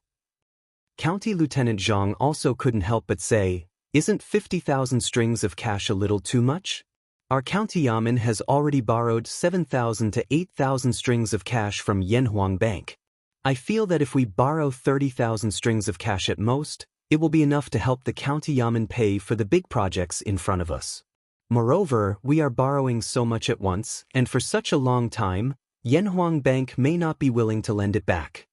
County Lieutenant Wang also agreed and added, "Even if Yanhuang Bank is willing to lend it back, the interest rate won't be low. If we borrow 50,000 strings of cash for 2 years, with the interest, how much money do we have to repay Yanhuang Bank?" If it weren't for Li Zishuan's tough character, County Lieutenant Wang would have suspected that Li Zishuan made this decision on purpose to help Yanhuang Bank get business. Although Yanhuang Bank was controlled by the imperial court of Tang Empire, Li Zishuan, the founder, still had a lot of shares in it. Faced with Li Zishuan's decision, all the officials in the county yamen, except for county magistrate He, had almost the same reaction. It had to be said that as people in the government, county deputy Meng and the other officials' thoughts were really low. If this was in modern times, who would worry about borrowing too much money from the bank and not being able to pay it back? What they worried about was that the money they borrowed was not enough to pay for the infrastructure projects in the city. As for not being able to pay back the money, it was impossible. It was backed by the government's credibility. Seeing that everyone was unanimously against it, although Wang Liaoyuan had the same opinion as them in the beginning, he still advised. Marquis ordered us to fully follow the emperor's decree and implement the corresponding preferential business tax policies in Lantian County. As for the county yamen's financial gap this year, with the name and credibility of Marquis and Lantian County Yamen as the guarantee, we will apply for a long-term loan of 50,000 strings of cash from Yanhuang Bank. The loan period is 2 years. After receiving Li Zishuan's reply and instructions from the telegraph, county magistrate He didn't dare to delay any further. He immediately left Marquis Mansion and returned to the county yamen. He gathered County Deputy Meng, Registrar Zhang, County Lieutenant Wang and the others in the back hall of the county yamen and announced Li Zishuan's decision on the spot. As soon as he finished, all the officials in the room were shocked. County Deputy Meng even exclaimed, "Borrow 50,000 strings of cash? So much money, when will our county yamen be able to pay it back?" Registrar Zhang also couldn't help but say, "Isn't 50,000 strings of cash a little too much? Our county yamen has already borrowed 7,000 to 8,000 strings of cash from Yanhuang Bank. I feel that another 30,000 strings of cash will be enough to help the county yamen through the major projects in front of us. Moreover, we are borrowing so much at once for such a long time. Yanhuang Bank may not be willing to lend it back." County Lieutenant Wang also deeply agreed. He even added, "Even if Yanhuang Bank is willing to lend it back, the interest rate won't be low. 50,000 strings of cash for 2 years. With the interest, how much money do we have to pay back to Yanhuang Bank?" If it weren't for Li Zishuan's tough character, County Lieutenant Wang would have suspected that Li Zishuan made this decision on purpose to help Yanhuang Bank get business. Although Yanhuang Bank was already under the control of the imperial court of Tang Empire, Li Zishuan, the founder, still had a lot of shares in it. In the face of Li Zishuan's decision, all the officials in the county yamen, except for county magistrate He, had almost the same reaction. It had to be said that as people in the government, county deputy Meng and the other officials' thoughts were really low. If this was in modern times, who would be worried about borrowing too much money from the bank and not being able to pay it back? What they were worried about was that the borrowed money wasn't enough to complete the infrastructure projects in the city. As for not being able to pay back the money, it was impossible. It was backed by the government's credibility. Seeing that everyone was unanimously against it, although Wang Liaoyuan had the same opinion as them in the beginning, he still advised. Marquis ordered us to fully comply with the emperor's decree and implement the corresponding business tax preferential policies in Lantian County. As for the county yamen's financial shortfall this year, with the name and credibility of Marquis and Lantian County Yamen as the guarantee, we will apply for a long-term loan of 50,000 strings of cash from Yanhuang Bank. The loan period is 2 years. After receiving Li Zishuan's reply and instructions from the telegraph, county magistrate He didn't dare to delay any further. He immediately left Marquis Mansion and returned to the county yamen. He gathered County Deputy Meng, Registrar Zhang, County Lieutenant Wang and the others in the back hall of the county yamen and announced Li Zishuan's decision on the spot. As soon as he finished, the officials in the room were all shocked. County Deputy Meng even exclaimed, "Borrow 50,000 strings of cash? So much money, when can our county yamen pay it back?" Registrar Zhang couldn't help but say, "Isn't 50,000 strings of cash a little too much? Our county yamen has already borrowed 7,000 to 8,000 strings of cash from Yanhuang Bank. I feel that if we borrow 30,000 strings of cash at most, it will be enough to help the county yamen pay for the major projects in front of us. Moreover, we are borrowing so much at once and for such a long time. Yanhuang Bank may not be willing to lend it to us." County Lieutenant Wang also deeply agreed. He even added, "Even if Yanhuang Bank is willing to lend it, the interest rate won't be low. 50,000 strings of cash for 2 years. With the interest, how much money do we have to pay back to Yanhuang Bank?" If it weren't for Li Zishuan's tough character, County Lieutenant Wang would have suspected that Li Zishuan made this decision on purpose to help Yanhuang Bank get business.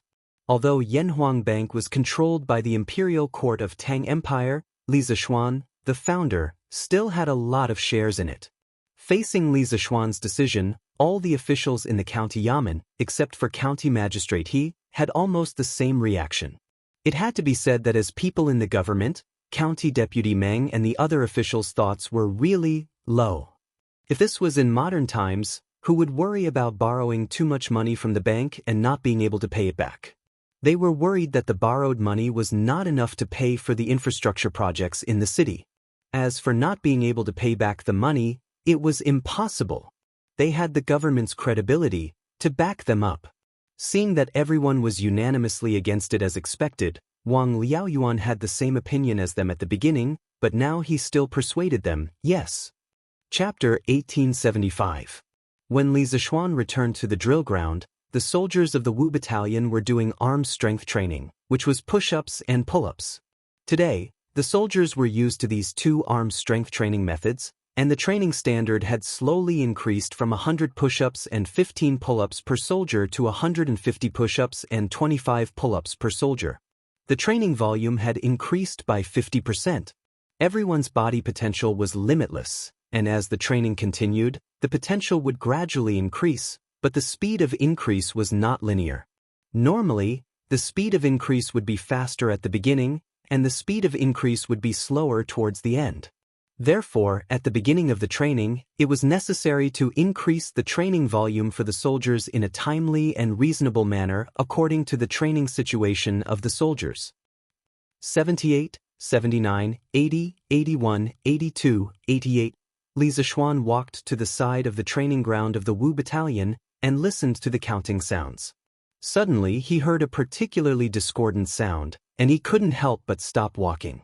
Looking at the burly man beside him who was counting, Li Zishuan's mouth twitched, and he stepped forward and kicked the burly man's leg, and scolded angrily, "Is it 88 after 82? Wang Rong, do you know how to count?" This burly man was the sergeant, squad leader, of the first squad of the Wu Battalion, Wang Rong, and Ding Dali, who helped Zhang Kangyan to incite the soldiers to mutiny, was a soldier under him. At this moment, he was supervising the soldiers doing push-ups and helping to count at the side. Ever since that incident, Wang Rong felt that he had wronged Li Zishuan. From his point of view, Li Zishuan was a great benefactor to his hometown, but his soldiers actually did such a thing. As a squad leader, although he didn't participate in it personally, he was responsible for not being strict with his subordinates. Wang Rong had always felt guilty towards Li Zishuan. Recently, under his supervision and urging, the soldiers in his squad had been training very hard, and he had never fallen behind in his own training, and the training volume he set for himself was twice that of a normal soldier. However, Wang Rong was a boorish man through and through. Not to mention going to school, he didn't even know how to write, let alone know how to count.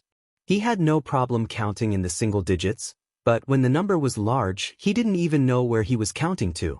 Li Zishuan was an engineering nerd in his previous life, but after he traveled to Tang, he started his career as a mathematics teacher.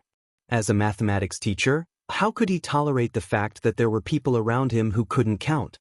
He joined the army. You're here. Wang Rong was kicked for no reason, but he wasn't angry at all, because the person who kicked him was Li Zishuan.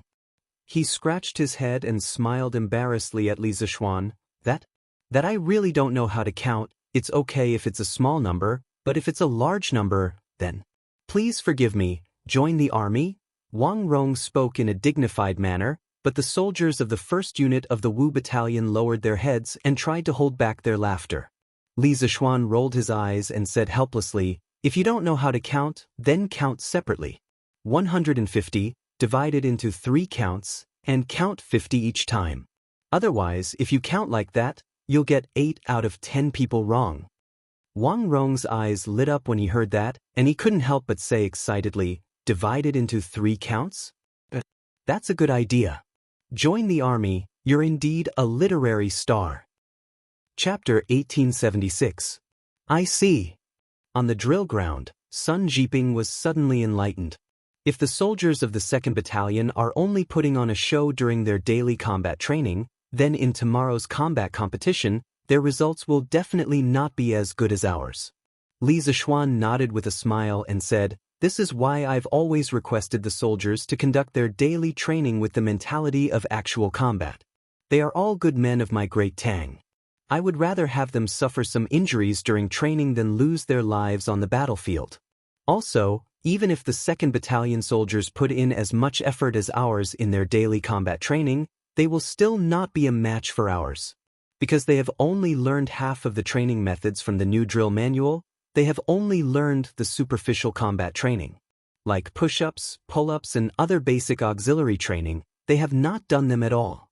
For a martial artist, if they do not have strong arm strength and stamina, how can they beat an opponent of the same level? That is why I said that the 2nd Battalion only learned the form of our training methods, but they did not learn the essence. And because of their blind learning, it has disrupted their original training rhythm, and it is very likely that their original advantage in traditional military formations will gradually disappear. For us, this may not be bad news." After listening to Li Zishuan's analysis, Sun Jiping suddenly felt more confident about tomorrow's combat competition and the military competition 3 days later. He smiled and said, "You are right. In these few days, I will keep an eye on the soldiers and urge them to complete all the training tasks with the highest quality." Li Zishuan nodded and praised, "With you here in the E Battalion, I can rest assured. But there is something I need to tell you. These few days, the soldiers have indeed been training very hard. You and I have seen it with our own eyes. But just looking at it is not enough. As the saying goes, those who have done well should be rewarded, and those who have done wrong should be punished. Although it is only training now, and they have not gone to the battlefield, but for those who have trained hard and achieved outstanding results, we should still give appropriate rewards. Otherwise, as time goes by, the soldiers may lose the motivation to train hard." Sun Jiping frowned and asked in confusion, "What do you mean, how should we reward the soldiers?" He was only the lieutenant of the E Battalion, not the general of the Black Armored Army. He did not have much authority in this aspect regarding rewards, so he could only ask Li Zishuan for advice. Li Zishuan pondered for a moment and said, "How about this? In the next few days, Jiping, pay attention to the soldiers who have been training unusually hard. I want you to pick out a group of outstanding soldiers who have outstanding training and record them in a book. If he is a normal soldier, he can be promoted to a deputy general. If he is already a squad leader, then he can be promoted to deputy general of a battalion. These selected soldiers will lead the training of the brothers in the camp during peacetime. During wartime, I need them to form a special assault team. I want them to take down the enemy's most elite and hard-to-take-down forces on the battlefield. Special assault team." Hearing this new term from Li Zishuan's mouth, Sun Jiping was stunned for a moment. After thinking about it carefully for a while, he roughly understood what kind of existence the so-called special forces were. After a moment of silence, Sun Jiping cupped his fists and said solemnly, "This general obeys." "I see." On the drill ground, Sun Jiping suddenly realized what was going on. If the soldiers of the B Battalion are just putting up a show during their daily combat training, then in tomorrow's combat competition, their results will definitely not be as good as ours. Li Zishuan nodded with a smile and said, "This is why I've always requested the soldiers to conduct their daily training with the mentality of actual combat. They are all good soldiers of the Tang Empire. I would rather they get injured during training than lose their lives on the battlefield. Also, even if the soldiers of the B Battalion put in as much effort as our soldiers in their daily combat training, they will still not be a match for our soldiers. Because they have only learned half of the training methods from the new drill manual, they have only learned the superficial combat training. Like push-ups, pull-ups and other basic auxiliary training, they have not done them at all. For a martial artist, if they don't have strong arm strength and stamina, how can they beat an opponent of the same level? That's why I said that the B battalion only learned the form of our training methods, but not the essence. And because of their blind learning, it messed up their original training rhythm, and it is very likely that their original advantage in traditional military formations will gradually disappear. For us, this may not be a bad news. After listening to Li Zishuan's analysis, Sun Jiping suddenly felt more confident about tomorrow's combat competition and the military competition 3 days later. He smiled and said, "You are right. In the next few days, I will keep an eye on the soldiers and urge them to complete all the training tasks with quality and quantity." Li Zishuan nodded and praised, "With you here in the E Battalion, I can rest assured. But there is something that I need to tell you. In the past few days, the soldiers have been training very hard. You and I have seen it with our own eyes. But just looking at it is not enough. As the saying goes, one should be rewarded for meritorious deeds, and one should be punished for wrongdoings. Although it is only training now and not going to the battlefield, but for those who have trained hard and achieved outstanding results, we should still give appropriate rewards. Otherwise, as time goes by, the soldiers may lose the motivation to train hard." Sun Jiping frowned and asked with some confusion, "How should we reward the soldiers according to your idea?"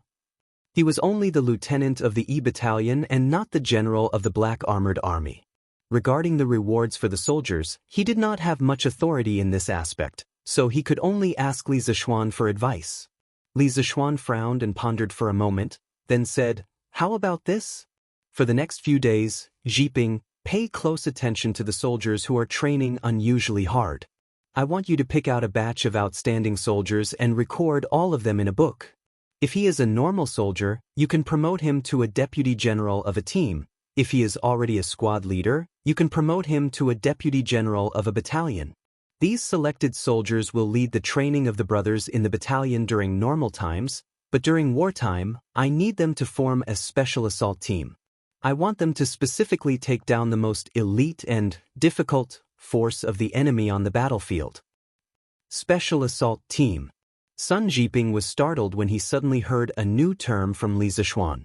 After thinking about it carefully for a while, he roughly understood what kind of existence the Special Assault Team mentioned by Li Zishuan was. After a moment of silence, Sun Jiping cupped his hands and said seriously, "Yes, sir." Chapter 1877.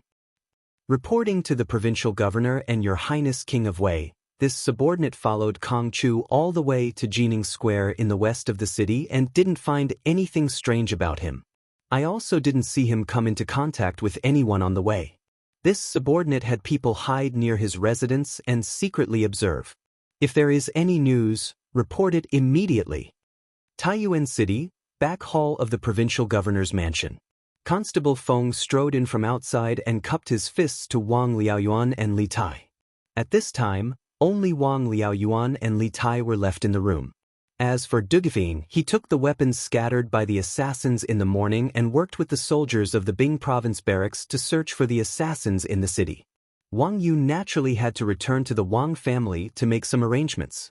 After all, in terms of searching for people, especially in Taiyuan City, the Wang family's ability and strength were not inferior to the government.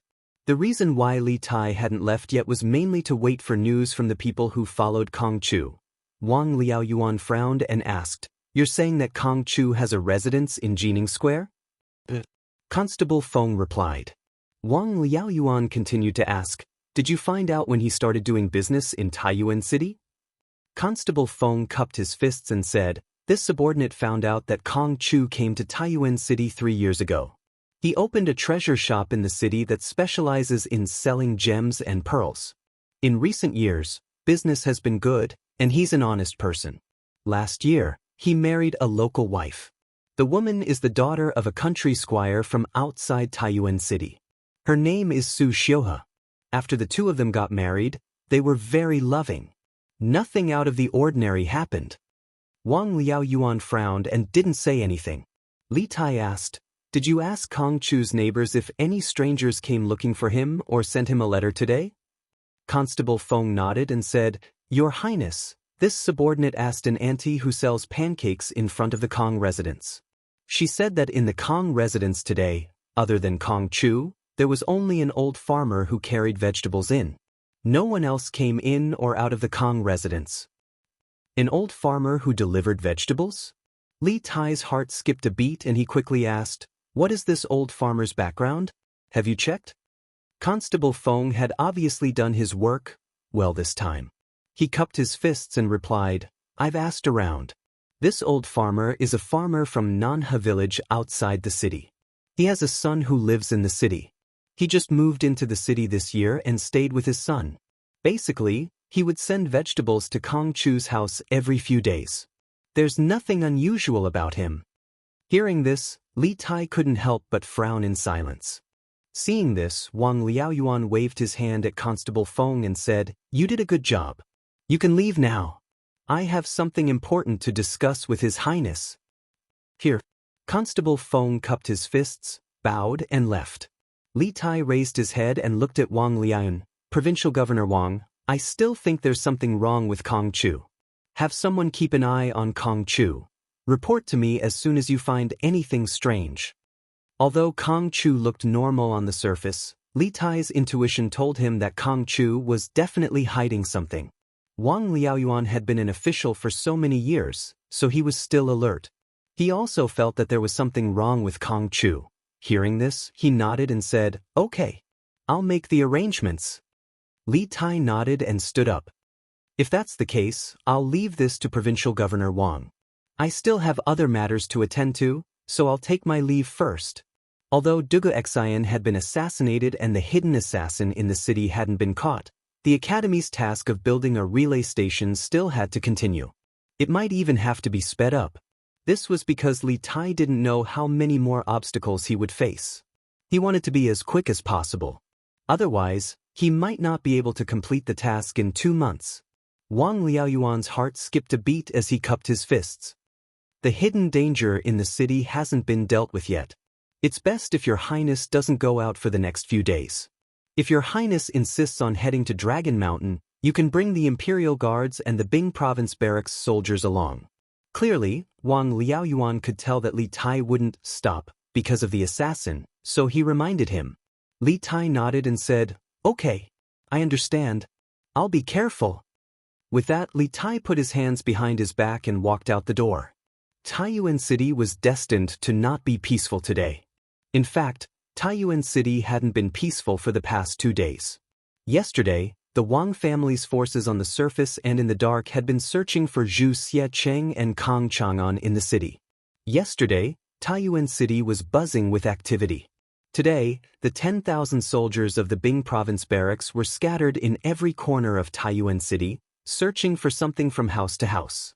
After these soldiers entered the houses of the commoners, they didn't ask anything and directly searched the houses. The houses of the butchers and hunters were the main targets of the search.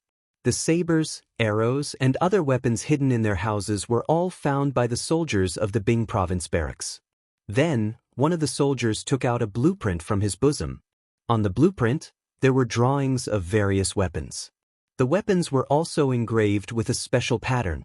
The soldier looked at the weapons found in the houses of the commoners while looking at the blueprint in his hand, as if he was comparing them. After the comparison was completed, if there were no abnormalities, the soldiers would withdraw without a word. If the weapon found was similar to the weapon pattern on the blueprint, the owner of the house would be arrested and sent directly to the provincial governor's manor. Taiyuan City had a total of 56 houses, with a population of more than 400,000 people.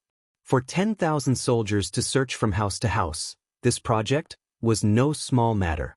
This was the beginning of the Tang dynasty, and the military discipline of the Tang army was very strict. The Bing Province Barracks was the most powerful barracks in the north of the Great Tang, so its military discipline was naturally very strict. Although the soldiers were searching from house to house, they were very disciplined.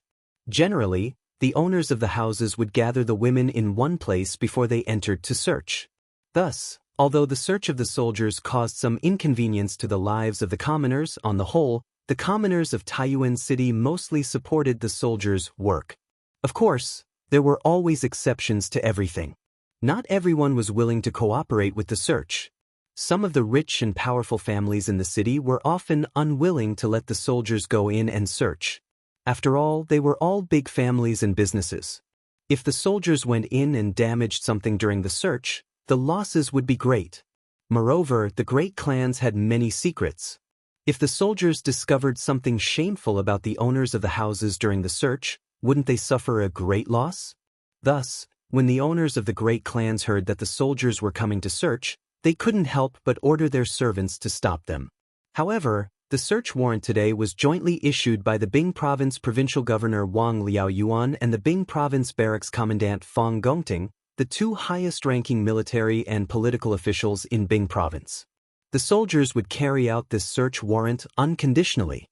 The servants and guards of the great clans who wanted to stop the search were all knocked to the ground. If the owners of the houses still didn't know what was good for them, they would be arrested and sent to the provincial governor's manor along with those who had hidden suspicious weapons in their houses. Thus, for a moment, Taiyuan City could be said to be in chaos. At the same time, Longshan seemed to be completely unaffected by Taiyuan City.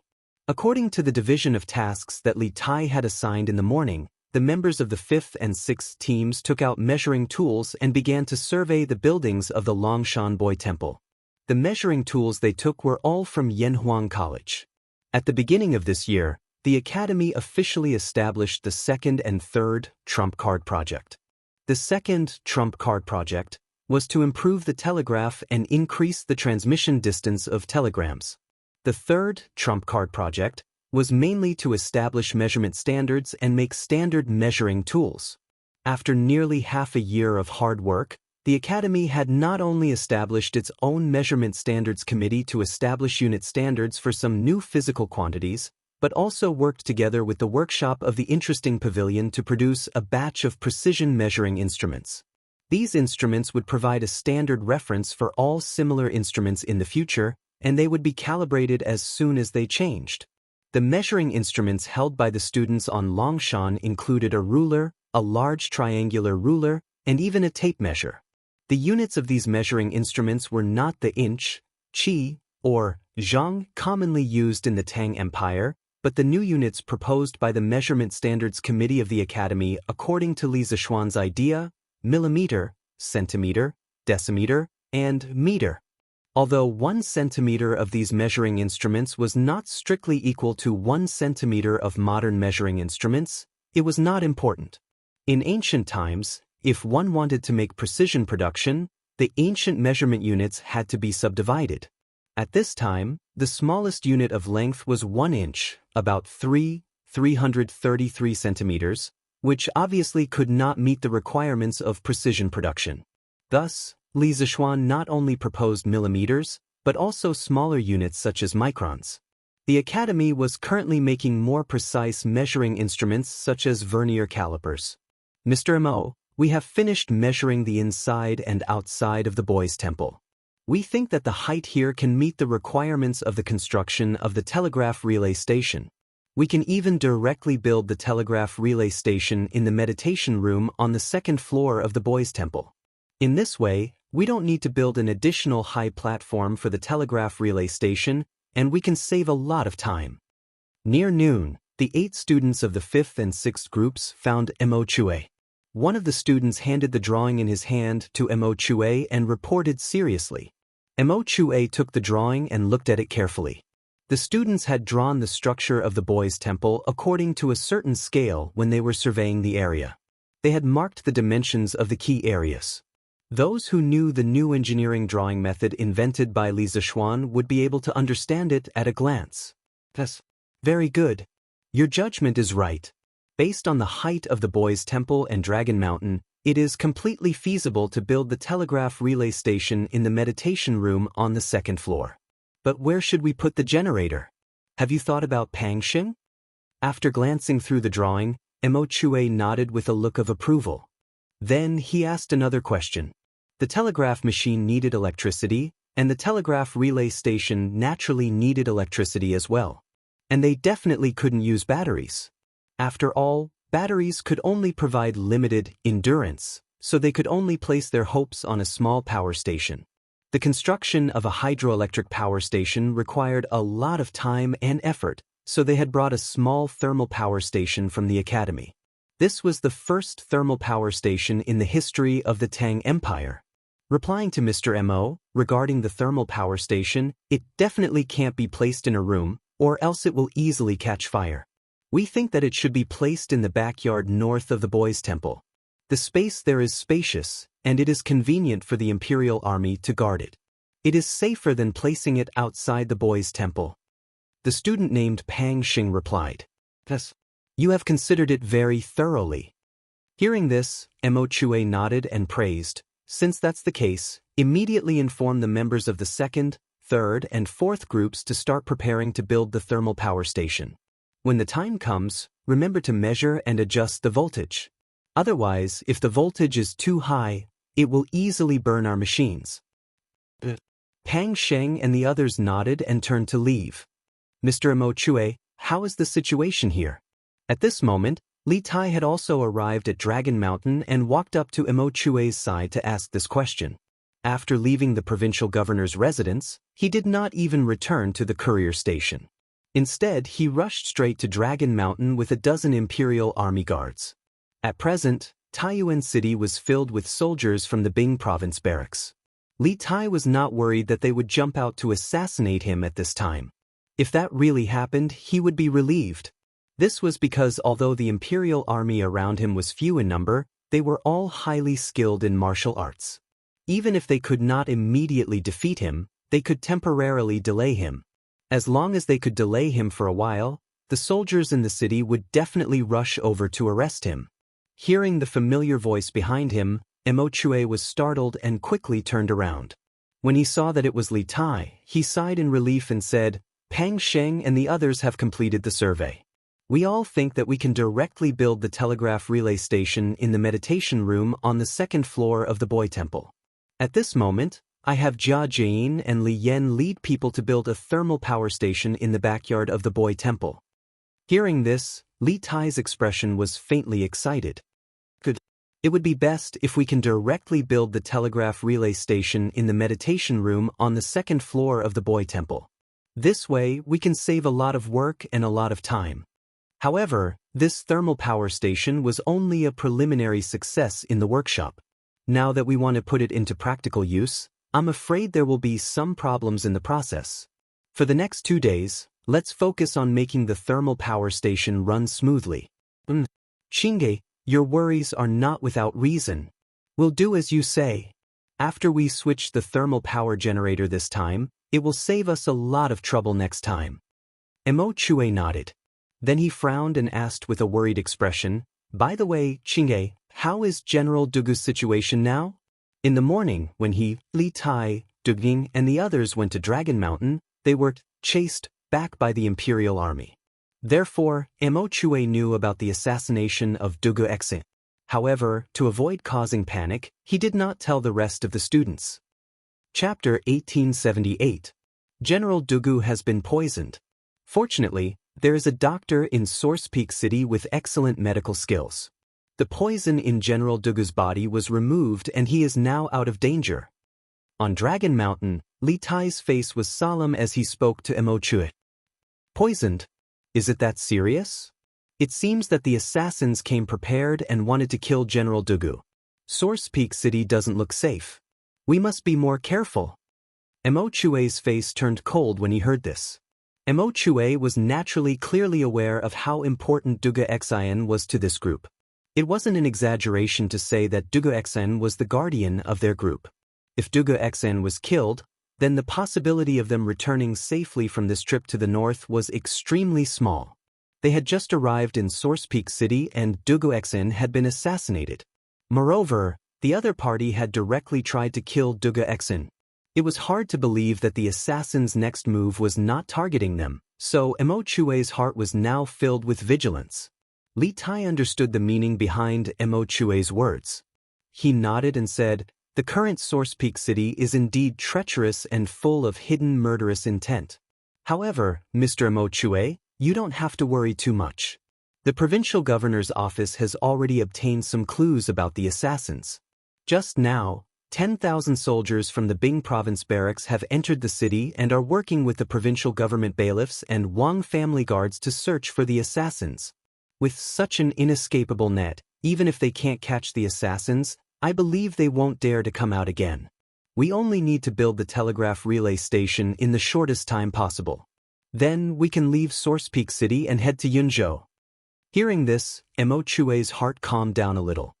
He sighed lightly and said, "In this way, Source Peak City will be heavily guarded in the next few days. Everyone's safety will be guaranteed. Once we finish building the telegraph relay station, General Dugu's injuries will be more or less healed. At that time, I will be able to relax a little." Li Tai nodded and said, "Although Source Peak City is heavily guarded now, everyone still needs to be careful. According to the rules we set earlier, no one is allowed to act alone." Mo Chue nodded and said, "As it should be. I will remind the students a few more times." "Thank you for your concern, Mr. Mo Chue. The Cloud Mountain is surrounded by dense forests and numerous rocks. If we combine the changes of Taoism's 1 origin, 2 forms, 3 talents, 4 symbols, 5 elements, 6 directions, 7 stars, 8 trigrams, 9 palaces, and 10 directions together with the mechanics of Moism, we can indeed trap those trespassers." At the foot of the Cloud Mountain, a delicate and pretty Daoist boy who was about 10 years old and dressed in a green Daoist robe gently tapped his forehead with his finger, and then said with a serious expression. However, the words that came out of his mouth did not sound like something a child of his age would say. That's right, this little Daoist boy was the grandson of the Celestial Master sect of Longhu Mountain, Zhang Heng. In the morning, after the group from Dragon Tiger Mountain settled down in the courtyard of Cloud Mountain, they followed Xianqing and Mo Huai to the foot of Cloud Mountain to survey the terrain. Their main mission this time was to go down the mountain to gain experience. To be precise, they were going to the Tang Empire's Joint Medical Hall to gain experience.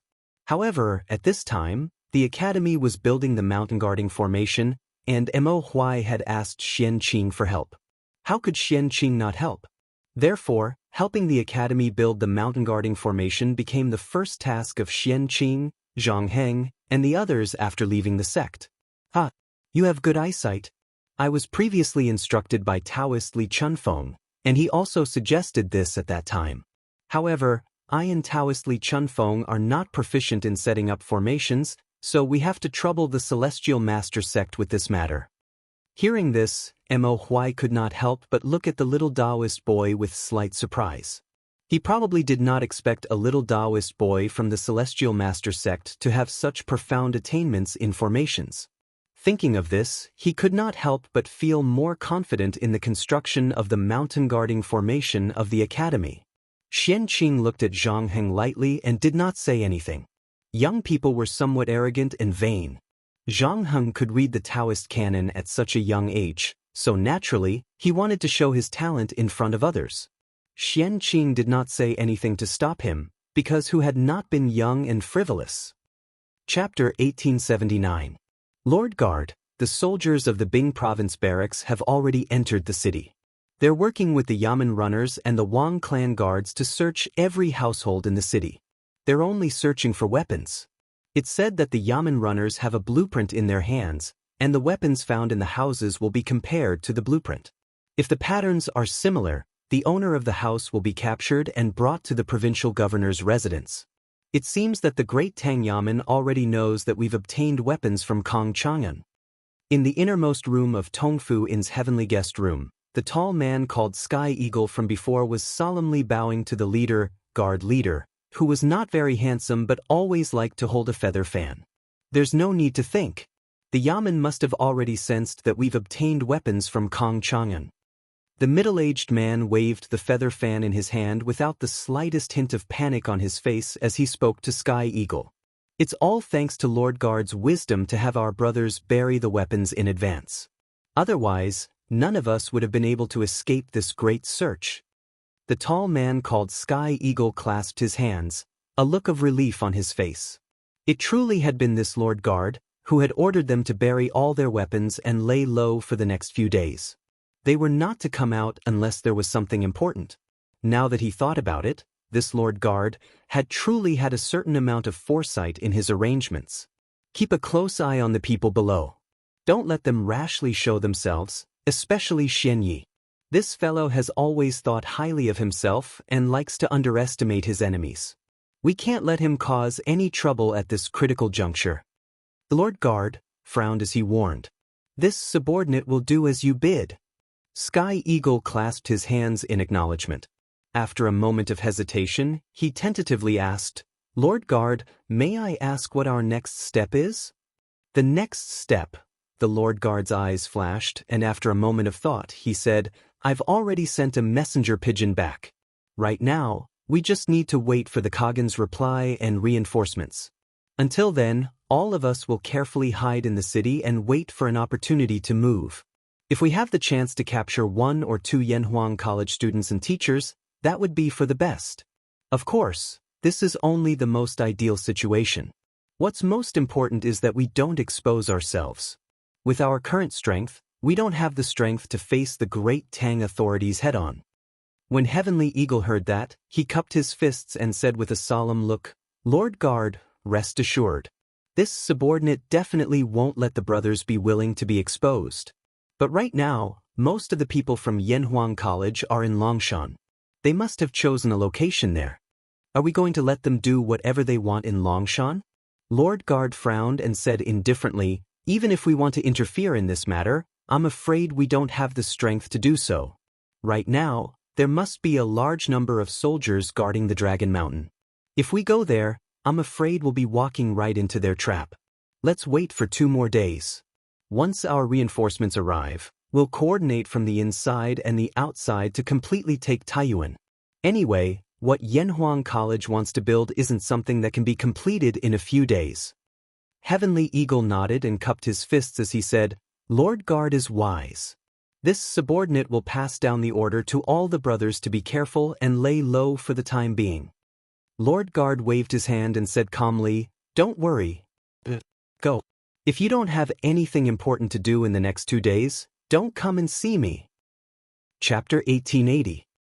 Duguxin was attacked by an assassin and almost died. Taiyuan City, the provincial governor's residence. Li Junxian had rushed over in a hurry, and when he learned from Wang Liaoyuan what had happened in Taiyuan City in the last 2 days, he couldn't help but be alarmed. When Li Er had sent him to Taiyuan City to protect Li Tai's group, he had believed that this would be an easy mission. After all, Taiyuan City was a major city in the north of the Great Tang, and its security was naturally much better than that of a small county on the northern border. Moreover, Li Tai had 1,000 Imperial Army soldiers protecting him, so he would probably be in a lot of danger. But to Li Juanxian's surprise, the moment he arrived in Taiyuan City, the city was sealed and martial law was imposed. Then he heard from Wang Liaoyuan that Duguxin had been attacked by an assassin and that there was a secret faction hiding in Taiyuan City. The situation in Taiyuan City was far more urgent than he had expected. This mysterious faction is far too crafty. They used bait to confuse us, and then by revealing that they had abandoned their son, they lured General Dugu to the southern part of the city, giving them a chance to strike. Fortunately, there was a famous doctor in Source Peak City who helped General Dugu escape from danger. This official has already ordered the Bing Province barracks to search the entire city for the assassins and strengthen the patrols in the city. Presumably, this group of people will go into hiding for a short period of time and won't dare to stir up trouble again. Wang Liaoyuan clasped his hands as he spoke to Li Junxian. He was also deeply surprised and shocked by Li Juanxian's arrival. Li Junxian was the commander of 100 cavalry, and this cavalry was Li Er's most trusted and elite force. Li Juanxian's arrival meant that Li Er was extremely concerned about Li Tai's safety. This placed Wang Liaoyuan under great pressure. After all, Li Er had given him 7 days to solve the case. Li Juanxian's arrival was a covert attempt by Li Er to put pressure on him. How is His Highness's safety? Does the mysterious faction in the city already know why His Highness and the students from Yanhuang College have come to Taiyuan City? Wang Liaoyuan's words did nothing to ease Li Juanxian's nervousness and wariness. He suddenly remembered something important and sternly asked. Although Li Tai's mission in Taiyuan was top secret, Li Junxian was one of Li Tai's most trusted subordinates, and he was also one of the commanders tasked with protecting Li Tai. He naturally knew about it. Thus, Li Junxian was well aware that if Li Tai's goal in coming to Taiyuan City was revealed, there was a high chance that the step would send people to sabotage, even assassinate them. There is no need to worry about His Highness King Wei's safety. As for why His Highness and the others have come to Source Peak City, even this official doesn't know. I presume that the mysterious faction in the city doesn't know either. Wang Liaoyuan pondered for a moment before replying. Li Junxian relaxed a little and clasped his fist. Since that's the case, this general will take his leave. Governor Wang, please keep the news of us coming to Taiyuan a secret. The enemy is in the dark. His Highness not only needs someone to protect him on the surface, but also in the dark. Wang Liaoyuan nodded. Generally, be at ease. This official will not mention your identities to anyone. But on His Highness's side, Li Junxian said, we will continue to protect His Highness from the shadows. When the time is right, we will naturally appear. But Wang Liaoyuan naturally didn't dare to say more. Li Junxian clasped his fist and left with his men. Chapter 1881. No, grandfather. Grandson said to seek refuge with the Turks, not guardian Lord Zhao. In the study in the backyard of the Wang family's second branch, Wang Xinyuan shook his head and said lightly.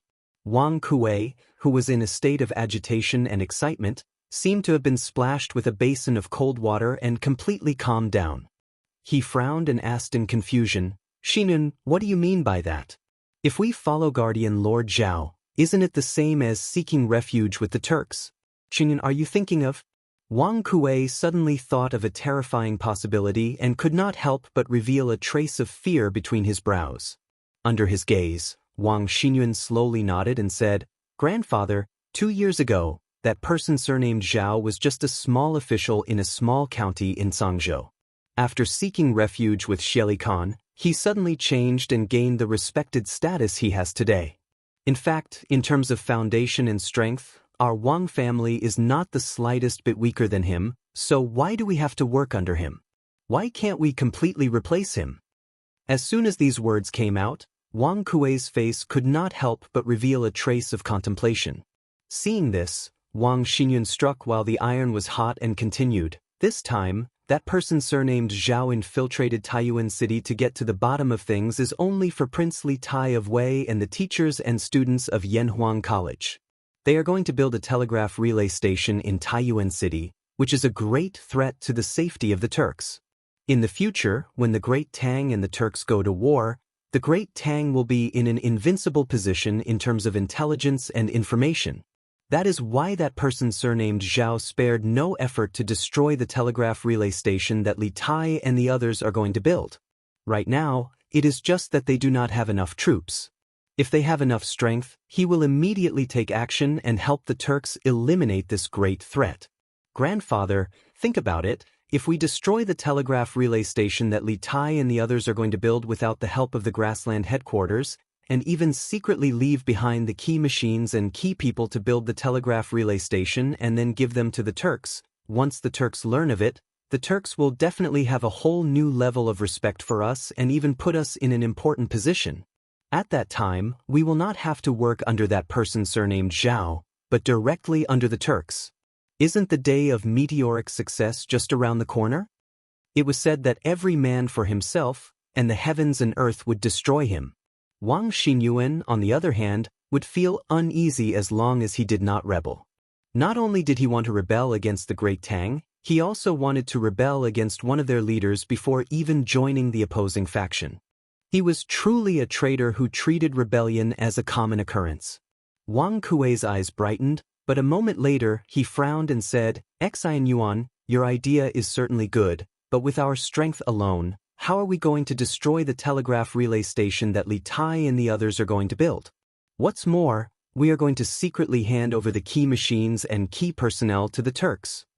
Wang Xinyuan smiled and said confidently, there's no need for grandfather to worry about that. Grandson has his own plan. Right now, no one knows that we have already learned of Li Tai's plan to come to Taiyuan. Therefore, they will not be on guard against us. I have already received the news that Li Tai and the others are going to build the telegraph relay station at Longshan. This morning, many teachers and students of Yanhuang College went to Longshan. As far as I know, they came to Taiyuan this time with many important machines developed by the college. As long as we steal or destroy one or two of the key machines, the telegraph relay station will definitely not be built. Chapter 1882. This child is intelligent, ambitious, and scheming. Wang Yu has misjudged him. Wang Kuei couldn't help but sigh as he watched Wang Xinyuan leave. It's just that he's a little too smart. If he really was a child of the second branch, that would be great. In the end, Wang Kuei shook his head and said this without any reason. Wang Xinyuan's plan to rebel against Guardian Zhao was for his own good, but this act of rebelling against the Great Tang and then against Guardian Zhao left Wang Kuei a little uneasy.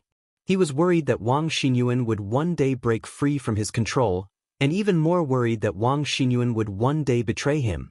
Wang Li, come in. After some time, Wang Kuei's complexion returned to normal, and he raised his head and called out to the door. Second elder. Wang Li, dressed in plain clothes, pushed open the door and entered. After closing the door, he cupped his fists and greeted Wang Kuei.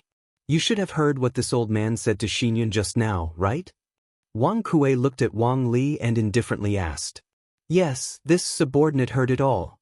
While Wang Xinyuan and Wang Kuei were talking in the study, Wang Li had been standing under the great banyan tree not far from the study. On the one hand, he had been keeping watch for the two in the room to prevent anyone from sneaking in and eavesdropping. On the other hand, this could be considered Wang Kuei's arrangement. Wang Kuei knew that as a Grandmaster Realm expert, Wang Li's hearing was sharper than ordinary people's. Even at such a distance, he would definitely be able to hear what was going on in the room. Since you've heard it all, this old man won't repeat it.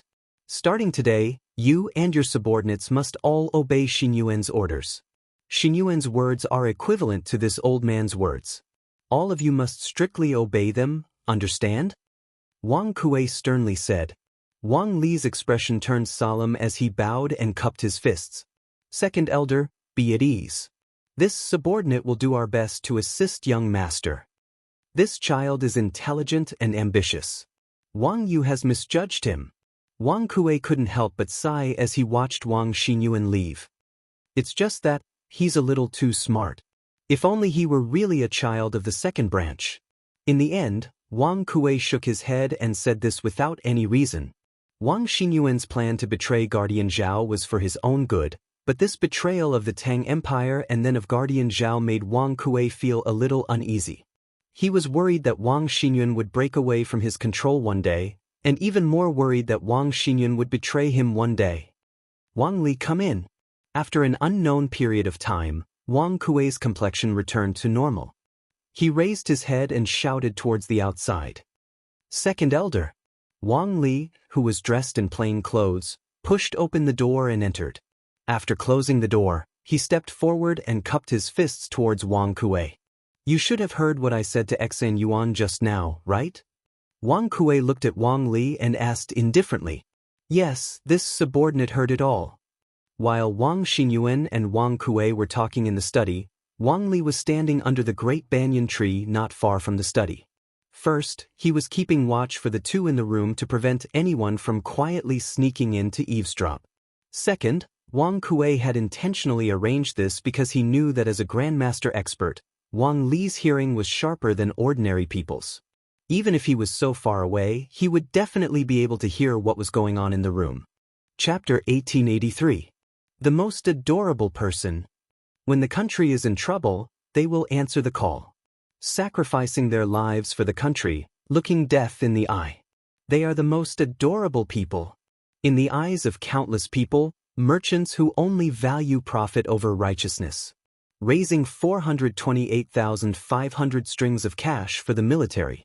At the crucial moment, each and every one of them took the saraira for righteousness and shared the country's burden. They are also the most adorable people. In the backyard of the Wang family's main branch. After lunch, Wang Yu ordered someone to bring in the latest edition of Datang Daily.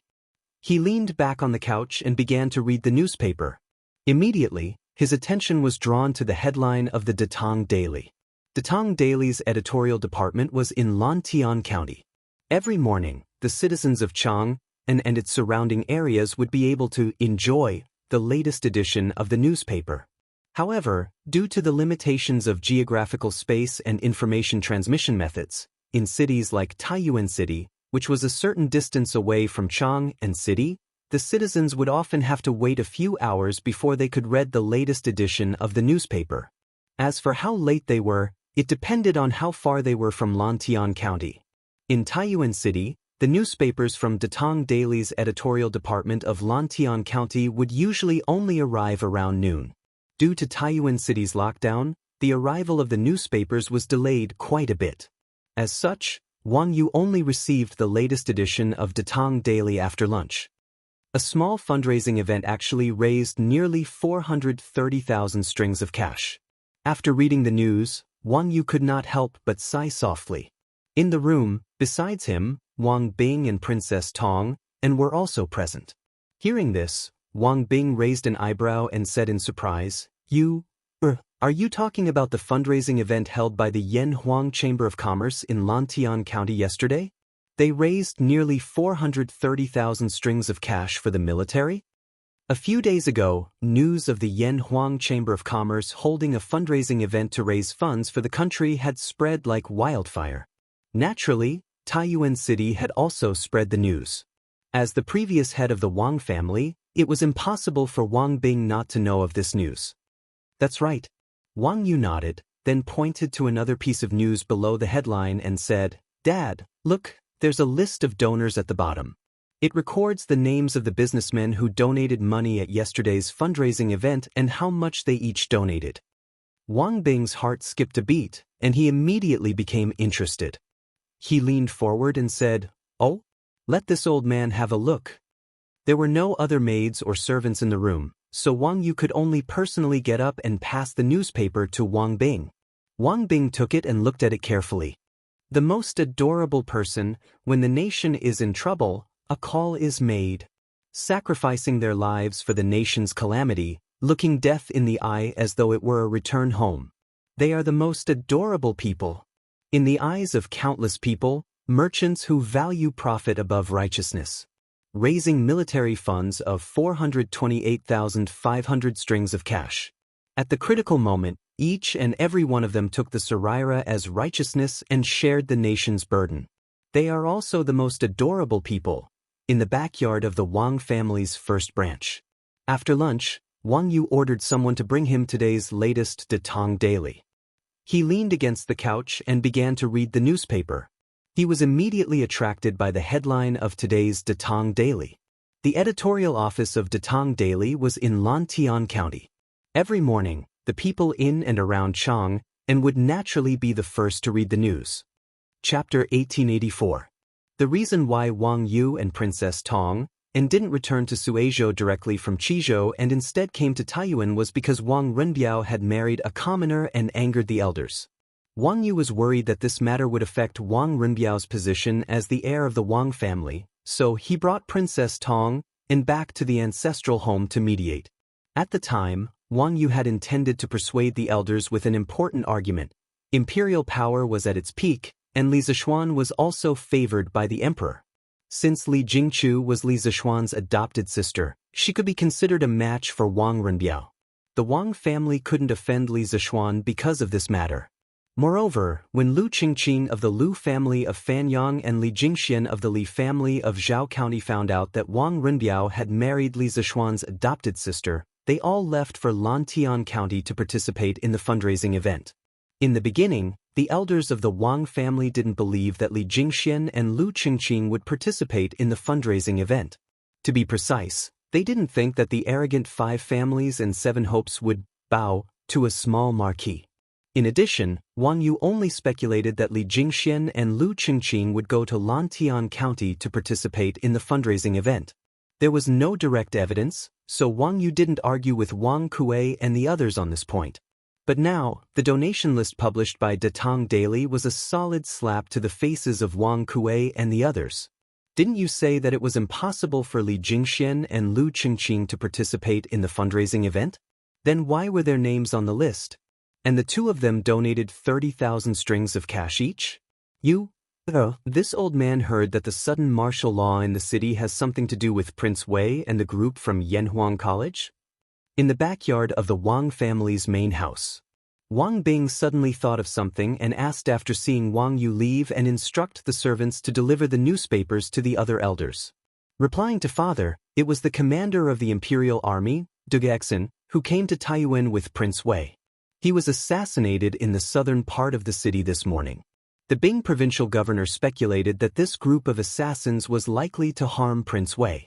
In addition, after His Majesty learned of the situation in Taiyuan through the telegraph, he issued an edict to the provincial governor's office to enter the city to capture the assassins. Hearing Wang Bing's sudden concern, Wang Yu paused for a moment before replying truthfully. What? The Dugu clan's kid was assassinated in Taiyuan City? His Majesty even issued an edict to the provincial governor's office through the telegraph? Hearing this, Wang Bing said with a slightly shocked expression. Yes, father. Wang Yu nodded and then said, this child has already ordered all of the Wang family's hidden guards to assist the provincial governor's office in searching for the assassins in the city. Our Wang family has been operating in Source Peak City for many years. If we don't contribute at this time, I'm afraid it won't be justifiable.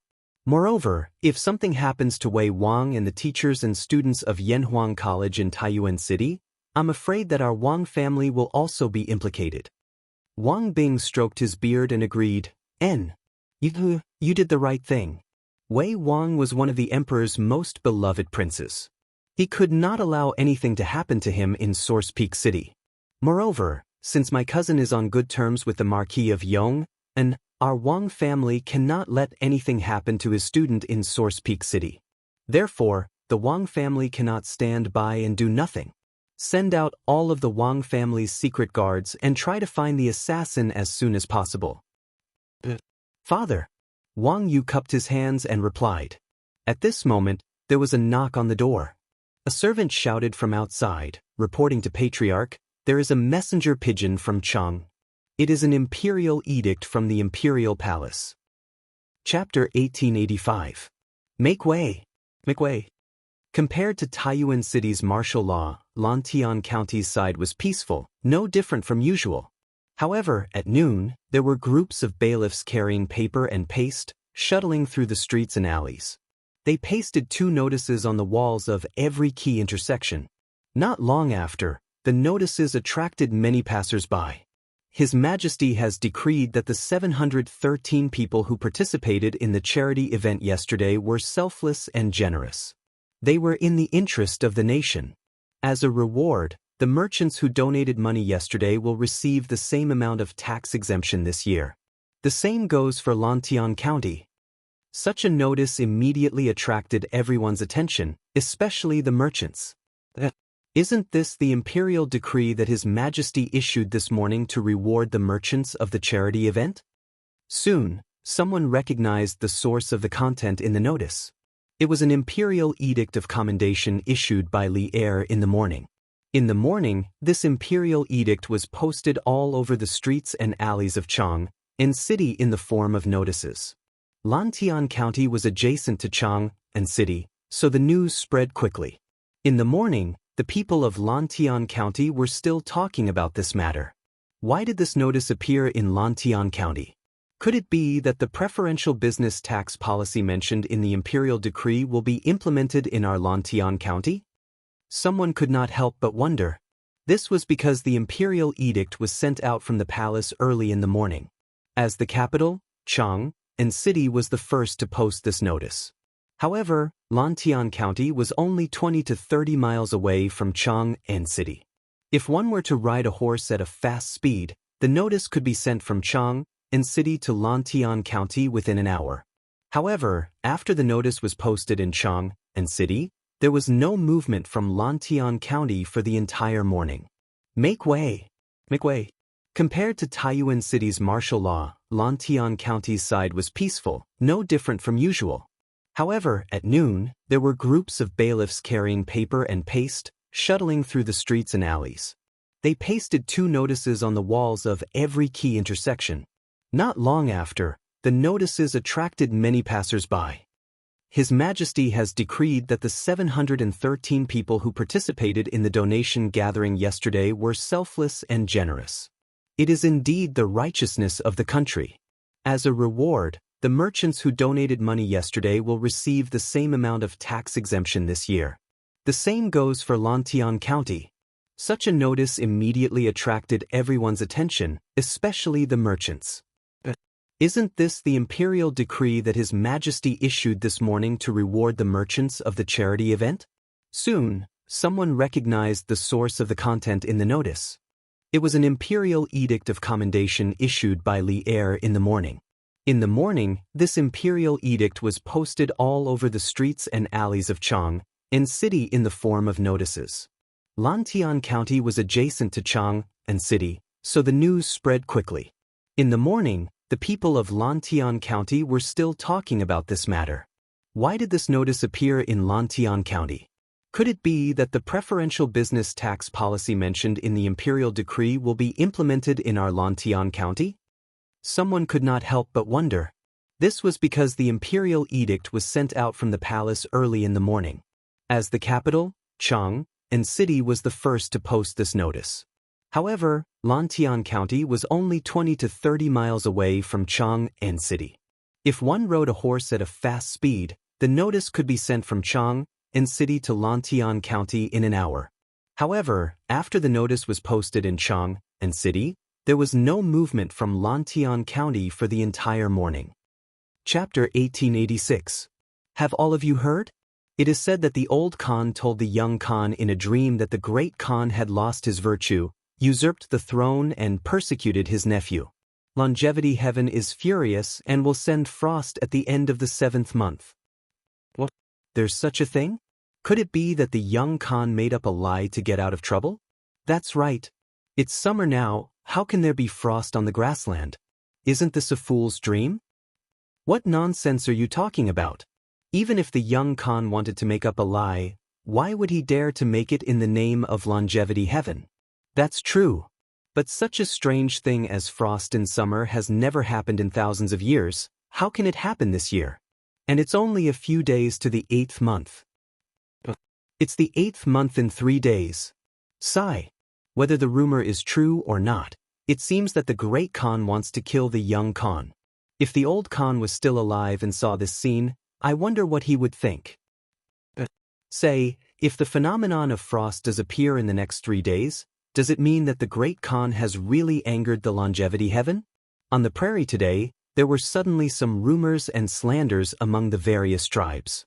Although the content of the rumor was a bit unbelievable, the people who spread the rumor all made it sound very convincing. Most importantly, the rumor mentioned the everlasting heaven. As a prairie man, no one dared to make fun of the everlasting heaven. In this way, this seemingly absurd rumor gained much more credibility, allowing it to quickly spread among the Turkic common people and soldiers. This was a public opinion attack from the bottom up. When it was close to noon, many tribe leaders began to notice this rumor. Some of them scoffed and did not believe it at all. Some of them were thoughtful and thought that there was no smoke without fire. Some of them urgently gathered their trusted subordinates to discuss the hidden meaning behind this rumor. Have you all heard? It is said that the old Khan told the young Khan in a dream that the great Khan had lost his virtue, usurped the throne and persecuted his nephew. Longevity Heaven is furious and will send frost at the end of the 7th month. What? There's such a thing? Could it be that the young Khan made up a lie to get out of trouble? That's right. It's summer now, how can there be frost on the grassland? Isn't that just a pipe dream? What nonsense are you talking about? Even if little Khan wanted to fabricate lies, how could he dare to fabricate lies in the name of Longevity Heaven? That's true. However, something as miraculous as a frost in summer had never happened in thousands of years. How could it happen this year? And August is only a few days away. It will be August in 3 days. Sigh. Regardless of whether the rumors were true or not, it seems that the great Khan wants the little Khan dead. If the old Khan was still alive, I wonder what he would think if he saw this scene. Say, if the phenomenon of frost does appear in the next 3 days, does it mean that the great Khan has really angered the Longevity Heaven? On the prairie today, there were suddenly some rumors and slanders among the various tribes. Although the content of the rumors was a little unbelievable, the people who spread the rumors all said it in a methodical manner. Most importantly, the longevity heaven was involved in the rumors. As a prairie man, no one dared to joke about the longevity heaven. In this way, this seemingly absurd rumor gained much more credibility, allowing it to quickly spread among the Turkic common people and soldiers. This was a public opinion attack from the bottom up. When it was close to noon, many tribe leaders began to notice this rumor. Some of them scoffed and did not believe it at all. Some of them were thoughtful and thought that there was no smoke without fire. There were also some who urgently gathered their trusted subordinates to discuss the hidden meaning behind this rumor.